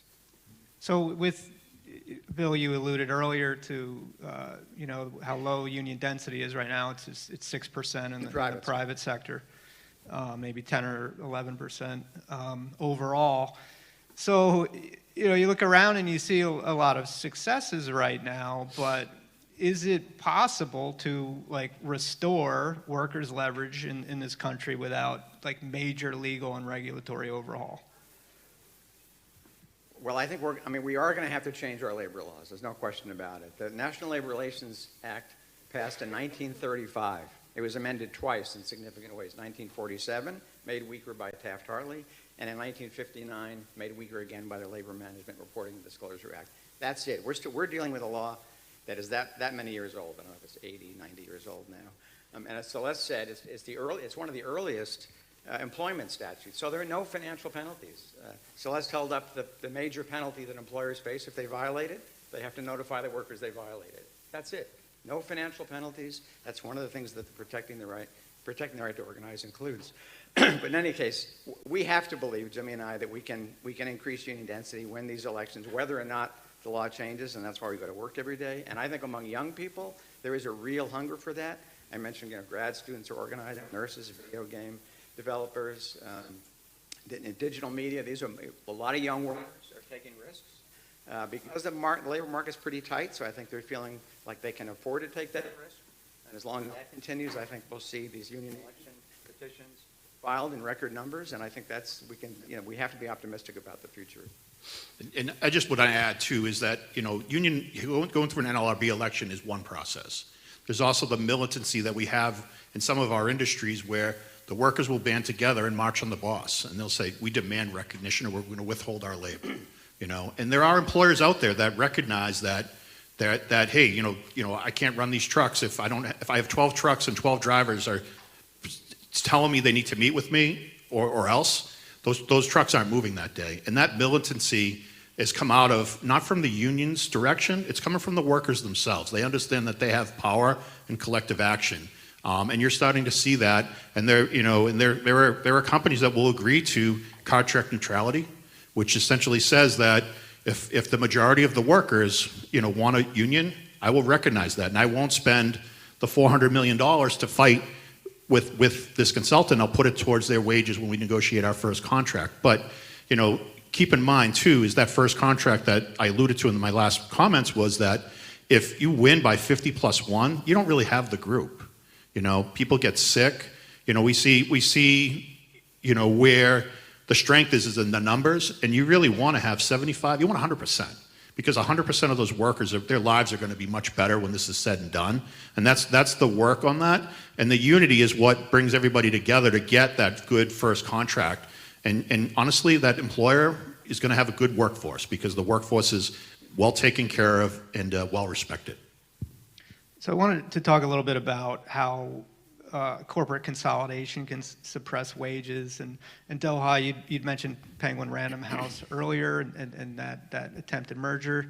Tell us what you all found or projected that would have done to the writers who were writing books. For sure. So that trial involved a number of different witnesses who described the process whereby manuscripts are essentially shopped to publishers. And anyone in this room who's ever attempted to write a book, I have never done it myself, but I understand that it takes a very long time. And meanwhile, you are not getting paid often very much while you're writing that book. You're probably living off in advance. And what became very clear through lots of stories told through documents and witnesses and literary agents, they were talking about how they basically played the different publishers off of one another and described time and time again how important it was to be able to shop and receive different offers from different publishers. And I think what the DOJ did well, I'm biased, but what I think the DOJ did very well, what this trial team did very well, was put on different kinds of agents who could tell stories about how it affected their particular clients. And I remember one woman who talked about, the young women and the people of color who didn't really have that many options to get their stories told without a very competitive field in the publishing industry. And so that was a clear example where authors who are workers of a kind would have been harmed if the merger had gone through. The dream is a bidding war. I wrote a book and I did not get a bidding war. So, but yes. So Celeste, you have a background in trade at both the AFL-CIO and the White House. And one thing we saw in the pandemic was the vulnerabilities in our supply chains. We say the consolidation in semiconductor production. So what are some of the ways the administration is trying to reshore manufacturing and make the U.S. more competitive in some of these industries and in ways that benefit U.S. workers? So that's a great question. And that's really the central thing that we have worked with Congress to do. So when you look at the president's transformational investments, whether it's the CHIPS and Science Act, the Bipartisan Infrastructure Law, the Inflation Reduction Act, it really is looking at the vulnerabilities that were exposed during COVID, which always existed. We just didn't really experience the brittleness of them, and saying, how do we figure out what are those most strategic and critical industries, and how do we capture some of that production for the United States? Yes, to boost our manufacturing sector and create good jobs and help our economy, but B, to also make sure that we don't have concentrated supply chains anywhere. If there's only one company in the world that is making, for instance, the key active pharmaceutical ingredients that we need for penicillin, it doesn't really matter if that one company is in Japan or China or Texas. If that one company gets blown away by a hurricane or a flood or an earthquake, the whole world is equally vulnerable. So part of this is about making sure that we have supply chains that are resilient and redundant so that we do produce these critical items here, so we have some control over what we need and when we need it, and we can ramp up production for those critical things. But it's also really making sure that we don't, and the world doesn't experience, again, a problem where we need N95 masks and we can't get them, where we need advanced semiconductor chips and we can't get them, where what we need is a clean economy that decarbonizes, and yet we don't actually have control over or access to the electric vehicle batteries or the solar panels or the wind turbines that we need. So this is really about doing this and then using the tools that we have to make sure those good jobs in those new industries are really good jobs and not just more junk jobs. So there are certain tools that are in the legislation. So most of the jobs that are going to be created under the Bipartisan Infrastructure Law are going to be covered by prevailing wage standards, and that's great. And under the Inflation Reduction Act, there are bonus credits not only for prevailing wage standards, but for the use of registered apprentices. And all of those things promote really good jobs and enhance the opportunity to organize, so that you will see that a lot of those jobs are going to be good union jobs that not just pay well, but give workers a voice. Some of the provisions in these bills are not covered by that. And so we have to be creative. Use the bully pulpit and have the president talk about why unions are good, not just for workers, but for firms. They help the firms be more efficient. They help the firms reduce turnover. They help save costs because workers are well-trained and do a good job.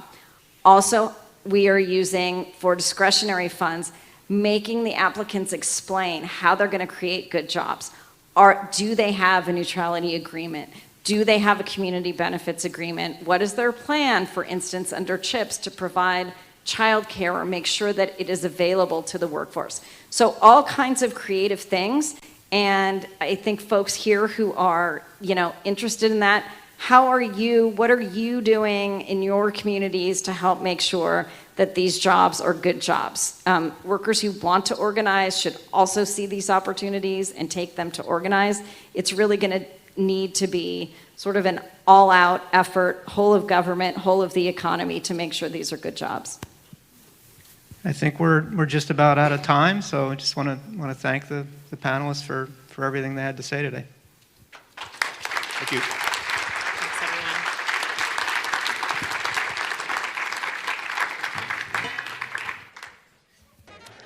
All right. Well, I do want to just make a couple of comments as we're figuring out the staging here. I was reminded in the labor discussion about one of the questions that was posed this morning about institutional durability. How do you keep the movement going regardless of changes in administration, which is a theme that came up as well in this panel. And you kind of need a few components which were raised. You need to have organizing. We need people. The labor movement is connected to members. That is very powerful. But workers also need to know that they're going to have cover and people looking out for them in government. And again, so important to have enforcers and folks in the administration who are using their bully pulpit to make that intention very clear. So now we are going to move to our fireside chat for the afternoon. And to introduce our panelists for that, I am going to invite up Gus Rossi, who is the Director of Responsible Technology at Omidyar Network, another one of our partners for the summit. Gus leads Omidyar's tech policy work on encrypted messaging, platforms and power, and alternative business models. He was previously the Director of Global Policy at Public Knowledge. Gus, welcome.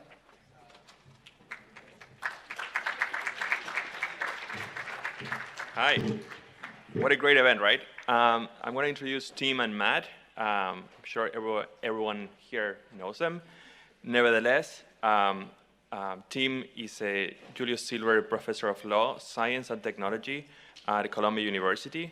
Most recently, he was a special assistant at the White House, where he drove the administration's whole-of-government approach to renew competition in the American economy and was the architect of the 2021 Executive Order on Competition that laid out a policy roadmap to address concentrated power across the entire economy.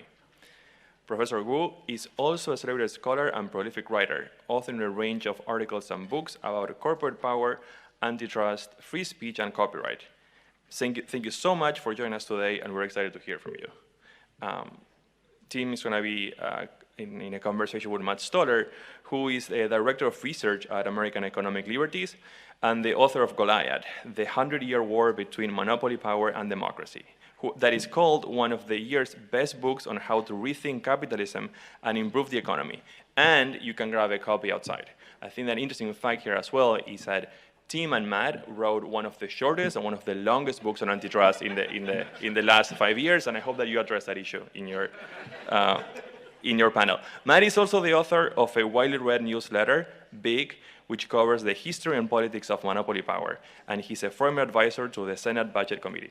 Thank you so much, Matt, Tim.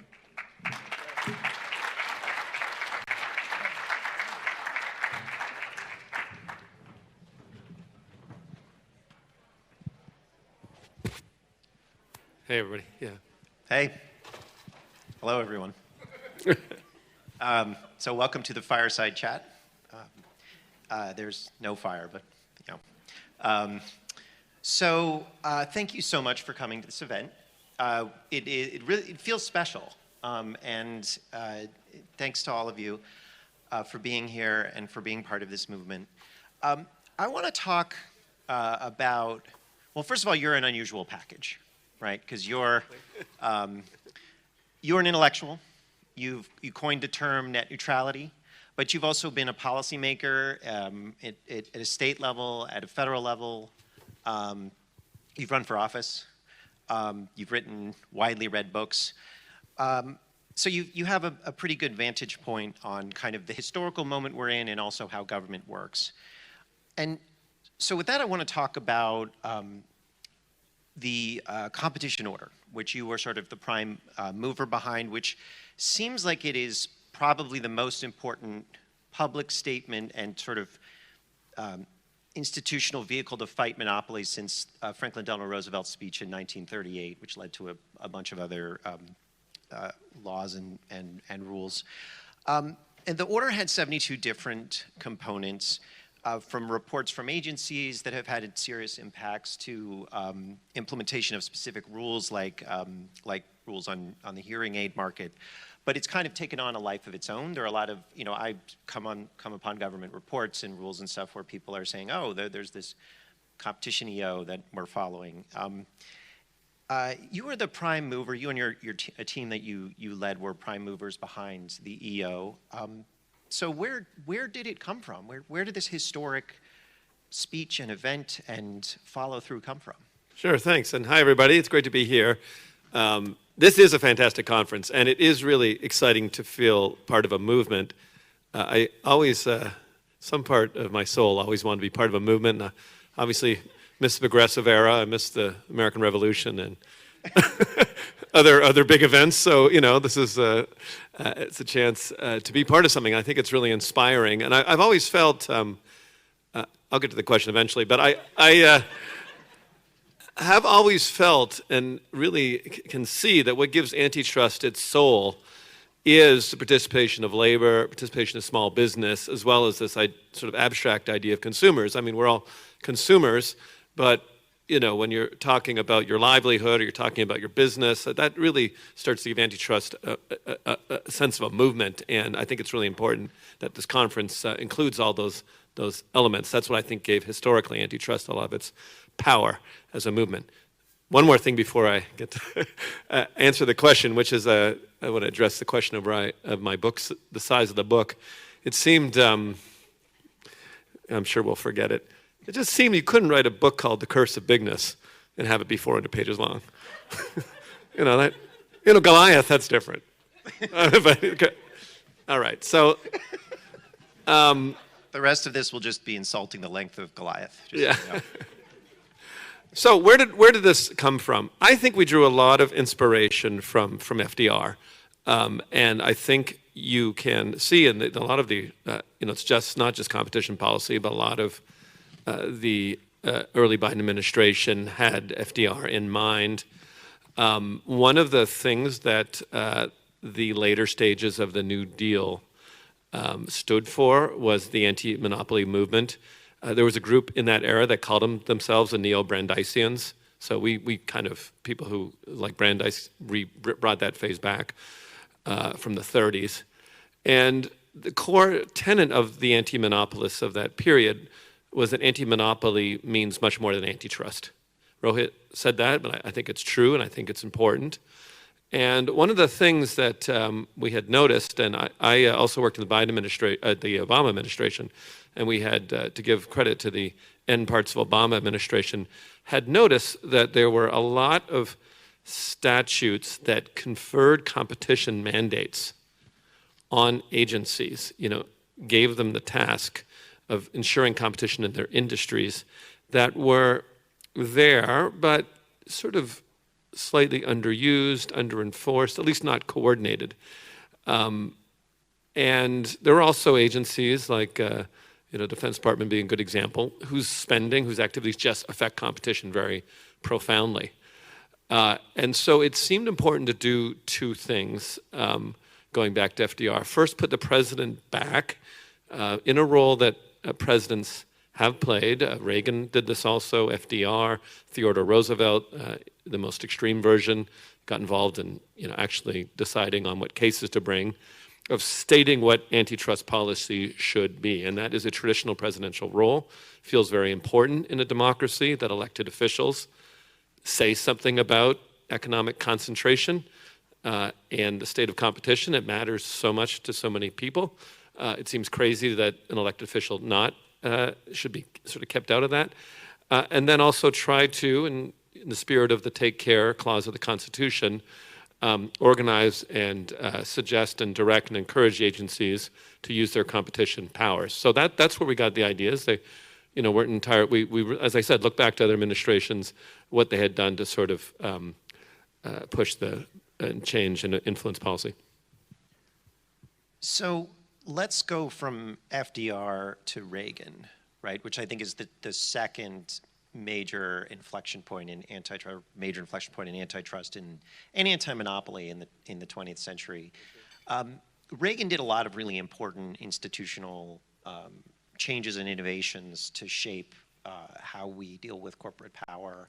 Obviously, most of them we don't support. We're trying to sort of roll back many of the things that he did. But what are some things that we can learn from the Reagan administration in terms of how they shaped antitrust? I mean, they didn't pass significant antitrust reforms through Congress, but they did change the country in a pretty profound way. And I think both FDR, I think the three presidents so far, previous to Biden, who've been the most important in turning the ship, Theodore Roosevelt, obviously FDR and Reagan.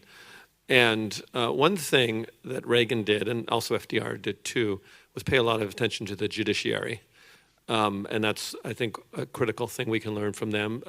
Pretty fairly early on, the Reagan administration put 4 different antitrust professors into the federal judiciary with known views, including Robert Bork himself, Richard Posner, Frank Easterbrook, and Douglas Ginsburg.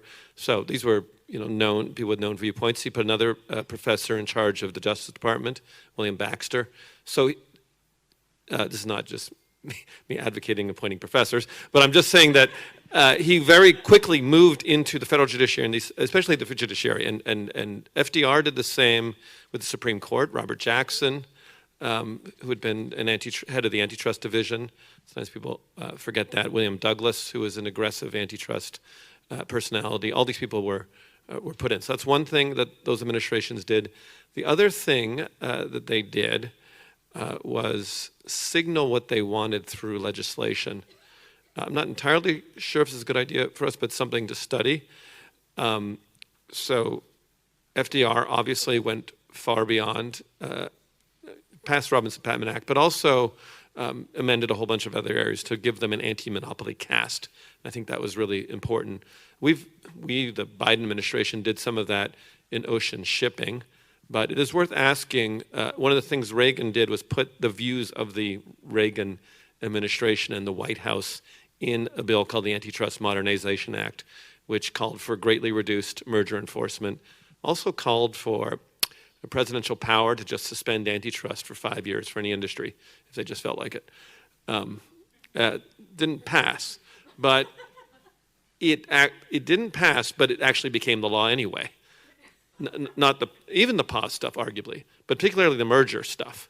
They said this is what we want to see in merger, and the White House said this, and judges seemed to hear it, and the Justice Department seemed to hear it, and they said, well, we're already sort of doing this at Justice Department. So it's a very effective way for the White House to speak as to particularly exactly what the Reagan presidency, and they said, this is what the president wants.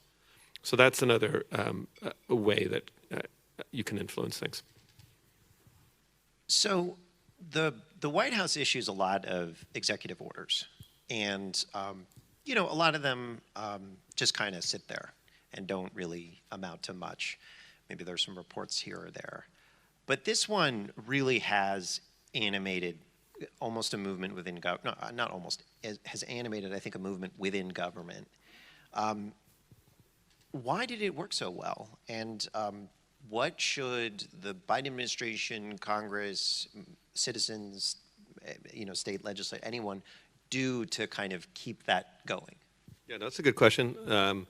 Maybe I should credit Hannah Garden-Monheit, who's here, did so much work on this. There was a lot of dedicated and very talented people working on this, and a huge amount of support inside the White House for having the president be involved. And also, I think a lot of the credit goes to the president himself.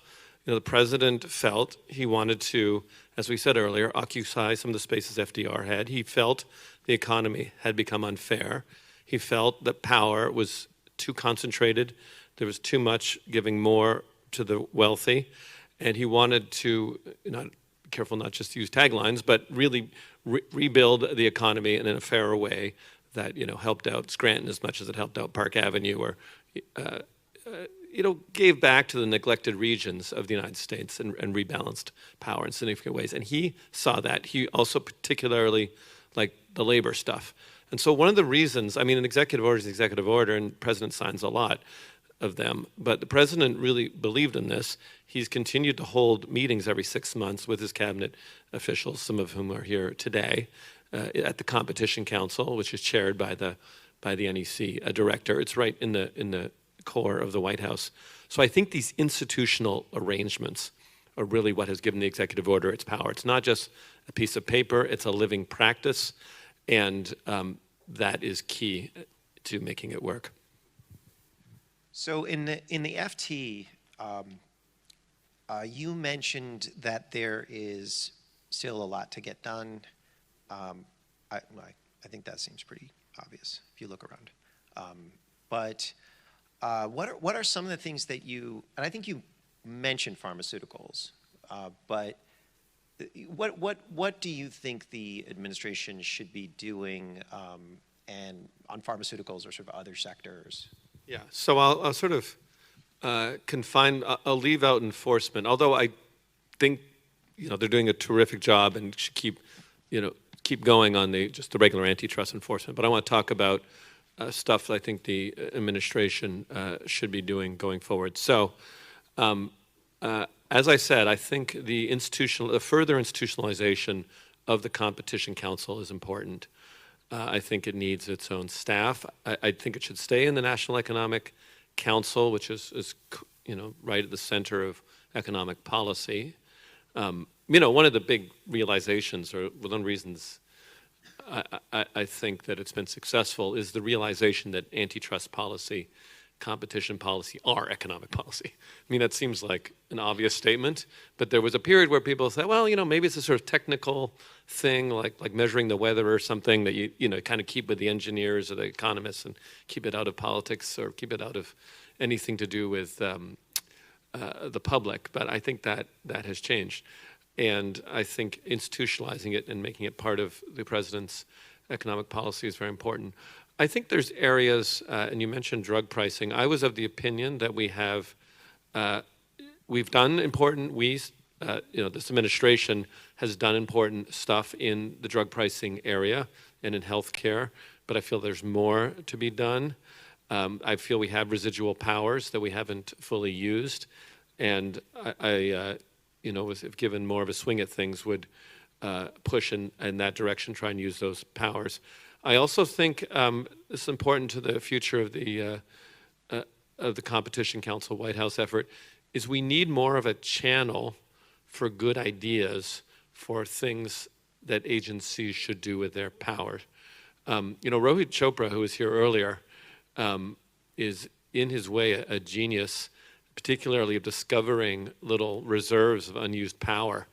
And he's the one who started using this phrase junk fees, which the president just loved, which is also an antitrust issue because it's all about confusing prices and making it impossible to choose. So finding stuff like that, stuff that to my mind has three criteria. First, it's very easily explainable to the public, and they get it instantly without like a 15-minute seminar. Like, who likes junk fees? Nobody, right? It's not that you shouldn't do the other stuff, but we also need this high publicity stuff. Stuff you have authority to do.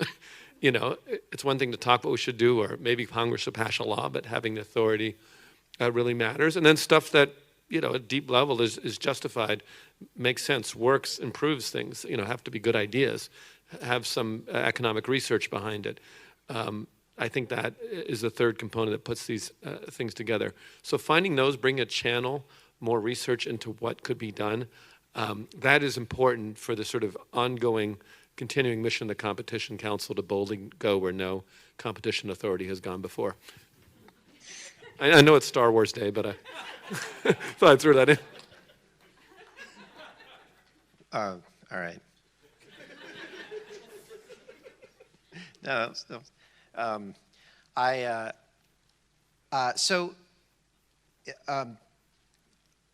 yesterday, Chair Khan put an op-ed out in the New York Times. I'll switch sort of tacks for a second because I think that we're in this really important potential technological inflection point with these large machine learning models. And one of the things that Chair Khan said is that, in the 1960s, when there was an antitrust case against IBM, they unbundled their software from their hardware, which created the software industry. It's something you've talked about, the policeman at the elbow in your paper. And then she also mentioned how the regulatory schema in the early 2000s and mid 2000s created the sort of social media frame and search framework that we're in now, sort of showing not that we need to regulate AI, but that there are always rules and regulations are always kind of an input into technological development, and a world in which you make certain political and moral choices leads to one outcome, and different moral and political choices lead to a different outcome. There is no unregulated world. There's just choices. So how do you think about AI as we kind of are confronting this kind of incredible moment when there's a lot of new business models that could be developed and a lot of new capabilities? Yeah, I have a lot of thoughts about AI. Can I pause before I do that and say something we were never allowed to say at the White House, which is your newsletter is fantastic, and I subscribe to it. This is the part I wouldn't be able, I could say that, but I subscribe to it, and I encourage everyone to subscribe to it. It's certainly worth it. The discussions are great. You learn stuff. It's fantastic. So they didn't allow you to mention it at the White House? You're not supposed to endorse commercial products. Which is actually right. You don't want people, advertising, lima beans on TV or whatever. So,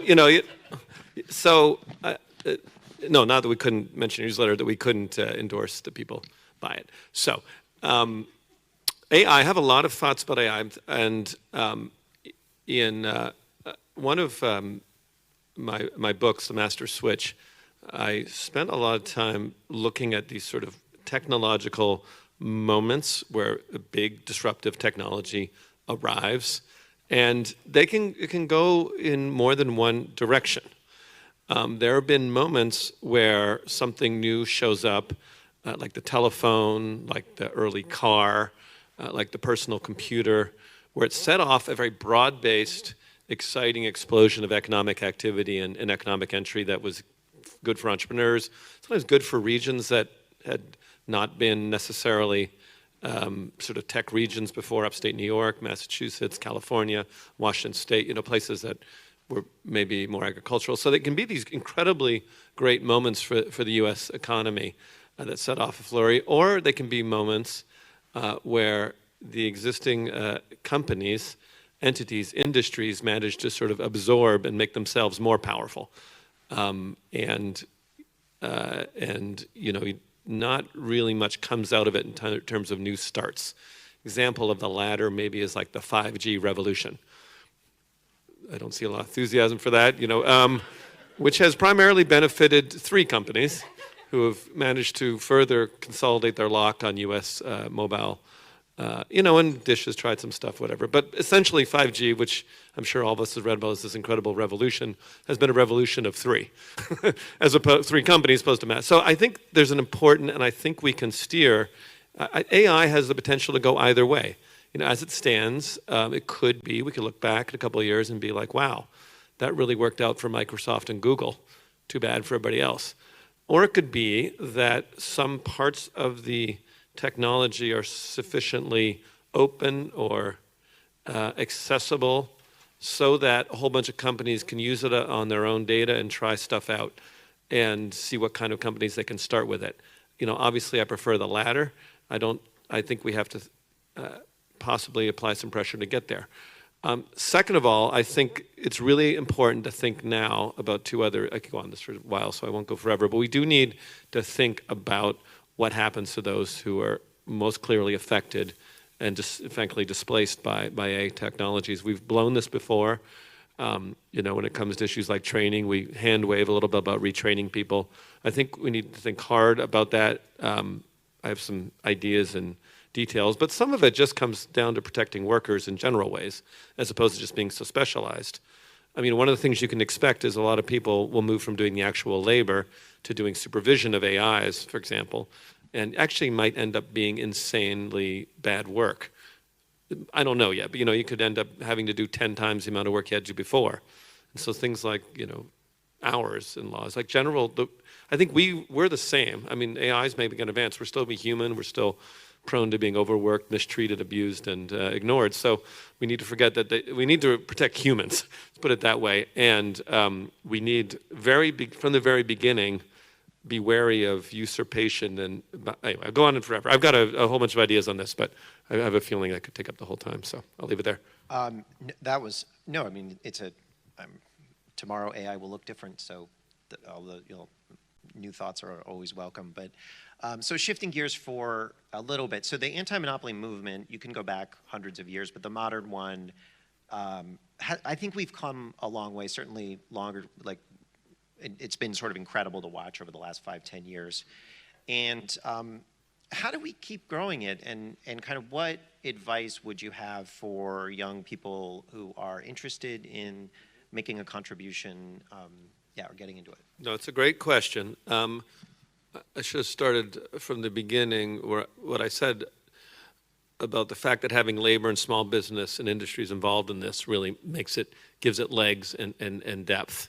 And I think your organization, other organizations in town have done an incredible job of making this more than a conference of think tanks. I mean, I like think tanks and academics, but people who are actually affected by these issues always have much better facts and really give it its power.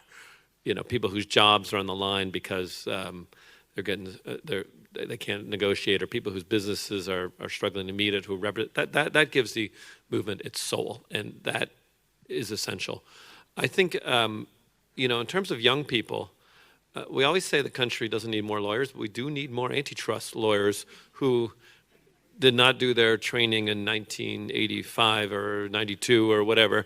And, some of these people are my good friends, but, we're so weaned on Arita's casebook that it's just challenging to think differently. I mean, that's one of Lina Khan's great advantages, is she's just younger than other people, and she didn't come to this being like, oh, how do I adjust the consumer welfare standard in some tiny way and rechange antitrust? I think that was a huge thing. So I think going to law school for young people is not a crazy idea, with an idea of being an antitrust. I mean, teaching antitrust class is exciting. People who are in there, they want to get to things. I also think people can do, a lot, important amount of work going to business school, starting businesses, being involved in kind of the business side of things. I don't know how we reprogram business schools. That's that's challenging. I've taught in business schools. Most of it is evading the antitrust laws. So I don't know quite. I don't have a full program for that, but I do think we need small business. We need every side of this. So there's a lot of opportunity. It's just an exciting place to be in. I've already seen young people start to have exciting careers. My students are at Justice or going to Justice. My former advisors run she's my advisor, but she was part of our campaign, Lina Khan, when we were running for office, and I was running the FTC. So it is a great time to be involved in this movement, and it is one with a lot of pedigree, a lot of legs, and we're going a lot of places. I endorse that call for new antitrust lawyers. I tried to convince antitrust lawyers this was a great time. I was like, it's Florence, and you're it's the Renaissance. Florence, you're a painter. And they were like, we hate you. It's really weird. Maybe I should say we need other people in the other agencies. We also really need, this is something we talked about a lot, and we need to staff the other agencies with people who want to use historic mandates. And, maybe sometimes they're not the sexiest agencies, like the Department of Agriculture. Although, Andy Green's there, so it's automatically sexy. He did the Great Seeds report recently. You know what I mean? Like there's a lot of areas you just like look a little bit. Everyone's like, oh, I want to work in big tech because that's cool, and I know Facebook.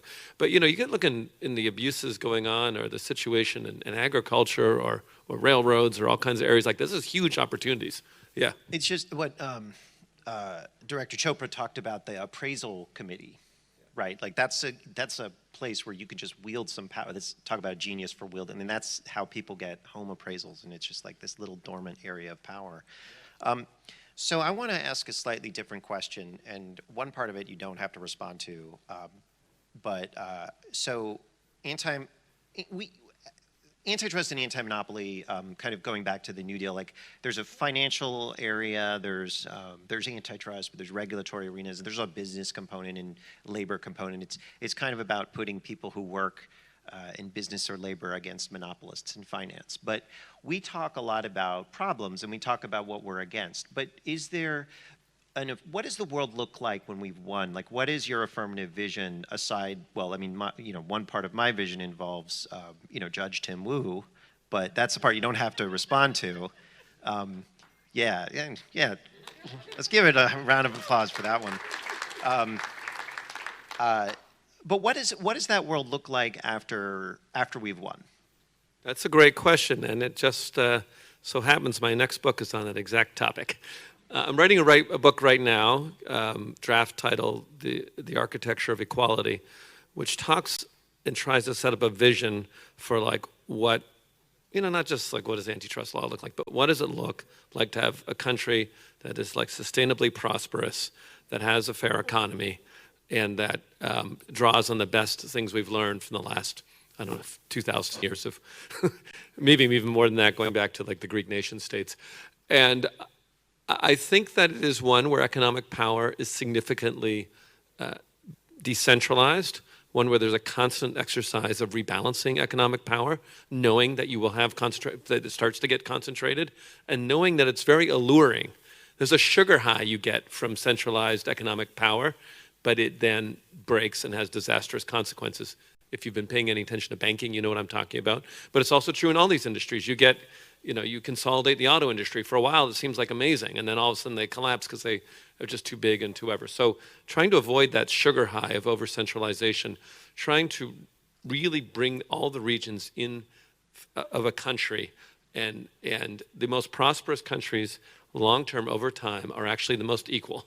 They get these short-term sugar highs from inequality, but the long-term prosperity leads to equality. And the question is how you build something that is not a one-off, but a sustainable agriculture of equality. That, hopefully my new book will have the answers to that. But I think it's a country we'd all like to live in. I think it's the kind of place where, it really does feel like that land of opportunity.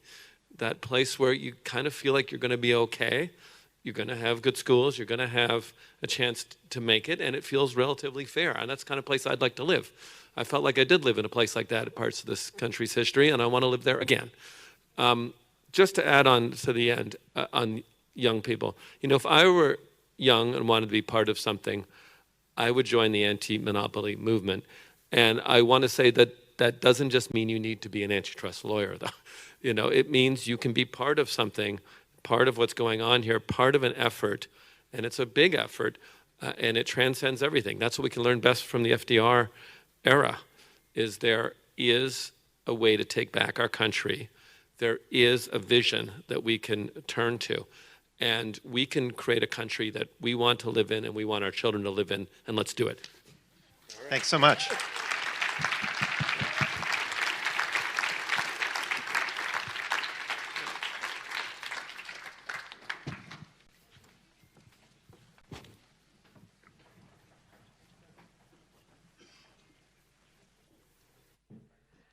All right, everybody still out there? We have our closing keynote, and then just a reminder that we are going to also have a special message from the president via video. So hang in there. Happy hour's around the corner, and I am again very excited to have the honor to introduce our next keynote, Secretary Pete Buttigieg. Pete Buttigieg serves as the 19th Secretary of Transportation of the United States. Since assuming this position in 2021, Secretary Buttigieg has sought to deliver the world's leading transportation system for the American people and economy. In his first year at the department, Secretary Buttigieg supported the development and passage of President Biden's bipartisan infrastructure law, which will enable the most significant improvements in U.S. transportation infrastructure in over half a century. Since the law's passage, Secretary Buttigieg and his team have focused on effectively delivering the investments provided by this legislation. Supporting American supply chains dealing with shockwaves from the pandemic, including measures to address container congestion at America's largest ports, have also been key priorities for the Secretary. In addition, he has advanced major initiatives related to a comprehensive national roadway safety strategy to reduce deaths and serious injuries, delivery of emergency COVID-19 relief funds to transit agencies across the country, and awarded over $9.5 billion in discretionary funding to enhance transportation through over 800 projects in America. Secretary Buttigieg is also a member of the Competition Council, which was just mentioned and discussed at length in a good way. And under his leadership, the Department of Transportation has exercised its merger review authority for the first time to block JetBlue's proposed acquisition of Spirit Airways. We love that exercising of authority. That was good. And to promote competition in the airline industry, which we need a lot more of as well. Secretary Buttigieg has successfully pushed airlines to guarantee more amenities to stranded passengers and has taken a strong stand against family seating junk fees. Before leading the Department of Transportation, Secretary Buttigieg served 2 terms as mayor of his hometown in South Bend, Indiana, go Midwest, where he worked across the aisle to transform the city's future and received national recognition for his work on transportation issues. Secretary Buttigieg also served for 7 years as an officer in the U.S. Navy Reserve. I am very, very honored and pleased to welcome our last and our final closing keynote, Secretary Pete Buttigieg.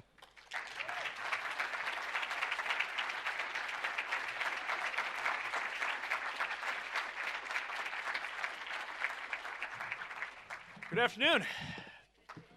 Thank you. Thank you, Morgan, for the introduction. Thank you to the organizers for inviting me to speak in the coveted pre-happy hour slot.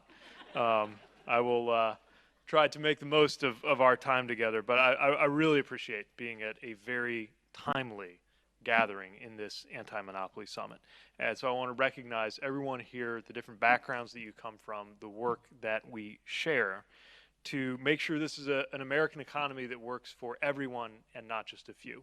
Or as the president would say, for an economy that grows from the bottom up and the middle out and not the top down. This is so important. I actually wrote down everything I want to say. So bear with me as I walk through and take advantage of this opportunity to share what is at stake for transportation when it comes to competition in the American economy. The lessons of experience, distant and recent, remind us of the costs of waning competition and mounting concentration in any industry. As we know, worker pay suffers, prices go up every part of a person's life, from everyday basics like home internet service and grocery shopping to life-altering domains like job searches and healthcare options get worse. And you've been hearing, I know, from a number of my colleagues over the course of the day on issues from junk credit card fees to over-the-counter hearing aids to unfair non-compete contracts. And so I'm glad to be able to round that out with some thoughts on how concentration is affecting the transportation sector and what we're doing about it. As President Biden so often says, and I'm sure you've heard this refrain today from my colleagues, capitalism without competition is exploitation. Any market society, any capitalist system depends on good government to ensure the conditions that make it competitive and not exploitative. And when we get it right, the result includes a private sector doing what the private sector does best, efficiently providing goods and services on competitive terms that empower consumers and workers, but only if we get it right. For the system to work, the public role has to work. The public roles, of which there are many. The public role addressing market gaps with things like basic research. The public role in regulating and enforcing safety standards. The public role in providing public goods like the air traffic control system. And certainly the public role in ensuring adequate competition, which is as important in transportation as in any other sector, and in some ways even more so. And yet, for as long as I've been alive, in almost every mode of transportation, the tendency has been toward less competition and more concentration. A little over a decade ago, the three leading ocean shipping alliances accounted for a little over 30% of global container shipping. Today, they control 80%. 4 to 5 years ago, there were 55 major railroads. Today, there are 6, of which 4 account for as much as 90% of the market. At the time of airline deregulation, many respected voices confidently predicted a future in which there would be dozens of more or less evenly matched airlines in the U.S. domestic market. Today, of course, as we all know, the reality is that 4 dominant carriers account for 2/3 of market share.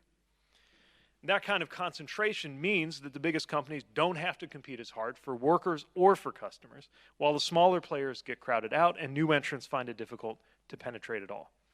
And even leaving aside economic theory and just thinking of it in terms of common sense, it seems to me not credible to suppose that today's exceptionally high levels of frustration among passengers and workers, that all of that dissatisfaction could somehow be completely unrelated to the exceptionally high levels of market concentration that we're seeing in our time.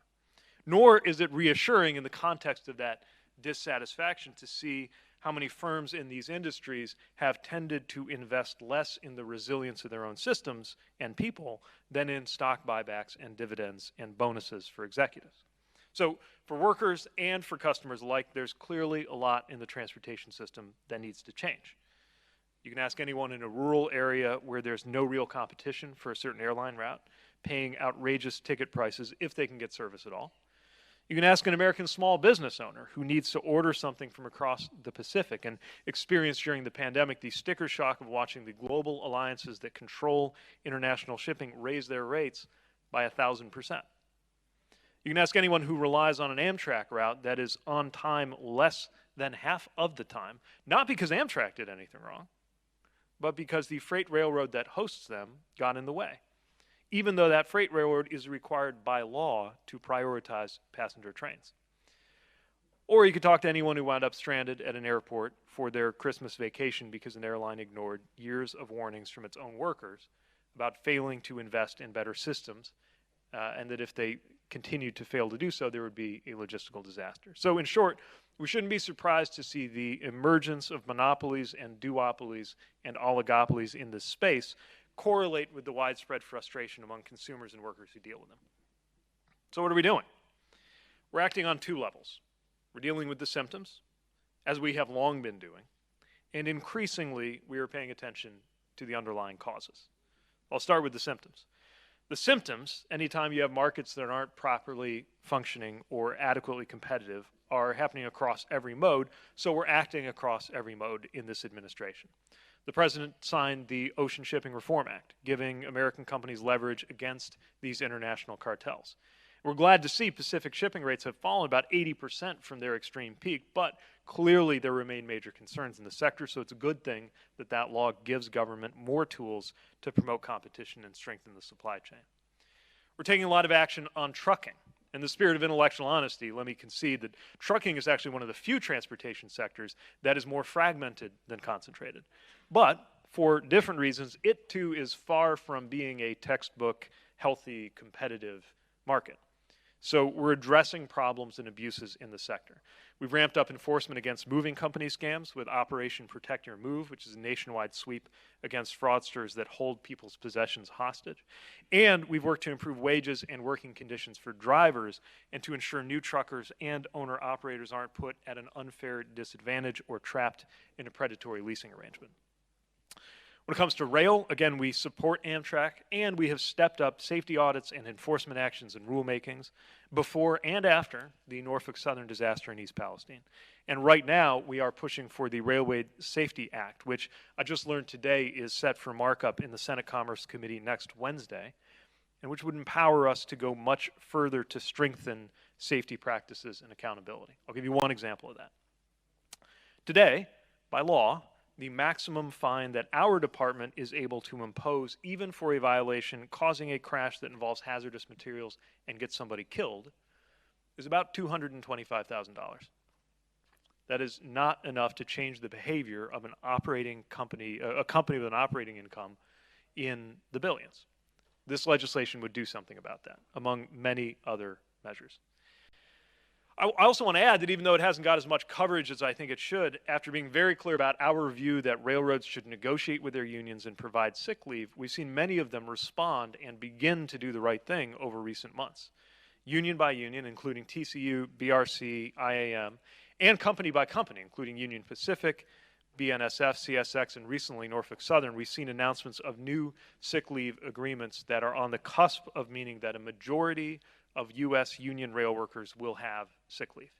Of course, we won't stop until that figure gets to 100%, and we continue our push economy-wide so that every worker in every sector has paid leave. When it comes to airlines, we are leaning into our authorities as a regulator to hold companies accountable for outcomes. We've stepped up enforcement, we've promoted transparency, we developed new regulations, we've added staff capacity, and we have secured enforceable commitments to provide better customer service. This time a year ago, hardly any of the 10 major airlines guaranteed in writing things like free rebooking, hotels, meal vouchers when they caused a delay or cancellation. Today, almost all of them do under enforceable commitments that we secured after making clear to them that we were about to publicize their willingness or failure to do so with our airline consumer protection dashboard. More recently, we're pushing them to guarantee that parents can sit with their kids on flights at no extra cost because it's obviously the right thing to do. Some, but not all, have answered our call to do that. You can check which ones on the dashboard. But I also want you to know we're not just asking for this. We are working on a common sense rule to ban these kinds of junk fees for good. Obviously, our work is far from done, and many of my friends in this community will remind me about the work yet to do, which we appreciate and respect. But I would argue we've covered a large amount of ground in 2 years, and I just want to make plain that my intention is to ensure that by the end of this term, we will be able to say that this administration has brought in the biggest expansion in transportation consumer protection enforcement and passenger rights since deregulation itself. That is our goal.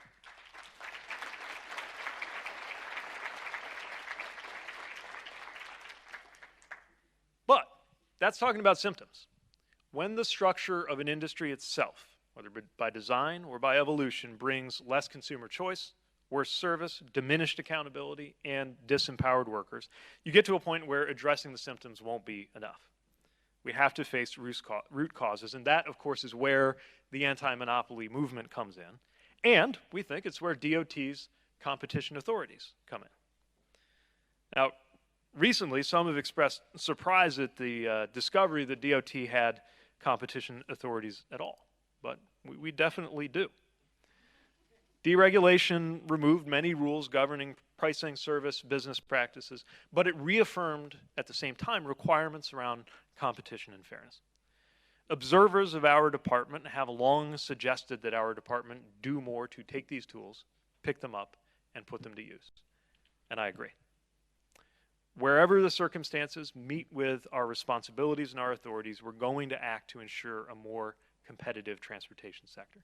And since the law gives us particular responsibilities and authorities with aviation, we're going to be especially attentive in the aviation sector. And that spirit of responsibility is what is guiding us in our support for the Justice Department's lawsuit against the proposed JetBlue Spirit merger.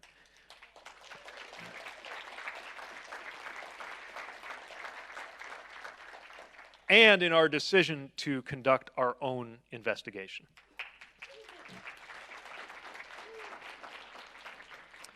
Some commentators have objected to our involvement here, saying it is a break from years or even decades in which we tended not to pick up those tools as a department. And to those who view this as a change from years or even decades of practice, I want to make clear, I know. But we think it's the right thing to do. I think these times call for us to make sure that we're doing what both the law requires of us and what the moment requires of us.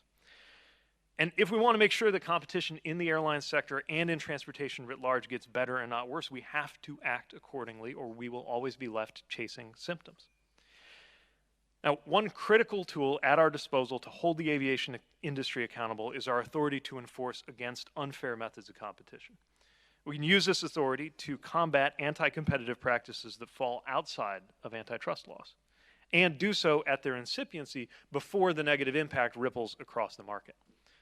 Anti-competitive tactics deny consumers, workers, and small businesses the chance to make their own decisions. And they skew a market system that is supposed to incentivize honest competition within markets to provide the best service at the best value, not clever manipulation of the dimensions of the market itself. So we are reinvigorating our use of these authorities to curb illegal tactics that undermine the free market and hurt consumers and workers. And because access is often a barrier to competition, we're also looking at ways to open up opportunities for new and smaller businesses to compete in the transportation space, which is more important than ever now that we're in the middle of a generational effort to rebuild our infrastructure. For example, we're working to build out that national network of electric vehicle chargers. As part of that effort, we put universal standards in place to make sure that the charging network, at least to the extent that it's being supported with taxpayer dollars, is interoperable between different charging companies. No walled gardens. The point being that no firm ought to be able to unfairly exploit its size or its position or exclude competitors from the opportunities of the future. I also want us to make sure that our own processes and tools don't become part of the problem. So right now, we are taking a hard look at how some infrastructure gatekeepers may try to use standard setting or the regulatory process to cut off and shut down disruption or competition from smaller and sometimes more innovative companies. The reality is that as industries become more concentrated, they lose the incentive to treat their employees fairly and deliver the best possible value. So while we're working to make our markets more competitive, we're also making efforts to reward those companies that put consumers and workers first and impose real consequences for companies that would rather drag everyone into a race to the bottom. And of course, in this work, as you've seen throughout the day, I hope, we are not doing anything alone. We are working on the President's Competition Council alongside colleagues like DOJ to address anti-competitive conduct, like CFPB teaming up to get rid of junk fees, like the Federal Maritime Commission improving ocean shipping, and the Surface Transportation Board holding railroads accountable. This is about ensuring that the future is better than the present by learning the lessons of the past. In some ways, it's a matter of restoring what we already know can work. And in other ways, it is about renewing and refreshing our regulatory frameworks and practices, some of which are as old as those bridges and tunnels that we're fixing, so that they can match the scale of the challenges in front of us as we approach this second quarter of the 21st century. Just as we are rebuilding physical infrastructure that has needed work for decades, acting to update, modernize, add, and in some cases replace the infrastructure we've been relying on, we also need to restore a competitive landscape that has been corroded by decades of permissive and deregulatory policy, frustrating workers and consumers alike in an era of consolidation and cost cutting. And across it all, the most important thing will be to remember that our market system exists in order to support everyday American life, not the other way around.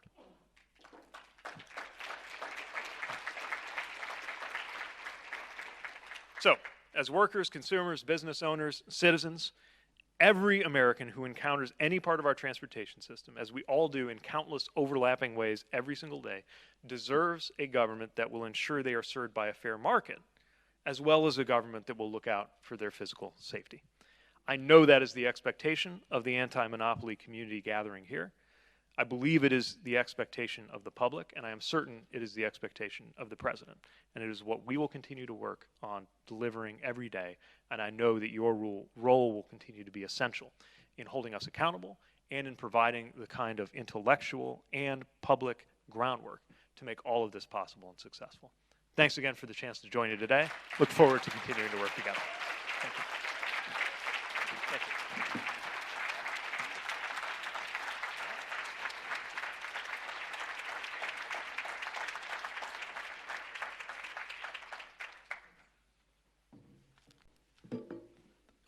I'm actually the person standing between you and happy hour, and I'll try to move very quickly. My name is Faiz Shakir. I'm honored to lead this organization. I want to thank Secretary Buttigieg once again, not only for accepting the invitation, but for coming and sharing some important thoughts about how change happens. We at the American Economic Liberties Project understand that for government leaders like Secretary Buttigieg and others, that as much as they're focused on trying to change things for the outside world, they're fighting a simultaneous fight inside, internally, to reorganize. I mean, he says, Secretary Buttigieg hint at, or say it explicitly, that he's changing minds even within his own agency of people reconceiving of what their authorities were from decades of people perhaps doing it the wrong way. And those are challenges in themselves, and that's why we wanted to invite him here, give him the opportunity to lay out vision and bulldoze, and not only orient internally, but orient externally. And that's part of our obvious role here, is to create this anti-monopoly movement. While I was doing thank yous, not only to Secretary Buttigieg, I want to thank the people who made this conference happen. These things are very hard to pull off. It was pretty smooth sailing, I think, from my perspective, I hope from yours. And the person at the ringleader of the whole thing was Nidhi Hegde. Nidhi is our managing partner. And I know that the staff wanted to thank her. This is Nidhi over here. I know the staff has got you a little thank you gift. There you go. The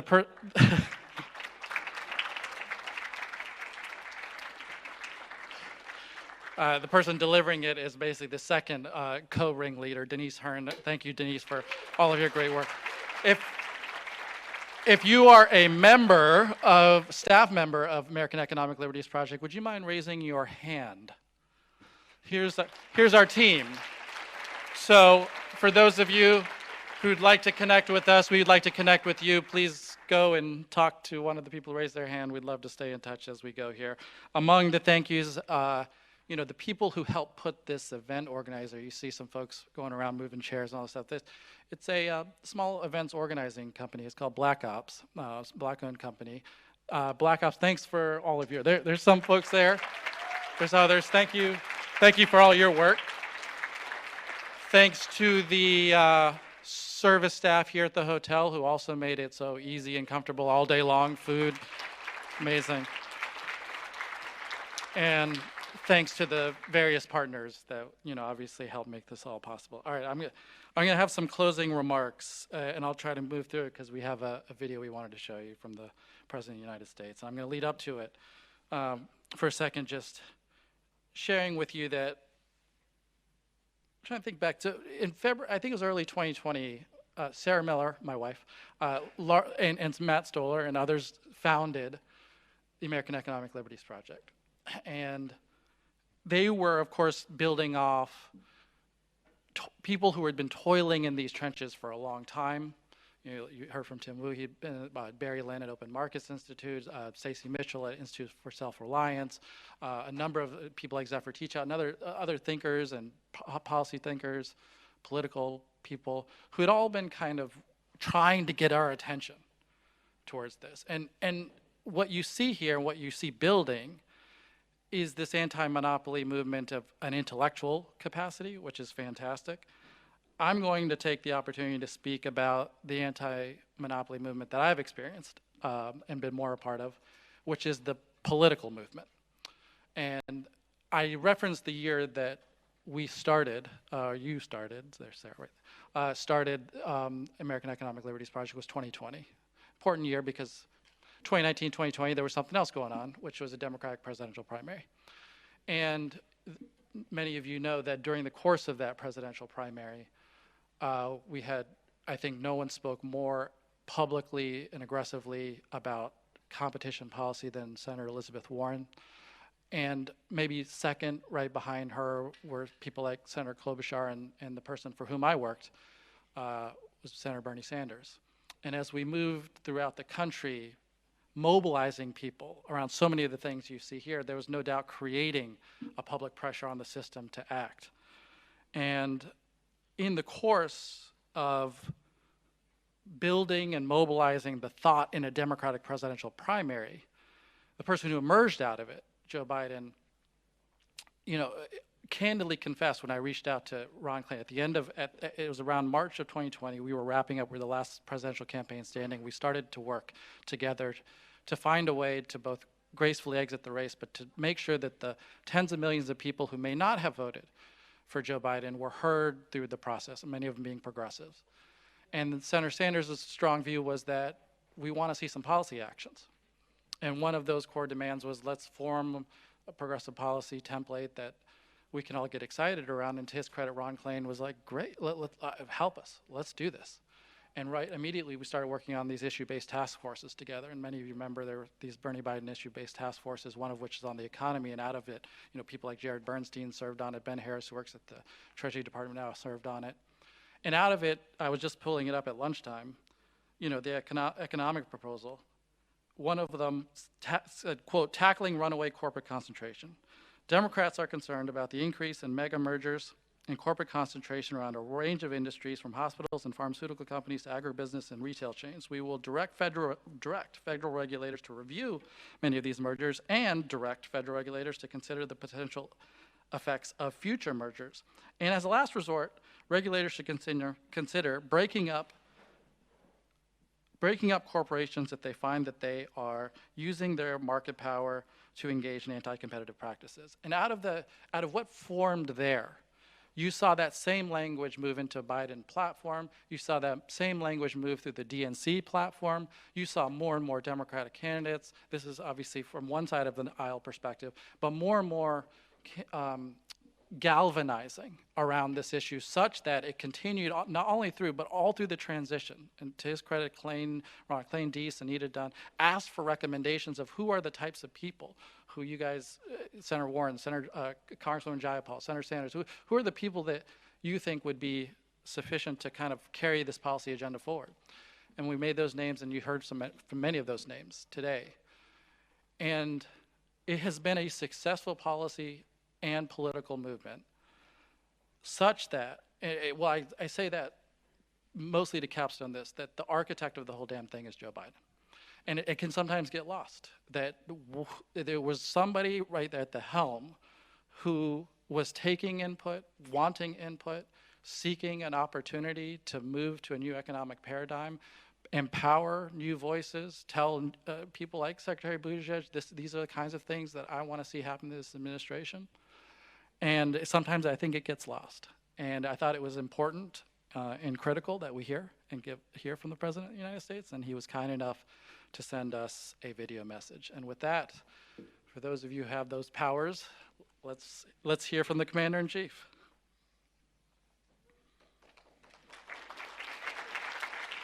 To the American Economic Liberties Project, thank you.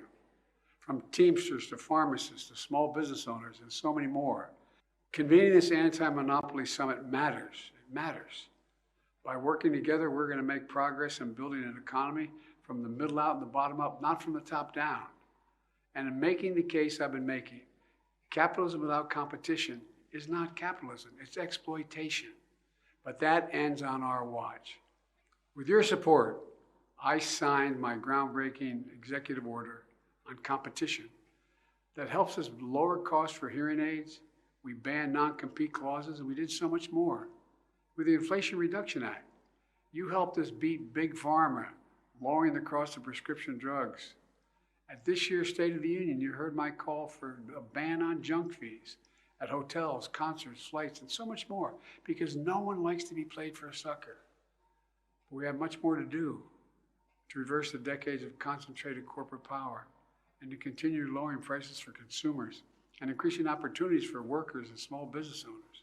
We're focused on all of this as we implement our plans to invest in America. So let's finish the job and remember who we are. We're the United States of America. And there's simply nothing beyond our capacity when we decide to do it and do it together.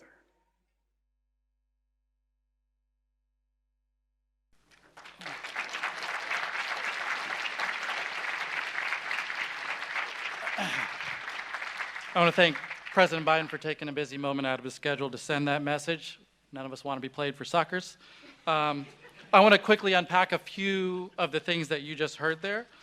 One is you hear a president, you might have heard, he might be running for re-election, implicitly telling you he's going to run on a competition agenda. And that's important. You know, he's going to run on it, And you'll hear Secretary Buttigieg knows the language by heart, and Biden says it all the time, capitalism without competition is exploitation. I guarantee you'll hear that a few times with the policy sprinkled in.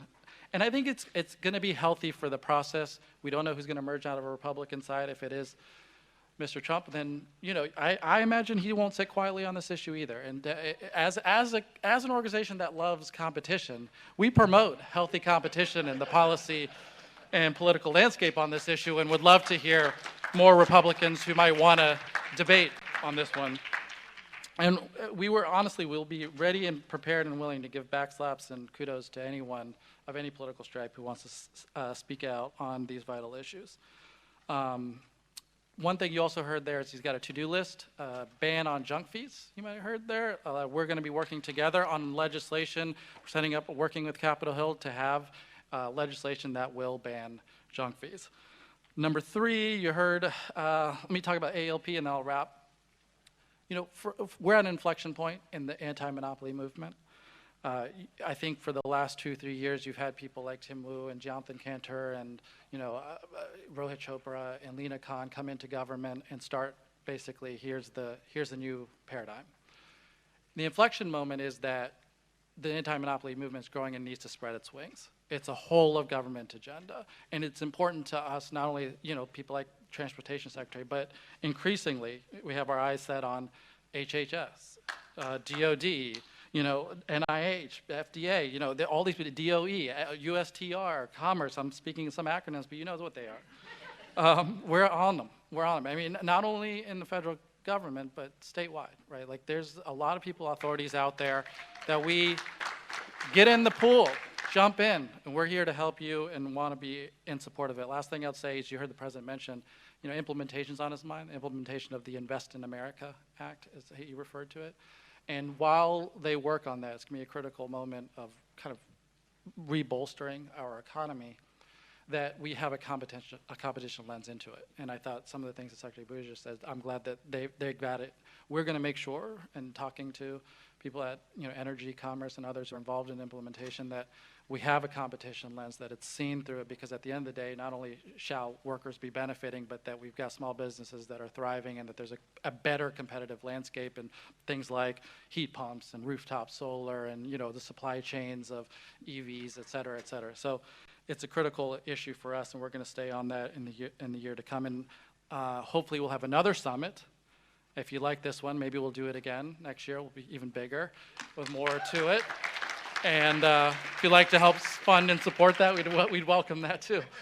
Okay, I'm going to wrap here. Morgan, do you want to give some instructions as to what folks can and should do next? Thank you, everybody. Appreciate your support.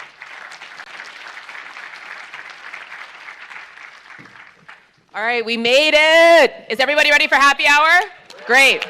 Well, thank you again to all of our partners. Nidhi got her shout out. Thank you, Faz, for those remarks, and the president, of course, and all of you online. Please, round of applause for everybody online. It's only my mother still watching. It's okay, but it's great. Give her a round of applause.